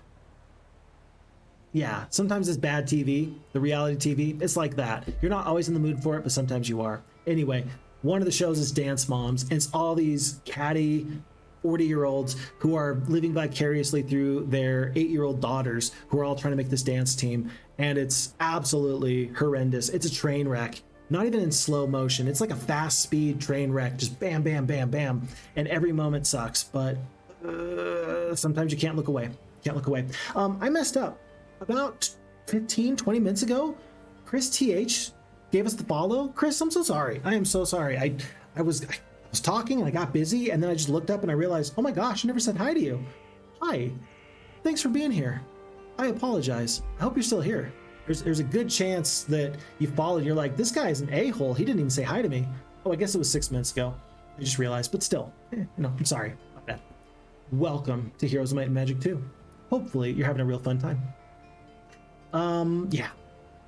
If bad TV is something that you enjoy as a guilty pleasure every now and then, please do know that TLC's got some really bad ones. Folks, we don't usually get to read this Has Been Misfortune because, hey, why would you? Like, usually you don't take this unless you're forced to take this, but you stumble along upon a medal lying alongside the empty road. Adding the medal to your inventory, you become aware that you have acquired the undesirable Fizbin of Misfortune, greatly decreasing your army's morale. Very sad, but we will pick up that just so we can pick up this iron ore cart. Folks, we have found another goblin weaponsmithy making weapons for use against humans. With a tremendous yell, you and your army descend upon their camp and drive them away. A search finds a magic ore cart that never runs out of iron. Okay. Since we're here, we'll just help clear up all of these little sprites, and we'll hand off all the bad artifacts to Sandro the Cute and take it from there. Am I misremembering? Was this like a fever dream? But did it used to be that you could not get negative artifacts or cursed artifacts off of your hero? Like you couldn't trade them away? I seem to remember that that used to be a thing, that you couldn't trade bad artifacts away from your hero. But with FHeroes2 you can. I feel like we've even had this conversation before, but you know, yeah, you'd think I'd remember. We just found 5 wood in the trees. Wow, that was sneaky, Tundar. That was very sneaky. I saw the trees, but I did not see the pile of wood, which is really funny because you would think that if you see trees, you're just gonna see wood. No. No. Trees everywhere, and not a drop to drink. Who is this? Darlena? Oh, that's right. She was coming back in this direction so she could go to the hill fort. The only problem I'm running into at this point is that there's so much map and it's so dense, and I've got so many heroes that it's actually starting to get a little bit difficult to keep everybody straight. It's kind of tough to figure out where everybody ought to go and where they should go. 4 dragons here, and Airy indicates there are 5 dragons here. We got 9 dragons. We just have to get them into our army. Oh, you always could get rid of them, Tundar says? Okay. I will believe you. I will definitely believe you. Because at this point I've played so much FHeroes2 that I don't even remember Heroes 2 Gold. Like, we played Colossal Caverns with Heroes 2 Gold forever ago, and it was really fun. It was really nice, but I've really come to love and appreciate the quality of life buffs that come with FHeroes 2. Like, the game just cycles faster. Like, I can play more game with FHeroes 2 than I can with Heroes Might Magic 2 Gold. I get more gaming per hour, is kind of what I'm trying to say. So, if for no other reason than that, I'm never going to go back to Heroes Might Magic 2 Gold. And it's not because I don't love and revere Heroes Might Magic 2 Gold, because I do. Oh, totally I do. It's just, I've found something that's vast improvement. Vast improvement. All right, we're going to finally make this nice little neat hello moment. The iron ore can stay there. I'm going to take the axes back. I mean, again, it's 4 attack. It's pretty good. That's going to leave me 2 slots. Is that enough? You don't want to get rid of the Medal of Courage or the Medal of Valor. Worth noting, by the way, so Sandro, as a necromancer, he's not allowed to level up leadership. It's always going to be basic leadership, like forever.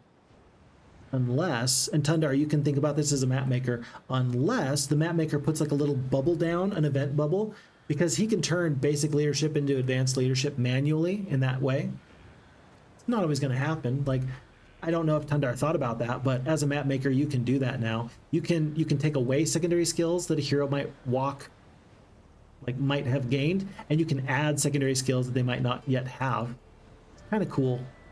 Kind of just like some real functionality that the FHeroes2 team has given us. Very appreciative for it. Okay. But folks, it's time to head out in this direction. We shall head away speedily, I might add. And carry on. Oh, it's a brilliant idea, Tundar says. Hey, there you go. I'm glad I've given you an idea for later. But it's exactly why you like Heroes Might Magic 2 over Heroes 3. There's a lot of, we've had this conversation before, and so I won't get into all of it right now, but it's definitely true to me that I love and respect Heroes Might Magic 3, but I do prefer Heroes Might Magic 2 for a lot of reasons. Just like it. But there's a lot of valid reasons why 1 is, or 2 is better than 1. There's a lot of valid reasons why Heroes 3 is better than Heroes 2. And all of those are true in reverse as well. Yes, you didn't know exactly where I was going with that until I got there, but yes, it is also true in reverse. We got 35 goblins. I'm gonna go pick up these archers. Yeah, that looks fine to me. Basic pathfinding, not too bad. Yeah, because there's 3 archers' houses. This carried us in the early game. It gave us like 100 archers between these 4 archers' houses. I'm gonna hope that we can use these to now take out this throng of wolves. We should have over 100 archers again. Is Ranlu gonna be able to do it with the shield? No, they're all 6 feet creatures. No. Let's just get messy. Make mistakes. Hope for the best. Basic leadership was given because the tax lane requirements on trapped passages. Oh, that's so smart. So we saw earlier right here that this artifact is only, it's a tax lane that you can only pick it up if your hero has enough wisdom. So there's a requirement for wisdom, there's a requirement for leadership, and there's a requirement for, I don't know, beating rogues. But yeah, there's a couple of different things you have to look out for. Yeah, true leader, wise person. Is there a third one? I don't know. It's a good question. I don't know if there's another one. Same as the windmills in case you needed 5 crystal or something, so you have the ability to at least get 5 of each early. Oh, I do like these windmills though, because I mean, if you've noticed, we've got a significant amount of resources and it feels pretty good. Okay, on to a new day and a new week. Week 3, week 4, month 3, week 4, day 1. Taxes are paid because of course they are. And I think we're gonna do it. I think we're gonna go see lots of Titans. Maybe we should go to the pyramid first. Maybe we should go to the pyramid first.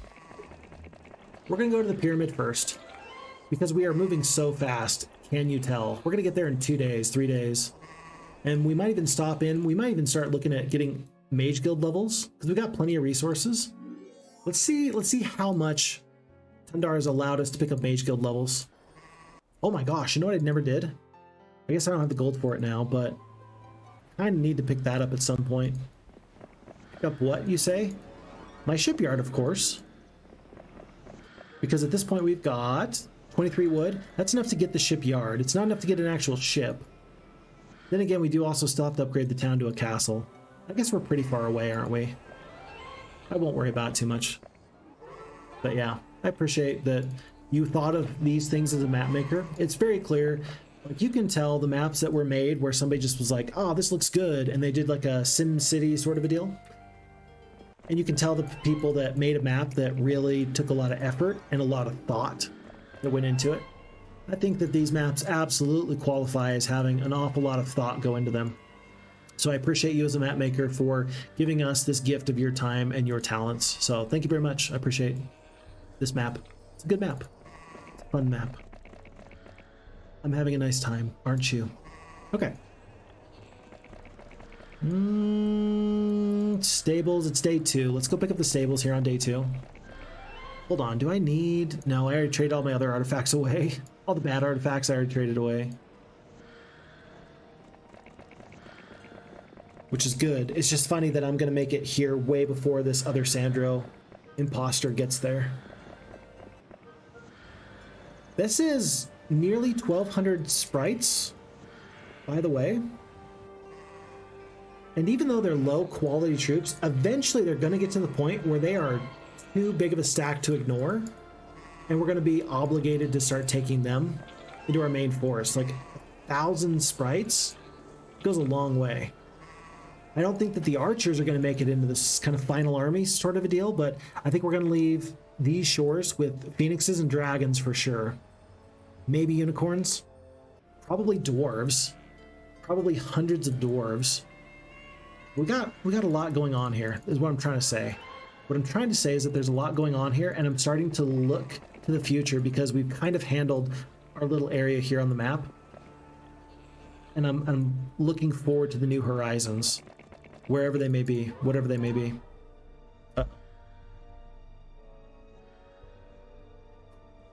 I forgot. So I'm on call this week for my job, and I got that phantom buzz in my pocket. Hopefully I'm not the only one that does that, but occasionally, even though my phone does not go off, I absolutely feel my pocket buzzing. And it's so scary when you realize, oh wait, hold on, if I get a phone call, I have to take it. I can't just ignore it. And I have been ignoring my phone, and so the fact that it buzzed, I thought, I'm in trouble. No, we're good. It's fine. It's fine. Don't you worry, folks. But I will tell you, if somebody calls me, I will have to take that phone call. No ifs, ands, or buts. Just a requirement. Last night, for this on-call position that I'm currently in, and we only do 1 week every like 3 months, right? So it's not a big deal, but it just so happened that last night I had to leave to do on-call duties for about an hour and a half, and it was at about 7 p.m. my time. So, you know, thankfully I didn't have a lot going on at the moment, but that kind of ruins your evening a little bit, you know. And then last night at about 12, that same situation required some additional help from me. Okay, all right, no problems. And it was pretty brief, but I was asleep. And then at 4 in the morning, I ended up having to deal with it again. Yes, again, I had to deal with it. And I'm not upset. It's part of the job. And if that's the worst part of my job, okay, so be it. And I do feel like I'm being fairly compensated for the job I'm doing. So I can't really complain, but it does weird you out a little bit when you're like, huh. Most people are not awake at 4 in the morning for their job. Maybe I should find something that would not require me to be up at 4 in the morning. Yeah, we'll see. We'll see. I don't know if my direct supervisor actually watches these videos or not. I know that my direct supervisor does.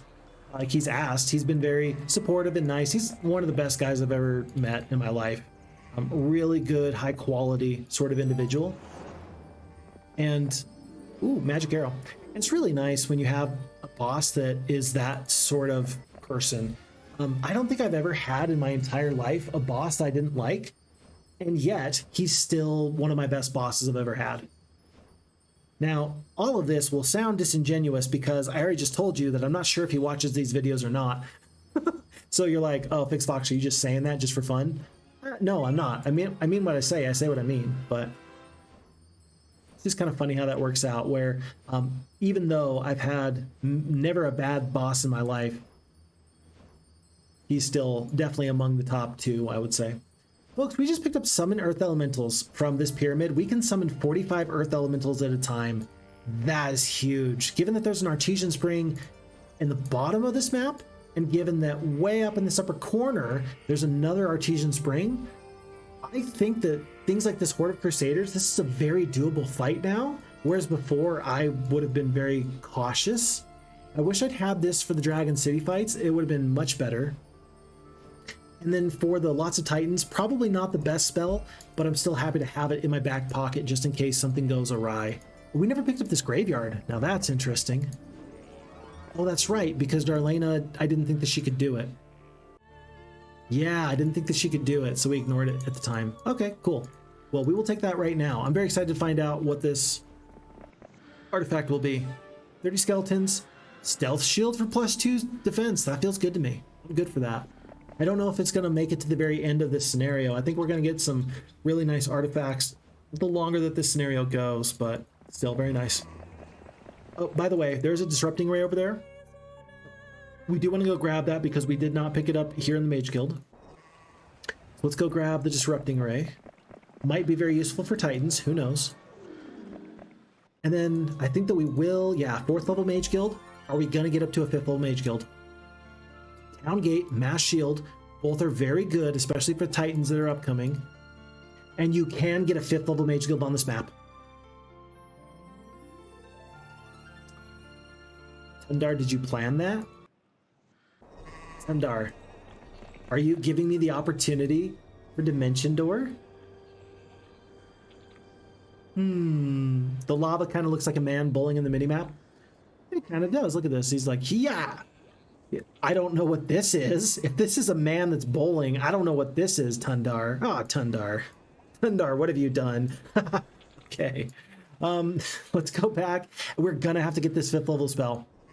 And the only thing I can hope is that it's not one of these 2 spells we've already picked up. If it's a Hypnotize, I'm gonna be very, very sad. But this is worth it. This is worth the gold. This is worth all the trips to the windmills that we've taken so far. This is worth it, I do believe. Oh, we do got to come back for Mass Haste, by the way. Yeah, Sir Sandro is going to want that later. Okay, Darlena, I think that she's actually ready to help drop off forces when Sandro rolls by. Ranlu is going to probably defeat these wolves. It's a bad idea. We're going to lose a lot of forces. 151 archers, is it worth it? It's not worth it. We're going to have Sandro come in this direction with the Titans anyway. Let's just wait. Just be patient. We'll handle it in just a moment. And then our 2 heroes that are camped out in these dragon cities are not too far away, 1 and 2. What is this 5th level spell, though? Tell me truly, I implore.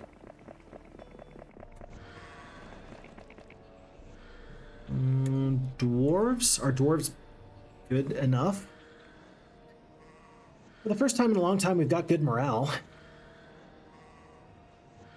Yeah, you might as well take dwarves. You just might as well at this point, because there's only one artifact slot needed. I guess there's 2 artifact slots needed. We'll have a second hero, Ranlu, be not too far away. So we don't need to offload any more artifacts, but we do want to pick up this Mage Guild. I will trade for it. I can't even trade for it. We just need to find 5 crystals somewhere. We've got so many windmills. 3 have already been visited there. I guess Alamar can go back to the north because there's 2 up here.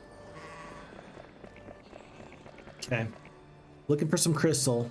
We'll come back. We've got other stuff to do anyway. Here and here. Do we pick up any more phoenixes? I think that the answer is yes. Yeah, we have 13 ore. Whatever phoenixes we can pick up, we shall. We're probably going to leave these dwarves. There's 68. Nice. That's not nice. There's 68 dwarves there. But the gold is still so lacking that we're just going to ignore that for the moment.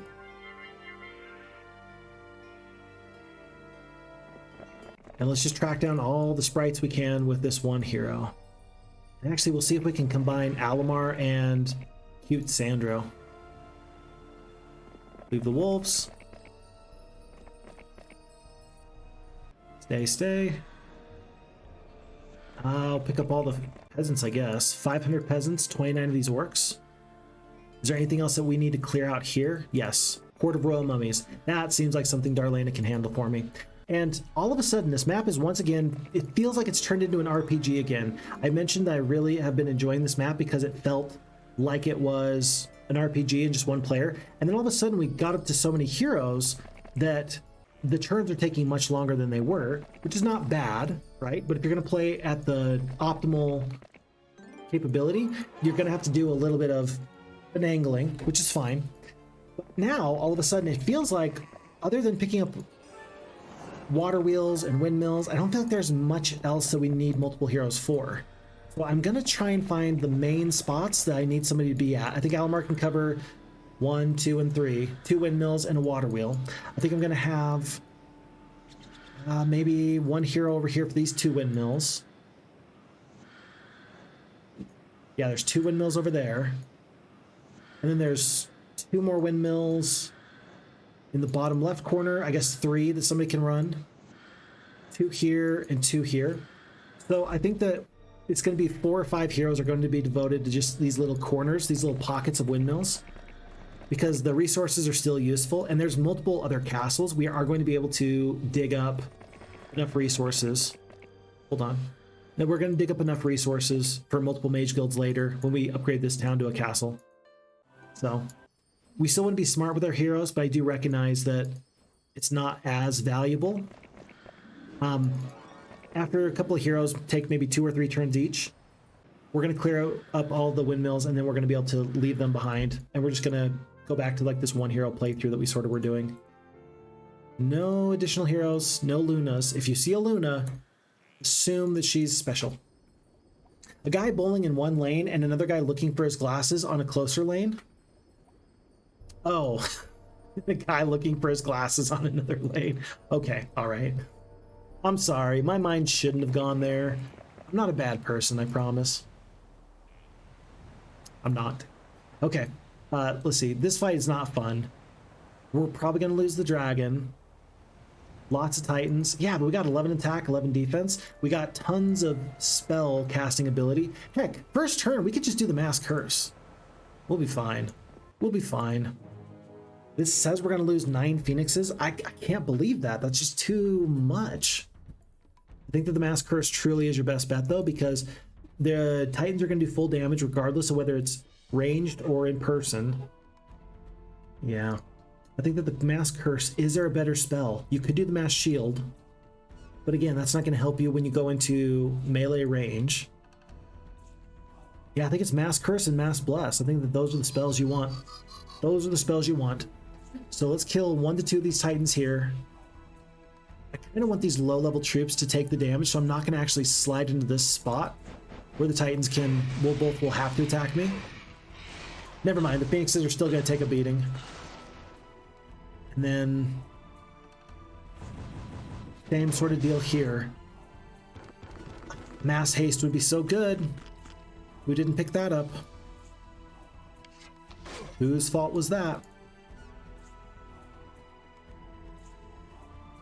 Yeah, so if I haste 2, 3, 4, 5, 6, if I haste the dwarves, they're actually going to get into the fight pretty quickly. I'm going to do that. That's going to eliminate the damage from 2 of these stacks, which will feel nice. And then I might lose 1 more Phoenix from these 5 Titans. No, it's just skeletons at that point. 151 HP on this dragon. I'm just going to let him brawl it out with these Titans here in the bottom, with the support from the Centaurs. How much HP? 20 HP. We're probably going to lose another Phoenix. Probably. If I haste the skeletons are going to get to go before this stack of Titans goes, I'm going to do that. Still going to be really useful to me. Do you want to lose the Phoenix? You will lose the Phoenix if you attack here.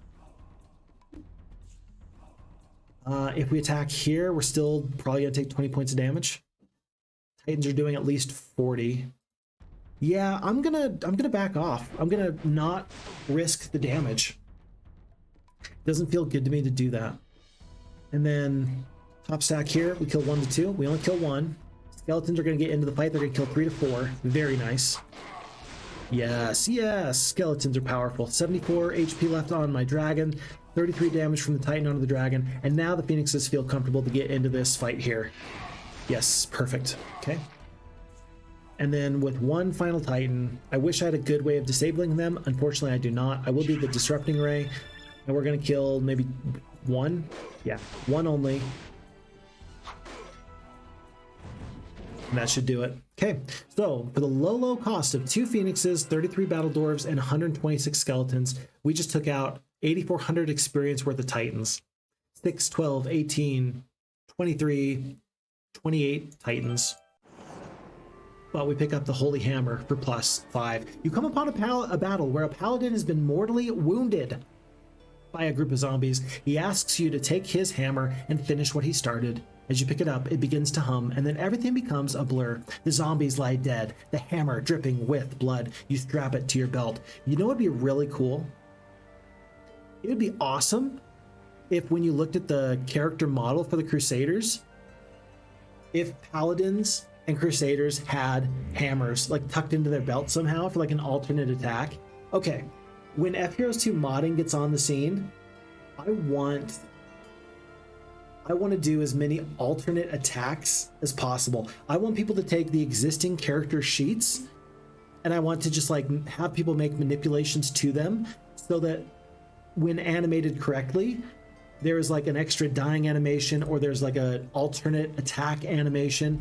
I think it'd be really, really cool if there was like a hammer attack from our paladins and our crusaders. I think that'd be nifty, and it would be grounded in lore, which is really cool if you have the opportunity. So we will see. But there's gonna be a lot. There's gonna be a lot. Oh boy, at some point when modding gets on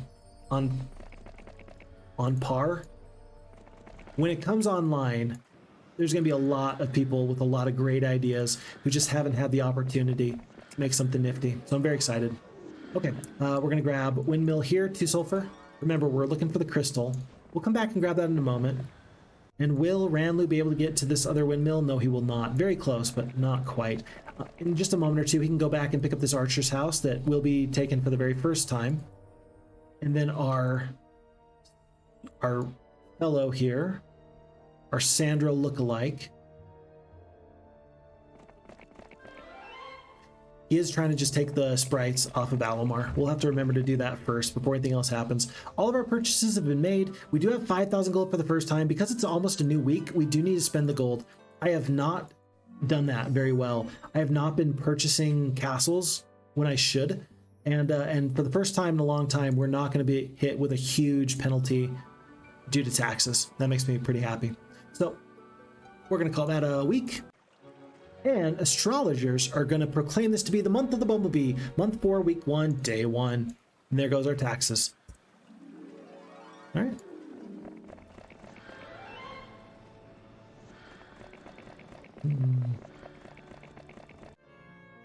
So back here at home, my main goal is to pick up this mage guild. Let's get all of our other heroes first. Let's do sprites. It's going to be 1,600 sprites are now on Sandro the Cute. Let's have Sandro the Cute take these bad artifacts. Lightning rod. Let's have him take these bad artifacts up to this alchemist tower up here, just since it's kind of on the way. And then Alamar can see if he can chase me down a little bit of extra. I don't need a lot, just a little bit of extra crystal. I think that we're going to end up waiting here overnight. 2 crystal? That's 2 mercury. 2 crystal? That's 2 ore. Not quite. And then everybody else is kind of waiting. Yeah, we're just going to wait here overnight. It'll be fine. Hopefully we don't have to trade, but if we do need to trade, we do have 58 sulfur, courtesy of whichever hero's got the endless patch of sulfur. Looks like it's right here. Endless patch of sulfur on Alamar. It's been really, really nice for us.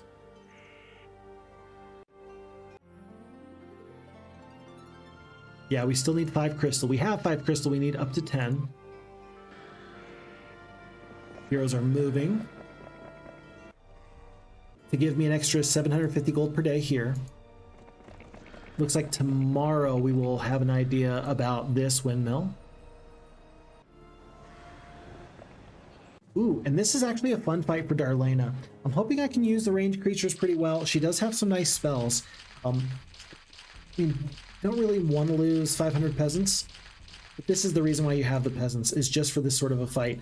You would rather lose 0 sprites and all your peasants than even 50 sprites and save 500 peasants. So maybe it should be the haste. Haste is not going to help you because these are 5-speed creatures. There's no disabling spells. So these are 5-speed creatures. With the haste, the peasants will go from 2 speed up to 4 speed. That means that we can't reach here, and that means that they're still going to get the first turn. So the haste doesn't really help us there at all. But the haste does help the sprites, because then they're going to get to go now, kill. They'll take out 1 full stack almost. They'll take out another stack in just a moment. Yeah, I think that the sprites are about to get obliterated unless we just have them run. And so for that reason, I think I'm actually going to do that. I think I'm just going to let the sprites run. Peasants are going to take 1 step down. Sprites to the south. Kind of leaving the orc chieftains or the orcs out to dry. Now the peasants can step up. And I don't think that these mummies reach. No, they do not. 20 orcs are going to kill 1 of the royal mummies. Do we kill 1 full stack? We kill 15. That's pretty good. I am just fine with that. Oh no, and the haste wore off on the sprites.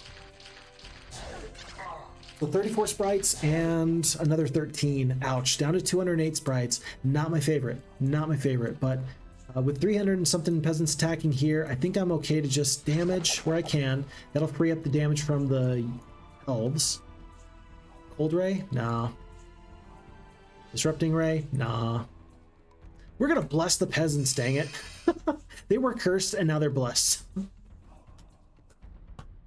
Does anybody in chat want to explain why that's funny, that the peasants were cursed and then we blessed them? Somebody else can explain that, but I'll assume that we got a lot of smart people that can help you out there. Okay. And I'm gonna skip here, do the damage with the peasants. They don't kill the full stack, they kill 11. Back to being cursed, oh well. And we'll get out of this fight. In fact, that was funny because that was interesting on the FHeroes2 Discord a little while ago. Somebody mentioned blessing peasants, and so that's what made me think about it. Somebody else mentioned blessing peasants, and there's a reason why we don't bless peasants. No, we don't bless peasants. Because they do 1-to-1 damage anyway. Now they will do max damage range. Yes, they will. Yes, they will. Peasants. Peasants. Okay, really, if you think about it, that's a superpower. The peasants are immune to curse. They are immune to curse. That is worthwhile. Good job, peasants. That's a very cool special ability. I wish I had it. Somebody could definitely curse me, and my day would be much worse. Okay, there's 2 crystal. We talked about needing that. Was there another fight over here? We took care of all this. We're literally here just for... We are here just for this. I'm not leaving here without a mage guild. All right, should we do it? We'll trade 30 units of sulfur just to walk out of here with a level 5 mage guild, folks. This is the moment. This is it. I need a drum roll. Drum roll, please.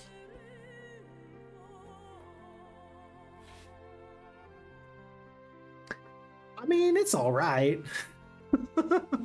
It's all right. It's not bad. But knowing that Dimension Door was a possibility, this does feel kind of bad. Mirror Image is still good. I am happy for Mirror Image. It'll work on the Phoenixes. It will not work on dragons, though. And we are going to have a healthy amount of dragons, if you recall. So, like, it's good. I'm glad we have the Mirror Image. Thank goodness for it. But it could have been better. It could have been better. Yep, Tundar. Yep, shame no Dimension Door.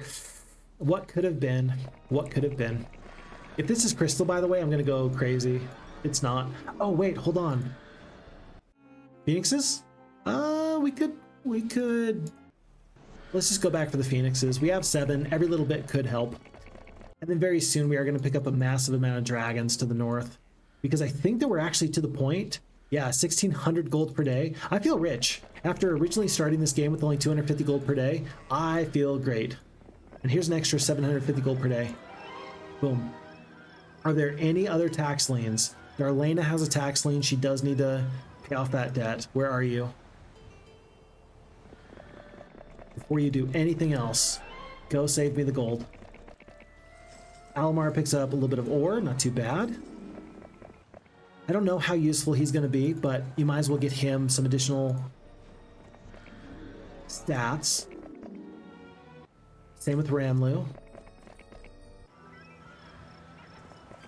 And remember that we're going for the shipyard, but I can purchase anything that doesn't require gold, so you might as well get the archer's range right now. It will help. And let's see how much gold we can get by the time we get near our dragon area. I think that it's pretty obvious to me that... Yeah, I think it's pretty obvious to me that 1,000 gold per day is not going to net us the 20 dragons we're hoping for. Oh, Ranlu does need to go grab this as well, as soon as he can. So, 1 oasis. And up to here.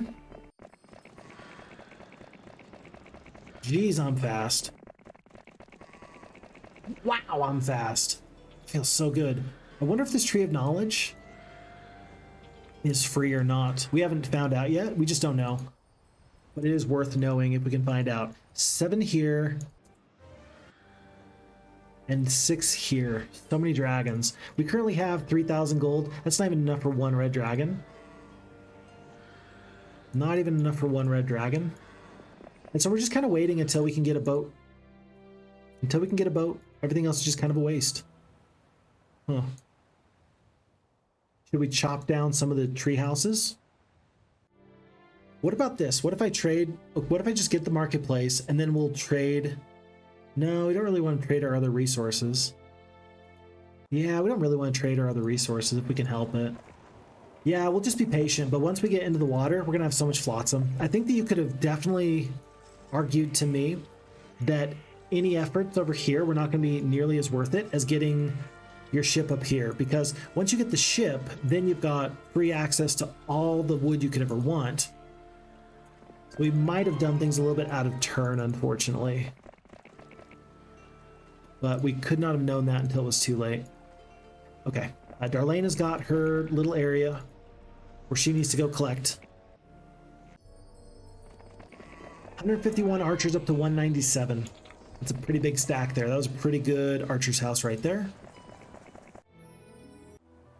We will stay overnight just for fun. Yeah, we're going to call it a day. All right, Area is going to be able to pick us up 1 dragon.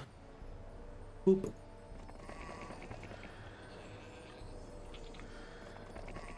Back he goes to where he will sit.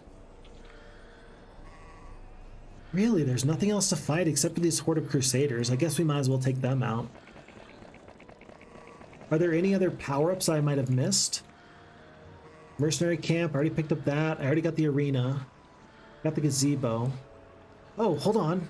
There's a mass haste down here. Let's go grab that. Since we're waiting for a boat patiently anyway, let's go grab that. Because that definitely will be useful. You're not doing anything. You're not doing anything. Alamar is just kind of waiting for the new week here. Darlena does need to go.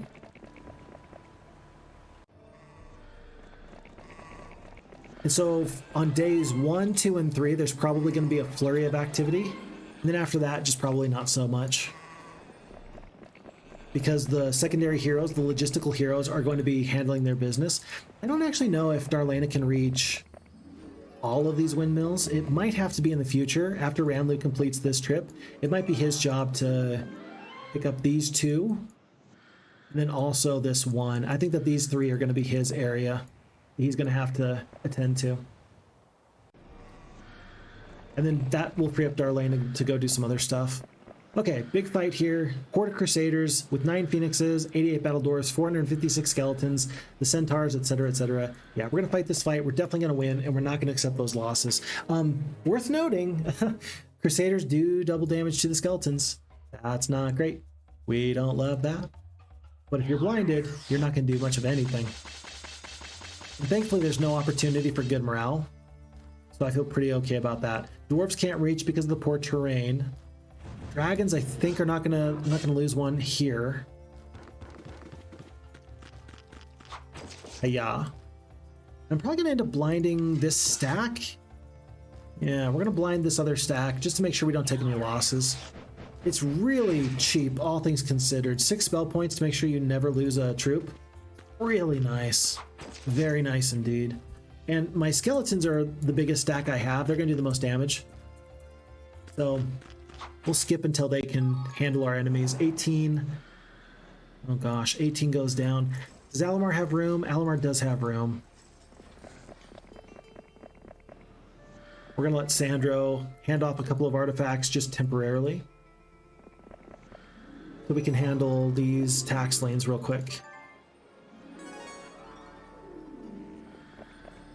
Day 7. Okay. Oh, look. You see a ranger standing dangerously close to the edge of a canyon. I can't afford to keep my family alive. I might as well end it all. Dude, that's dark. You discuss things and save them by taking their burden. Holy kittens. No. No, no, no, no, no, no. It's okay. It's gonna be okay. Don't worry about it. It'll be okay. Alrighty, we do have 6,000 gold. We want to spend it before the new week. Alright, let's get the statue first of all, because that's going to be very useful for us. Did you hear that? There's this girl, and she's running around the library, laughing maniacally, and her mom is like chasing after her, like, sorry, sorry, to like everybody she sees. That's like the 2nd or 3rd time she's made a lap. This girl will not be caught. She is a varsity athlete. She's got all the makings of being a varsity athlete. Holy cow. Kids are great. Okay. Unless you don't like kids, in which case, yeah, kids suck. I like kids. But if you don't, I totally respect that. Why did we spend 5 wood on a Thieves Guild? That's a great decision.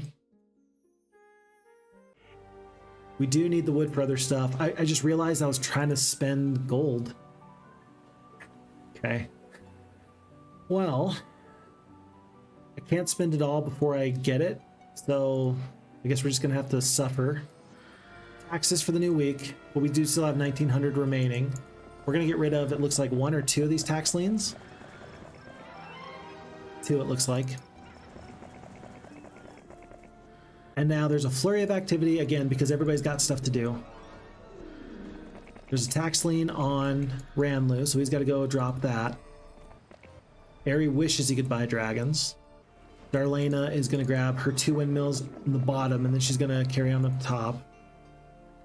Alamar's holding on to some really nice artifacts at the moment, but he'll come back for those later.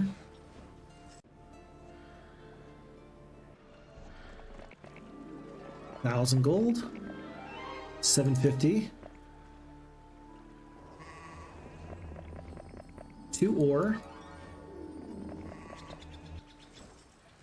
and 2 gems. Very good. Overall, it is not my favorite part of the game, going around picking up every little ounce of resources, but it is an important part of Heroes of Might and Magic. And it is maybe more in the vein as being really, really relaxing. It's a very relaxing experience to go and pick up all the different artifacts and all the different resources out there. Upon cresting a small hill, you come upon a ridiculous looking sight. A sprite is attempting to carry a scepter that is almost as big as it is. Trying not to laugh, you ask, "Need help?" The sprite glares at you and answers, "You think that this is funny? Fine, you can carry it. I much prefer flying anyway." "You got it. I will carry it." The rotting hulk of a great pirate ship creaks eerily as it is pushed against the rocks. "You wish to search the shipwreck?" "Yes, I do." It's going to cost us 3 skeletons to defeat 1,000 gold worth of ghosts. Looks like we can eventually land for those genies. And let me think about this. I suppose the best thing to do would be to purchase a boat and then summon it right here so you can get the flotsam immediately. Yeah, so we're going to do that in just a moment or two. And then Alamar is going to hand over the very most bestest. Going to hand over the most choice artifacts. You know, the good ones. The ones that Sandro really wants. Like morale? Anything else? You're going to need some open slots here. I think it's time to decide, do we really need that much attack skill? The answer, of course, is yes. Do we need that much knowledge? The answer is no. +3 knowledge is good, especially with the Artesian Spring, because it's going to give you 60 knowledge, or rather 60 spell points from your 6 knowledge. But is it that good? We've already got 12 knowledge anyway. 240 spell points should be enough. I think that our map maker's done a really nice job in having lots of magic wells and artesian springs around. I'm going to hope that that continues, and I'm also going to open up a slot here. I'm going to open up 3 slots total. Should I get rid of the Badge of Courage? I think I have to. Bad morale? The skeletons are killing me. 1 alignment, 2 alignments, 3 alignments, and undead. And it's not changing anytime soon. You're gonna have the skeletons, you're gonna have these creatures, and therefore you might as well just have neutral morale. You might as well. Okay, we're gonna keep 3 artifact slots open. The boat initially lands in a very interesting spot. Well, it's a good thing that if it's right here... Oh, do you think is there like a... Okay. All right, Tundar. I'm picking up what you're putting down. Yeah, I think Tundar just tried to tell us something without telling us something. Yeah, I think I'm picking up what you're putting down. Okay. We'll do that in a second. Okay, here's the question. Are we going to end up trading resources? Yeah, probably. No, we're not going to. Don't even do it. We're going to do a very high skill maneuver here. We're going to hit Z, sleep most of our heroes. And then we're going to hit in turn a couple of times. Very high skill maneuver. You can totally mess it up if you're not careful. But I think that we're going to be crafty. I think that we're going to be good about what we do here. So here. Slept. Here. End turn. Oops. What's move? M for move. Trying to use my hotkeys a little bit better. There's another one. And another one.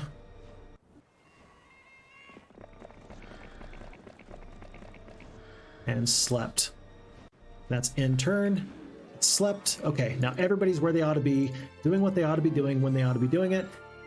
We are 4 days away from getting another boat, and we're just going to hit in turn a couple times. Very cool. Stubborn wood, in turn, boat. And at the behest of Tundar, because I think that there might be something in here, I am going to sail around and then I will summon the boat somewhere else. I don't know if this is what you meant. You know, I don't know if that was like a wink, wink, nudge, nudge moment. Like, hey, there's something special in there. Because I've also identified that there could be stuff here and here and here and there. But then again, maybe not. Maybe not. But if there is something in there, I want to know what it is. So we will go out of our way just a little bit to try and find it. Okay. All right, everybody else is pretty much good where they need to be. Sure, why not? Anything? Anything? We found something! Yes, it's always good to sail these waters. Look at what we've pulled up from the seabed. A sailor's astrolabe of mobility, experience, and gold. Very good. That's even going to give us a couple of levels, including, it looks like, basic wisdom, which for Sandro the Cute is not too bad of a deal. And then all we have to do is land, and for the first time in a long time, we're going to summon a boat, hop in, and then very soon we're going to have a lot of boats. There's about to be a lot of boats out here, folks. In fact, oh geez, you know what? I actually messed up. No, I didn't mess up. You gotta send a hero into the water immediately. But I think I want to hire multiple boats and then hire them all at that point to be put into the water. And what I mean by that is that then Sandro can't summon a boat from the water. Can he? I don't think so. Can he? Let's pick up the flotsam and then we'll see. There's 5 wood. Gold is good, not great. 10 wood. Okay, so we got our first boat. Here's our new ship. Can you summon a boat? No. Okay. But it does make sense to me that if I land here, I can now summon a... Wait. No, because I'll summon that boat. So I got to get out of the way so Alomar can get into the water. And then he's going to be ready to go. Can he get in there? Yes, now he can. And so then we summon our new boat. Second boat. And now we got at least 2 boats in the water. And it's not placed right there. I kind of want to do that again, though. Is there another hero? It's going to be Sandro the Cute that is the next closest hero. Let's send him up there. Yeah, let's send Sandro the Cute to go make some friends.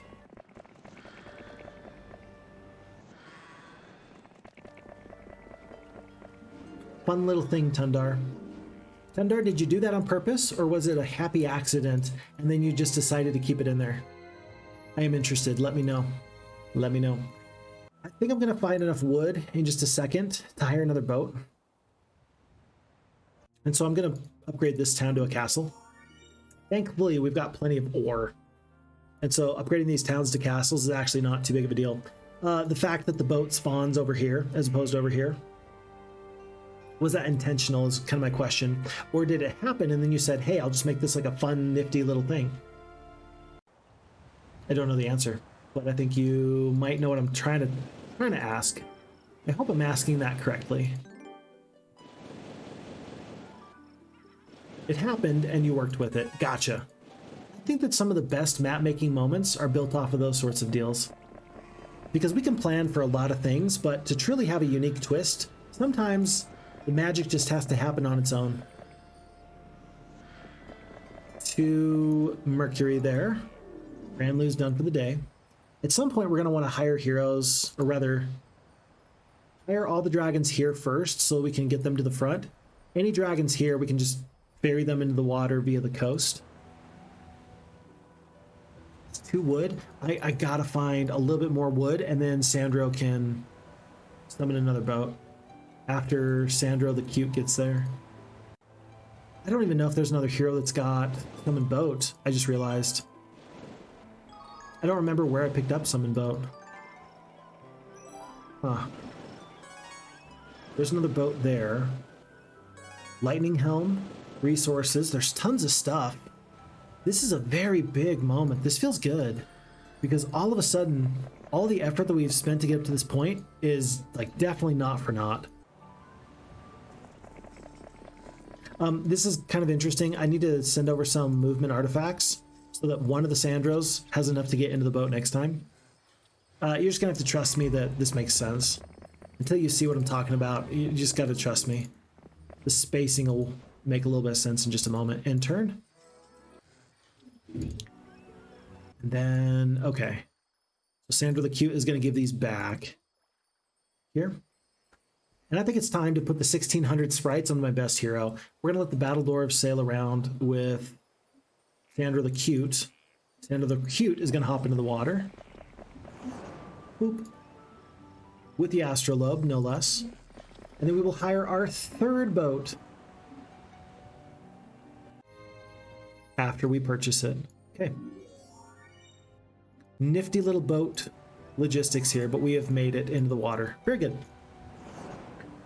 Alrighty, folks. So with this being said, my hope is that all the wood and all the resources at sea are going to make it so every single day we should be able to purchase something from our different towns and castles. I want to make sure, Sword of Andron, I want to make sure that we have plenty of resources.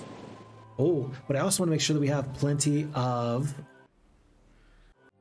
things being built up in the background. So like here, we now have 21 wood. Let's do a marketplace in each of our castles. So we're going to be trading at a good clip. Just in case we need to trade, we'll be able to trade. We now have 3 marketplaces, 1, 2, 3. And then every single day for the next couple of, I don't know, every day for the next few weeks, maybe, I think that we're going to need to purchase something. Gold. There's more wood. Another dragon utopia. Definitely want that. Gold mine. Very important. I think I'm going to send Sandro the Cute south with the astrolabe.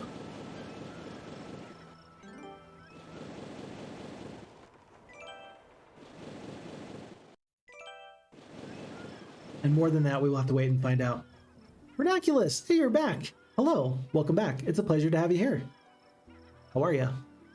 Hello, Sandro the Cute is less handsome than Heroes 3 Sandro, the living one in the Shadow of Death campaign. So the cute one is less handsome. Could you imagine, like, your whole thing is that you're cute, and everybody's like, yeah, but comparatively, you're still pretty rough. Poor guy. Sucks to be him, but you do not lie, and so I completely believe your stance there. That he is a nice guy, but just not cute enough. We will pick up all these sorts of deals. Oh, Voicer, Sunday is here already. Oh, so it's like 1 in the morning for you. Oh dear. Go get some sleep. Thank you for the fun times. Yeah, we're going to call this in another probably 30 minutes or so. I've already played for a little bit longer than I planned on. But yeah, it's been a pleasure having you. So, have a very good night. Take good care. We'll catch you on the next one. Thank you.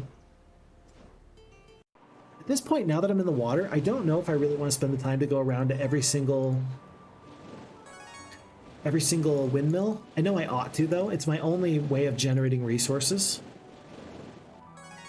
Other than what I'm finding at sea, which, by the way, is a lot. Tell you what, let's do this. Let's go back. We'll pick up the dragons because there's so many of them. We'll pick up the dragons, and then we'll go claim the new Dragon Utopia. We might even leave a hero there. We might even take one of our scavenging heroes, like Sandro the Cute. And we'll make it their new jobs to stand there so that way as ships go by, we can ferry dragons onto them. That couldn't be too bad of a decision. There's this air summoning altar. There's going to be a lot of air elementals there at some point. We're going to land. The shipyards are really good. This will be our 3rd shipyard. We've got 2 already. Or lighthouse, excuse me. We do need that 3rd one. It will make a lot of sense for us. So let's grab that. Looks like I've unfortunately, I was just talking about it, but I didn't realize it was a new week already. So I've been neglecting my resource collection. Oh shoot, I've even been neglecting my town progression. Goodness gracious. That's unacceptable. Okay. And then with all the gold we have, knowing that we're getting 3,000 gold per day, yeah. Ari the Warlock is going to purchase as many of these dragons as possible. That's 9 dragons. That's a very fearsome fighting force. 9 phoenixes, 11 dragons. Very, very good. Very, very good. And then whenever Phineas can, he's going to bring forces up to the front. But now Sandro is going to be able to sail away, knowing that whatever they come upon is going to be too much for us to, too much for them to handle. 5 wood. More flotsam. More flotsam. And lots of gold from these shipwrecks. I don't know if 1,000 gold is worth fighting all that many ghosts, but we did it. We survived. Sea chest. Oh, look at this. Folks, if you want to get 1,000 gold, 750 gold, and 500 gold per day, you do have to pick up all these tax liens. I think it's worth it. We don't have room in the army, but maybe Sandro the Cute is going to have to go and grab that in just a second, because he's got artifact slots, yeah. Huh. We probably want to hire another hero even to get into the water. Yeah, I think we do. My goodness. It's amazing how many heroes we're going to need out on the water. So many tax liens.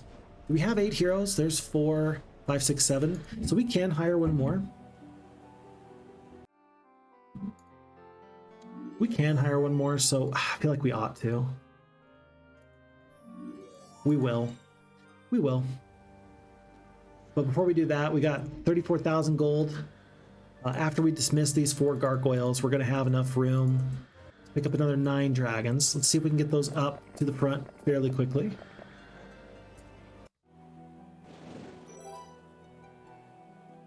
What to do? This is an XL map. Oh my goodness, there's so much space here to traverse. And the best thing I can say is that we've got the true compass of mobility, and we've got 3 lighthouses. So Sandro is still moving very far and very fast. Still very impressive how fast he's going.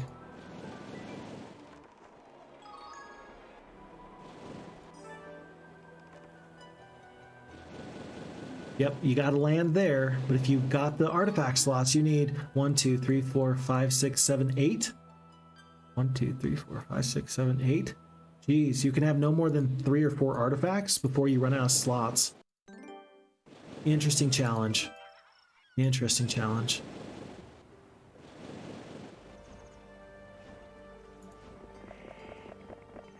But at this point, at least everybody is kind of a well-oiled machine. I think that everybody kind of knows what their job is. I think everybody is handling their business appropriately. Tell you what, we're going to take Airy. Airy is going to take these dragons, and then they're going to... I don't know, I might just hire 2 boats, 1 and 2. I think the first one will spawn here, the second one will spawn there. And then I just won't worry so much about Sandro trying to hire more boats. Now that we've got plenty of wood, I think that that's problem that used to be a problem but no longer is. Like there used to be a problem with every single time you were riding your horse, you would use your reins to hit the horse to spur them on to go faster. Eventually, the need to repair those just kind of fell out of fashion because, hey, just nobody uses it anymore. So it's a problem, sure, that your reins will wear out, but it's, at this point, a relic of the past. It's just not a problem anymore. I forgot to build. Mage Gold. Yeah, 152 wood. We can spare the 10 wood. Purchase something else. Blacksmith, I need... Yeah, I gotta get the blacksmith. I mean, that I get the well. The best island in the map. The tiny one hides. The best island in the map? Best island in the map. Can't land there. Can't land there. Can't land there. Oh, I gotta go for this obelisk. So there's something nifty right there. Okay, okay. We will go there as soon as we possibly can. Very good. Newly found one. Oh, so not the one I'm saying. Tundar's like, no, no, no, the other one. Ah, look at this. We've even found a second dragon city. Okay, so there's 4 dragon cities on the map so far. That's great news to have. I hope I can get into here. Looks like I'm going to try and go in this direction. Maybe the beach will lead me in at some point. But yeah, we'll see about these islands. But we'll definitely see first about these dragons. Okay. All the dragons over. Might as well go get these gentlemen upgraded.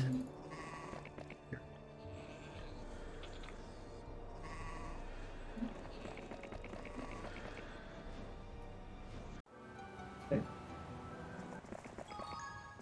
Ah, rats. Well, maybe I just need to summon my boat here.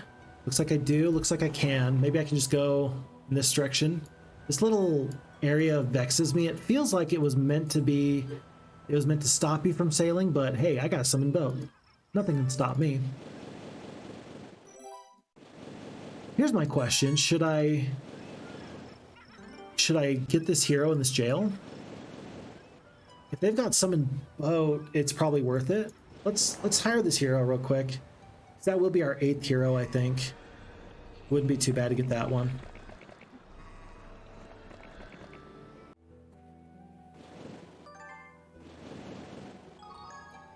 And we do have room for this trunk of gold. I'll land here just in case there's something fun on the island or on the land I should step over.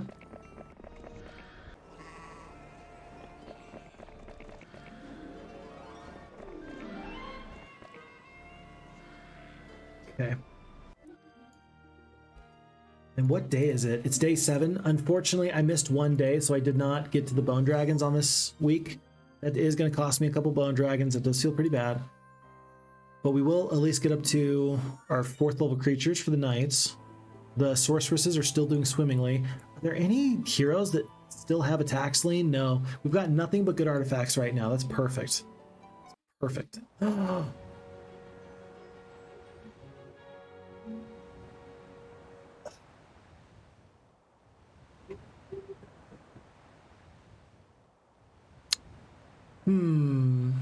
Folks, astrologers proclaim this to be the month of the plague. All populations are halved. That's just a kick in the teeth right there, isn't it? Oh, that was a lot of phoenixes we just lost. I guess I don't feel so bad about missing out on my bone dragons this week, though. So that's something. Anyway, our goal is to get to 1,000,000 gold. It's month 5. We should probably step on it. There's a tax lien. The lighthouse keeper's contract buried. I guess he's no longer able to keep the lights on. Huh, that's funny. A noblewoman separated from her traveling companions asks you for help. After escorting her home, she rewards you with a bag of gold. 750 gold per day. Very nice. It's going to take us another day to get back into the boat, but we did see for the first time a purple hero here in the sandy desert to the south of the map, really at the 6 o'clock position. That's kind of nifty. Because to this point, I just assumed that all of my enemy heroes were... Yeah, I assumed that they were all here and here. There was 2 heroes here. There was 1 hero here. And it looks like instead of this 1 hero being stationary, there's now 4 purple heroes on the map. So purple is actually a little bit scary. That's cool. That's unexpected. But I do like it.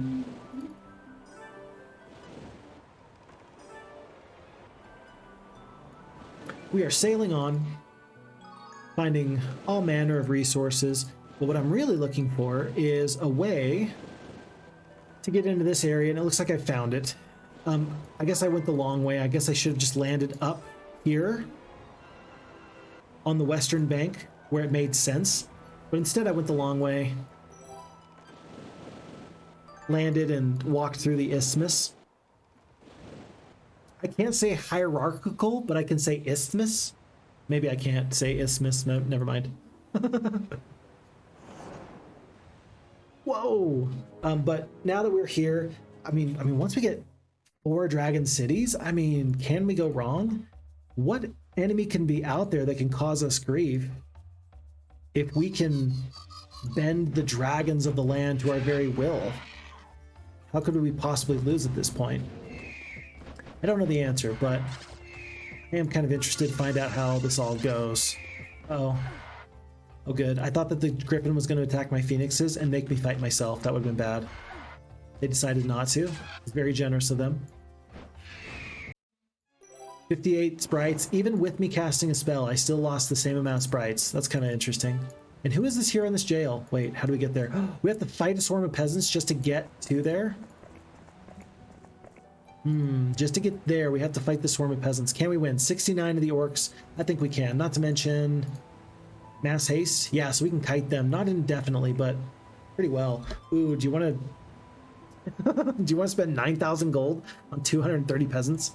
No. That's just silly. Expert diplomacy. I'm going to take that. Not because I think that the peasants... Not because I want them to join me, though. Okay, we do have a new hero. Sandro the Peasant Killer, the Necromancer. Oh, that's cool. That's really cool. Sandro the Peasant Killer, the Necromancer. And he's got liches so he can do the AoE damage and just blast them to smithereens. That's perfect. Oh, that's so cool. I love that. Because, of course, it combines the Heroes Might and Magic community with this cool new opportunity. I love that. Let's leave the skeletons here so we don't forget to get Expert Necromancy. Let's send over all the attacking artifacts. So we can do full damage. We'll keep all this. Morale? No, you don't really care if the orcs or the Medusas do well. Into life makes you immune to death spells. I might want that. Might want that. Cool. Alrighty. Well, Alamar is going to go back into the boat tomorrow. And Sandro the Peasant Killer is going to have a really nice time. I think he's going to win this. Do you think he's going to win this? 171 skeletons. 143. 218. 168. 137. 269. 241. 142. Let's hit end day. 247. 170. Basic wisdom, sure, why not? 252. I messed up. Did you see that? I lost 400 skeletons, but I got back 3,300. That was crazy. Oh my goodness, it flashed on the screen for just a second and I missed it. Let's take the basic logistics. Ooh, ooh. 174. And then all these. The last group of skeletons, I guess, was like so many. And I didn't even realize how many it was. 5,484 skeletons.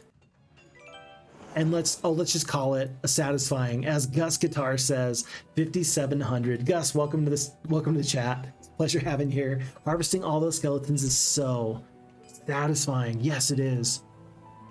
Oh, that's so good. That just feels good. Wow. Sandro the Peasant Killer indeed. Level 14. Where does this rank him? Level 23. Level 14. I mean, this is a good hero. It's not going to be as good as Sir Sandro at the moment, but I think that he definitely has got the stronger force right now. Huh.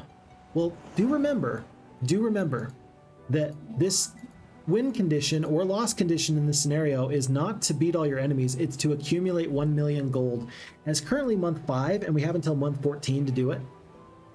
So there's still a long way to go. And just because you're strong as a might hero with all these skeletons, it doesn't actually mean that you're going to win the game. I wish Sandro the Peasant Killer was in chat. Yeah, he would have enjoyed that moment a lot, I think.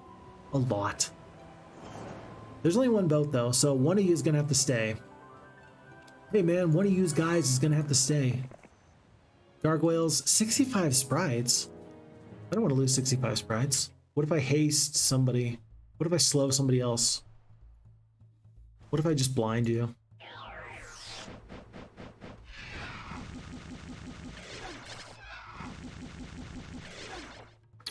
So many.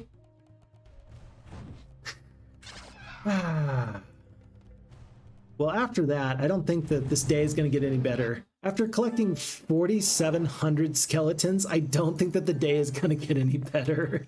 I think that was it. So I can tell you right now that we're just about to the end of this playthrough for now, just for me, for the day, because I think we're going to take these dragon cities and do a bit more. We'll take the dragon cities, we'll do a bit more. We'll find that mysterious island that Tundar wanted us to find, and then we'll call it a day because, yeah, at this point, that was peak. 5,700 skeletons is peak. Another dragon city, 30. I'm not even going to fight the fight. For 30 sprites, we get 2 extra dragons per day. Per week, excuse me. Okay, all right. We are turning these sprites into skeletons. Sort of. Not really, but sort of. Yet again, 2 more dragons. We're up to 15 dragons. Oh, and there's a third. There's 3 dragon cities. Oh, you gotta go through this tax lane, though, to get this one. That's kind of unfortunate. There's an alchemist lab. Oh, but there's an alchemist tower right here, so it doesn't matter. It's fine. Okay, let's go grab that. And then other purchases, we've got 1 through 6 tiers creatures here. Let's get the skull pile, because of course we will. And then we do want the cathedral. We're just missing some gold and crystal. We still don't have anything making crystal for us. Oh, geez. Sulfur? Mercury? Now I'm trying to find other opportunities. Just don't want to have to trade for crystal anymore. Like, never again do I want to trade for crystal. Maybe I can bypass. Yeah, it looks like I can actually bypass this artifact, which is kind of nice. Lucky Gambler's Coin. Don't really love it, but I was not thinking about it and I just clicked through it.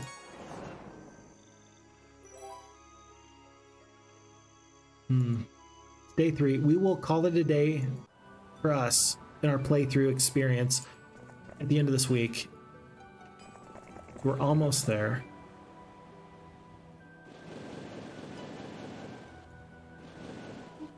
Spiked shield from a shipwreck survivor is awesome. Oh, is this the island? Yeah, I think that this is the island right here. Gotta land. There's gotta be something hidden right there, which is kind of nice. I like that it's hidden. That's cool. And then let's hire 2 boats. There's one. A few secrets in this area. Okay, we will keep an eye out on that. Hold on. If there's already a boat there, I can't hire a second boat. You have to use the summon boat spell. You have to use the summon boat spell. So let's just hope we get summon boat here. That would actually be ideal. Who else has summon boat? I wish you could look in an easier way through all your heroes to find the spell you're looking for. No. No. No. No.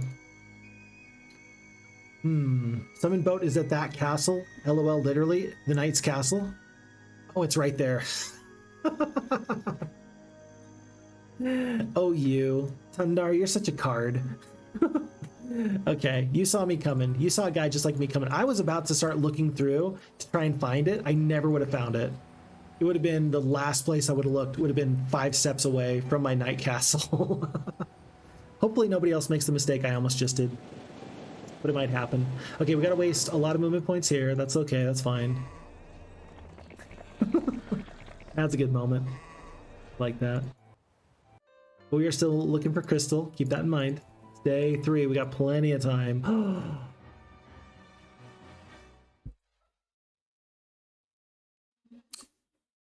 Purple has dimension door. Tundar, what have you done? Oh, Tundar, what have you done? Tundar, what have you done? There's 11,000 skeletons? Tundar, there's 11,000 skeletons?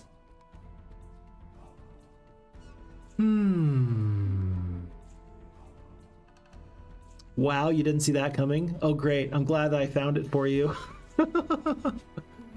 39 phoenixes, 202 power liches, 100 bone dragons, 11,000 skeletons, 200 greater druids. Tell you what, my 5,700 skeletons does not look that hot anymore. Oh, Lunatic the Sorceress, 15 attack, 16 defense, 18 spell power, 26 knowledge. Great morale, Irish luck. She gets a small army to start. She legit has to make that army. Well, she did. Yeah, she made that army. Oh my goodness. Well, I do want to run because the endless bag of gold is worth it. But here's my thing. Is she going to be able to dimension door from here into my area? No, but she's going to hop into the boat.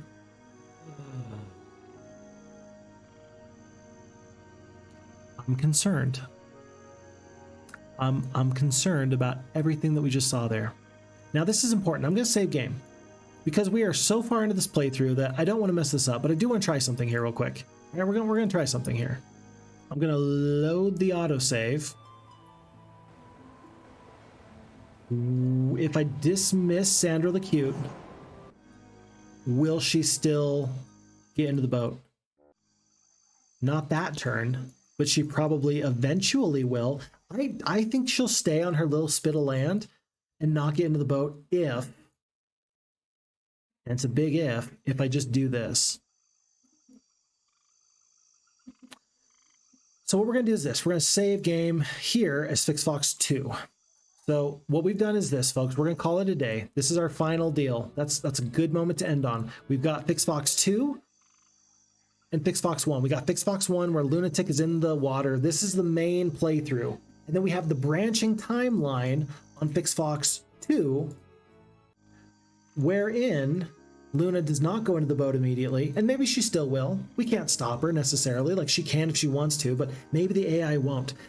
And if the AI does not do that, maybe we don't have her land on the coast and wreak havoc and steal all my stuff. 1 million gold. Doesn't sound that easy anymore, does it? Okay. Well, with that being said, this has been a wonderful playthrough. Good things have happened. Excellent things, in fact, you might say. We've got Sir Sandro the Necromancer, level 24. Great stats, good army. We've got a couple of nice lieutenants. Alamar the Warlock is about to pick up, oh, I don't know, 5,700 skeletons from one of my Sandros. We've got 3 castles that are just about fully upgraded, with red towers, bone dragons, and almost paladins. We have this whole island to the upper left. I feel like this is the next place we ought to go. Then we also have this mysterious middle with dragon cities aplenty. So that's where we're going to end the playthrough today, because I think that there is an awful lot of weird stuff about to happen. But remember, remind me next time I see you that we do in fact have 2 branching timelines. We have the main timeline here on Phixfox, which is the one where she's in the boat. And that's the one we're going to play as next time, but just in case for some reason that's broken, we will have Phixfox 2 as an alternative. Folks, with that being said, thank you so much for the time. Thank you for the energy. This was a lot of fun. I've enjoyed it very, very much. And I'm going to combine this playthrough and the part 1 that we did the other day together, and we will make one longer playthrough. I'll probably make that available like Monday or Tuesday of this upcoming week. In the meantime, in the next 30 minutes or so, we should have an opportunity for you to watch on YouTube, if you so desire, the Beltway playthrough. That was the Phixfox challenge, where we did something really, really fun, and we decided that the dice roll would decide for us that we could not use 4th tier creatures. Go and give that one a look. Go have fun with that. That one, again, should be available in the next 30 minutes or so. But, man, how am I going to deal with Luna? I do not know. I cannot say. Until I see you next time, folks, you know what's coming next. Do me a huge favor, please, as always. Look after you, look after your friends, look after your family, take very good care of yourself, because if you don't, who will? Again, my name is Phixfox. I'm looking forward to seeing you in the next one. Take good care. Bye-bye. Thanks, everybody.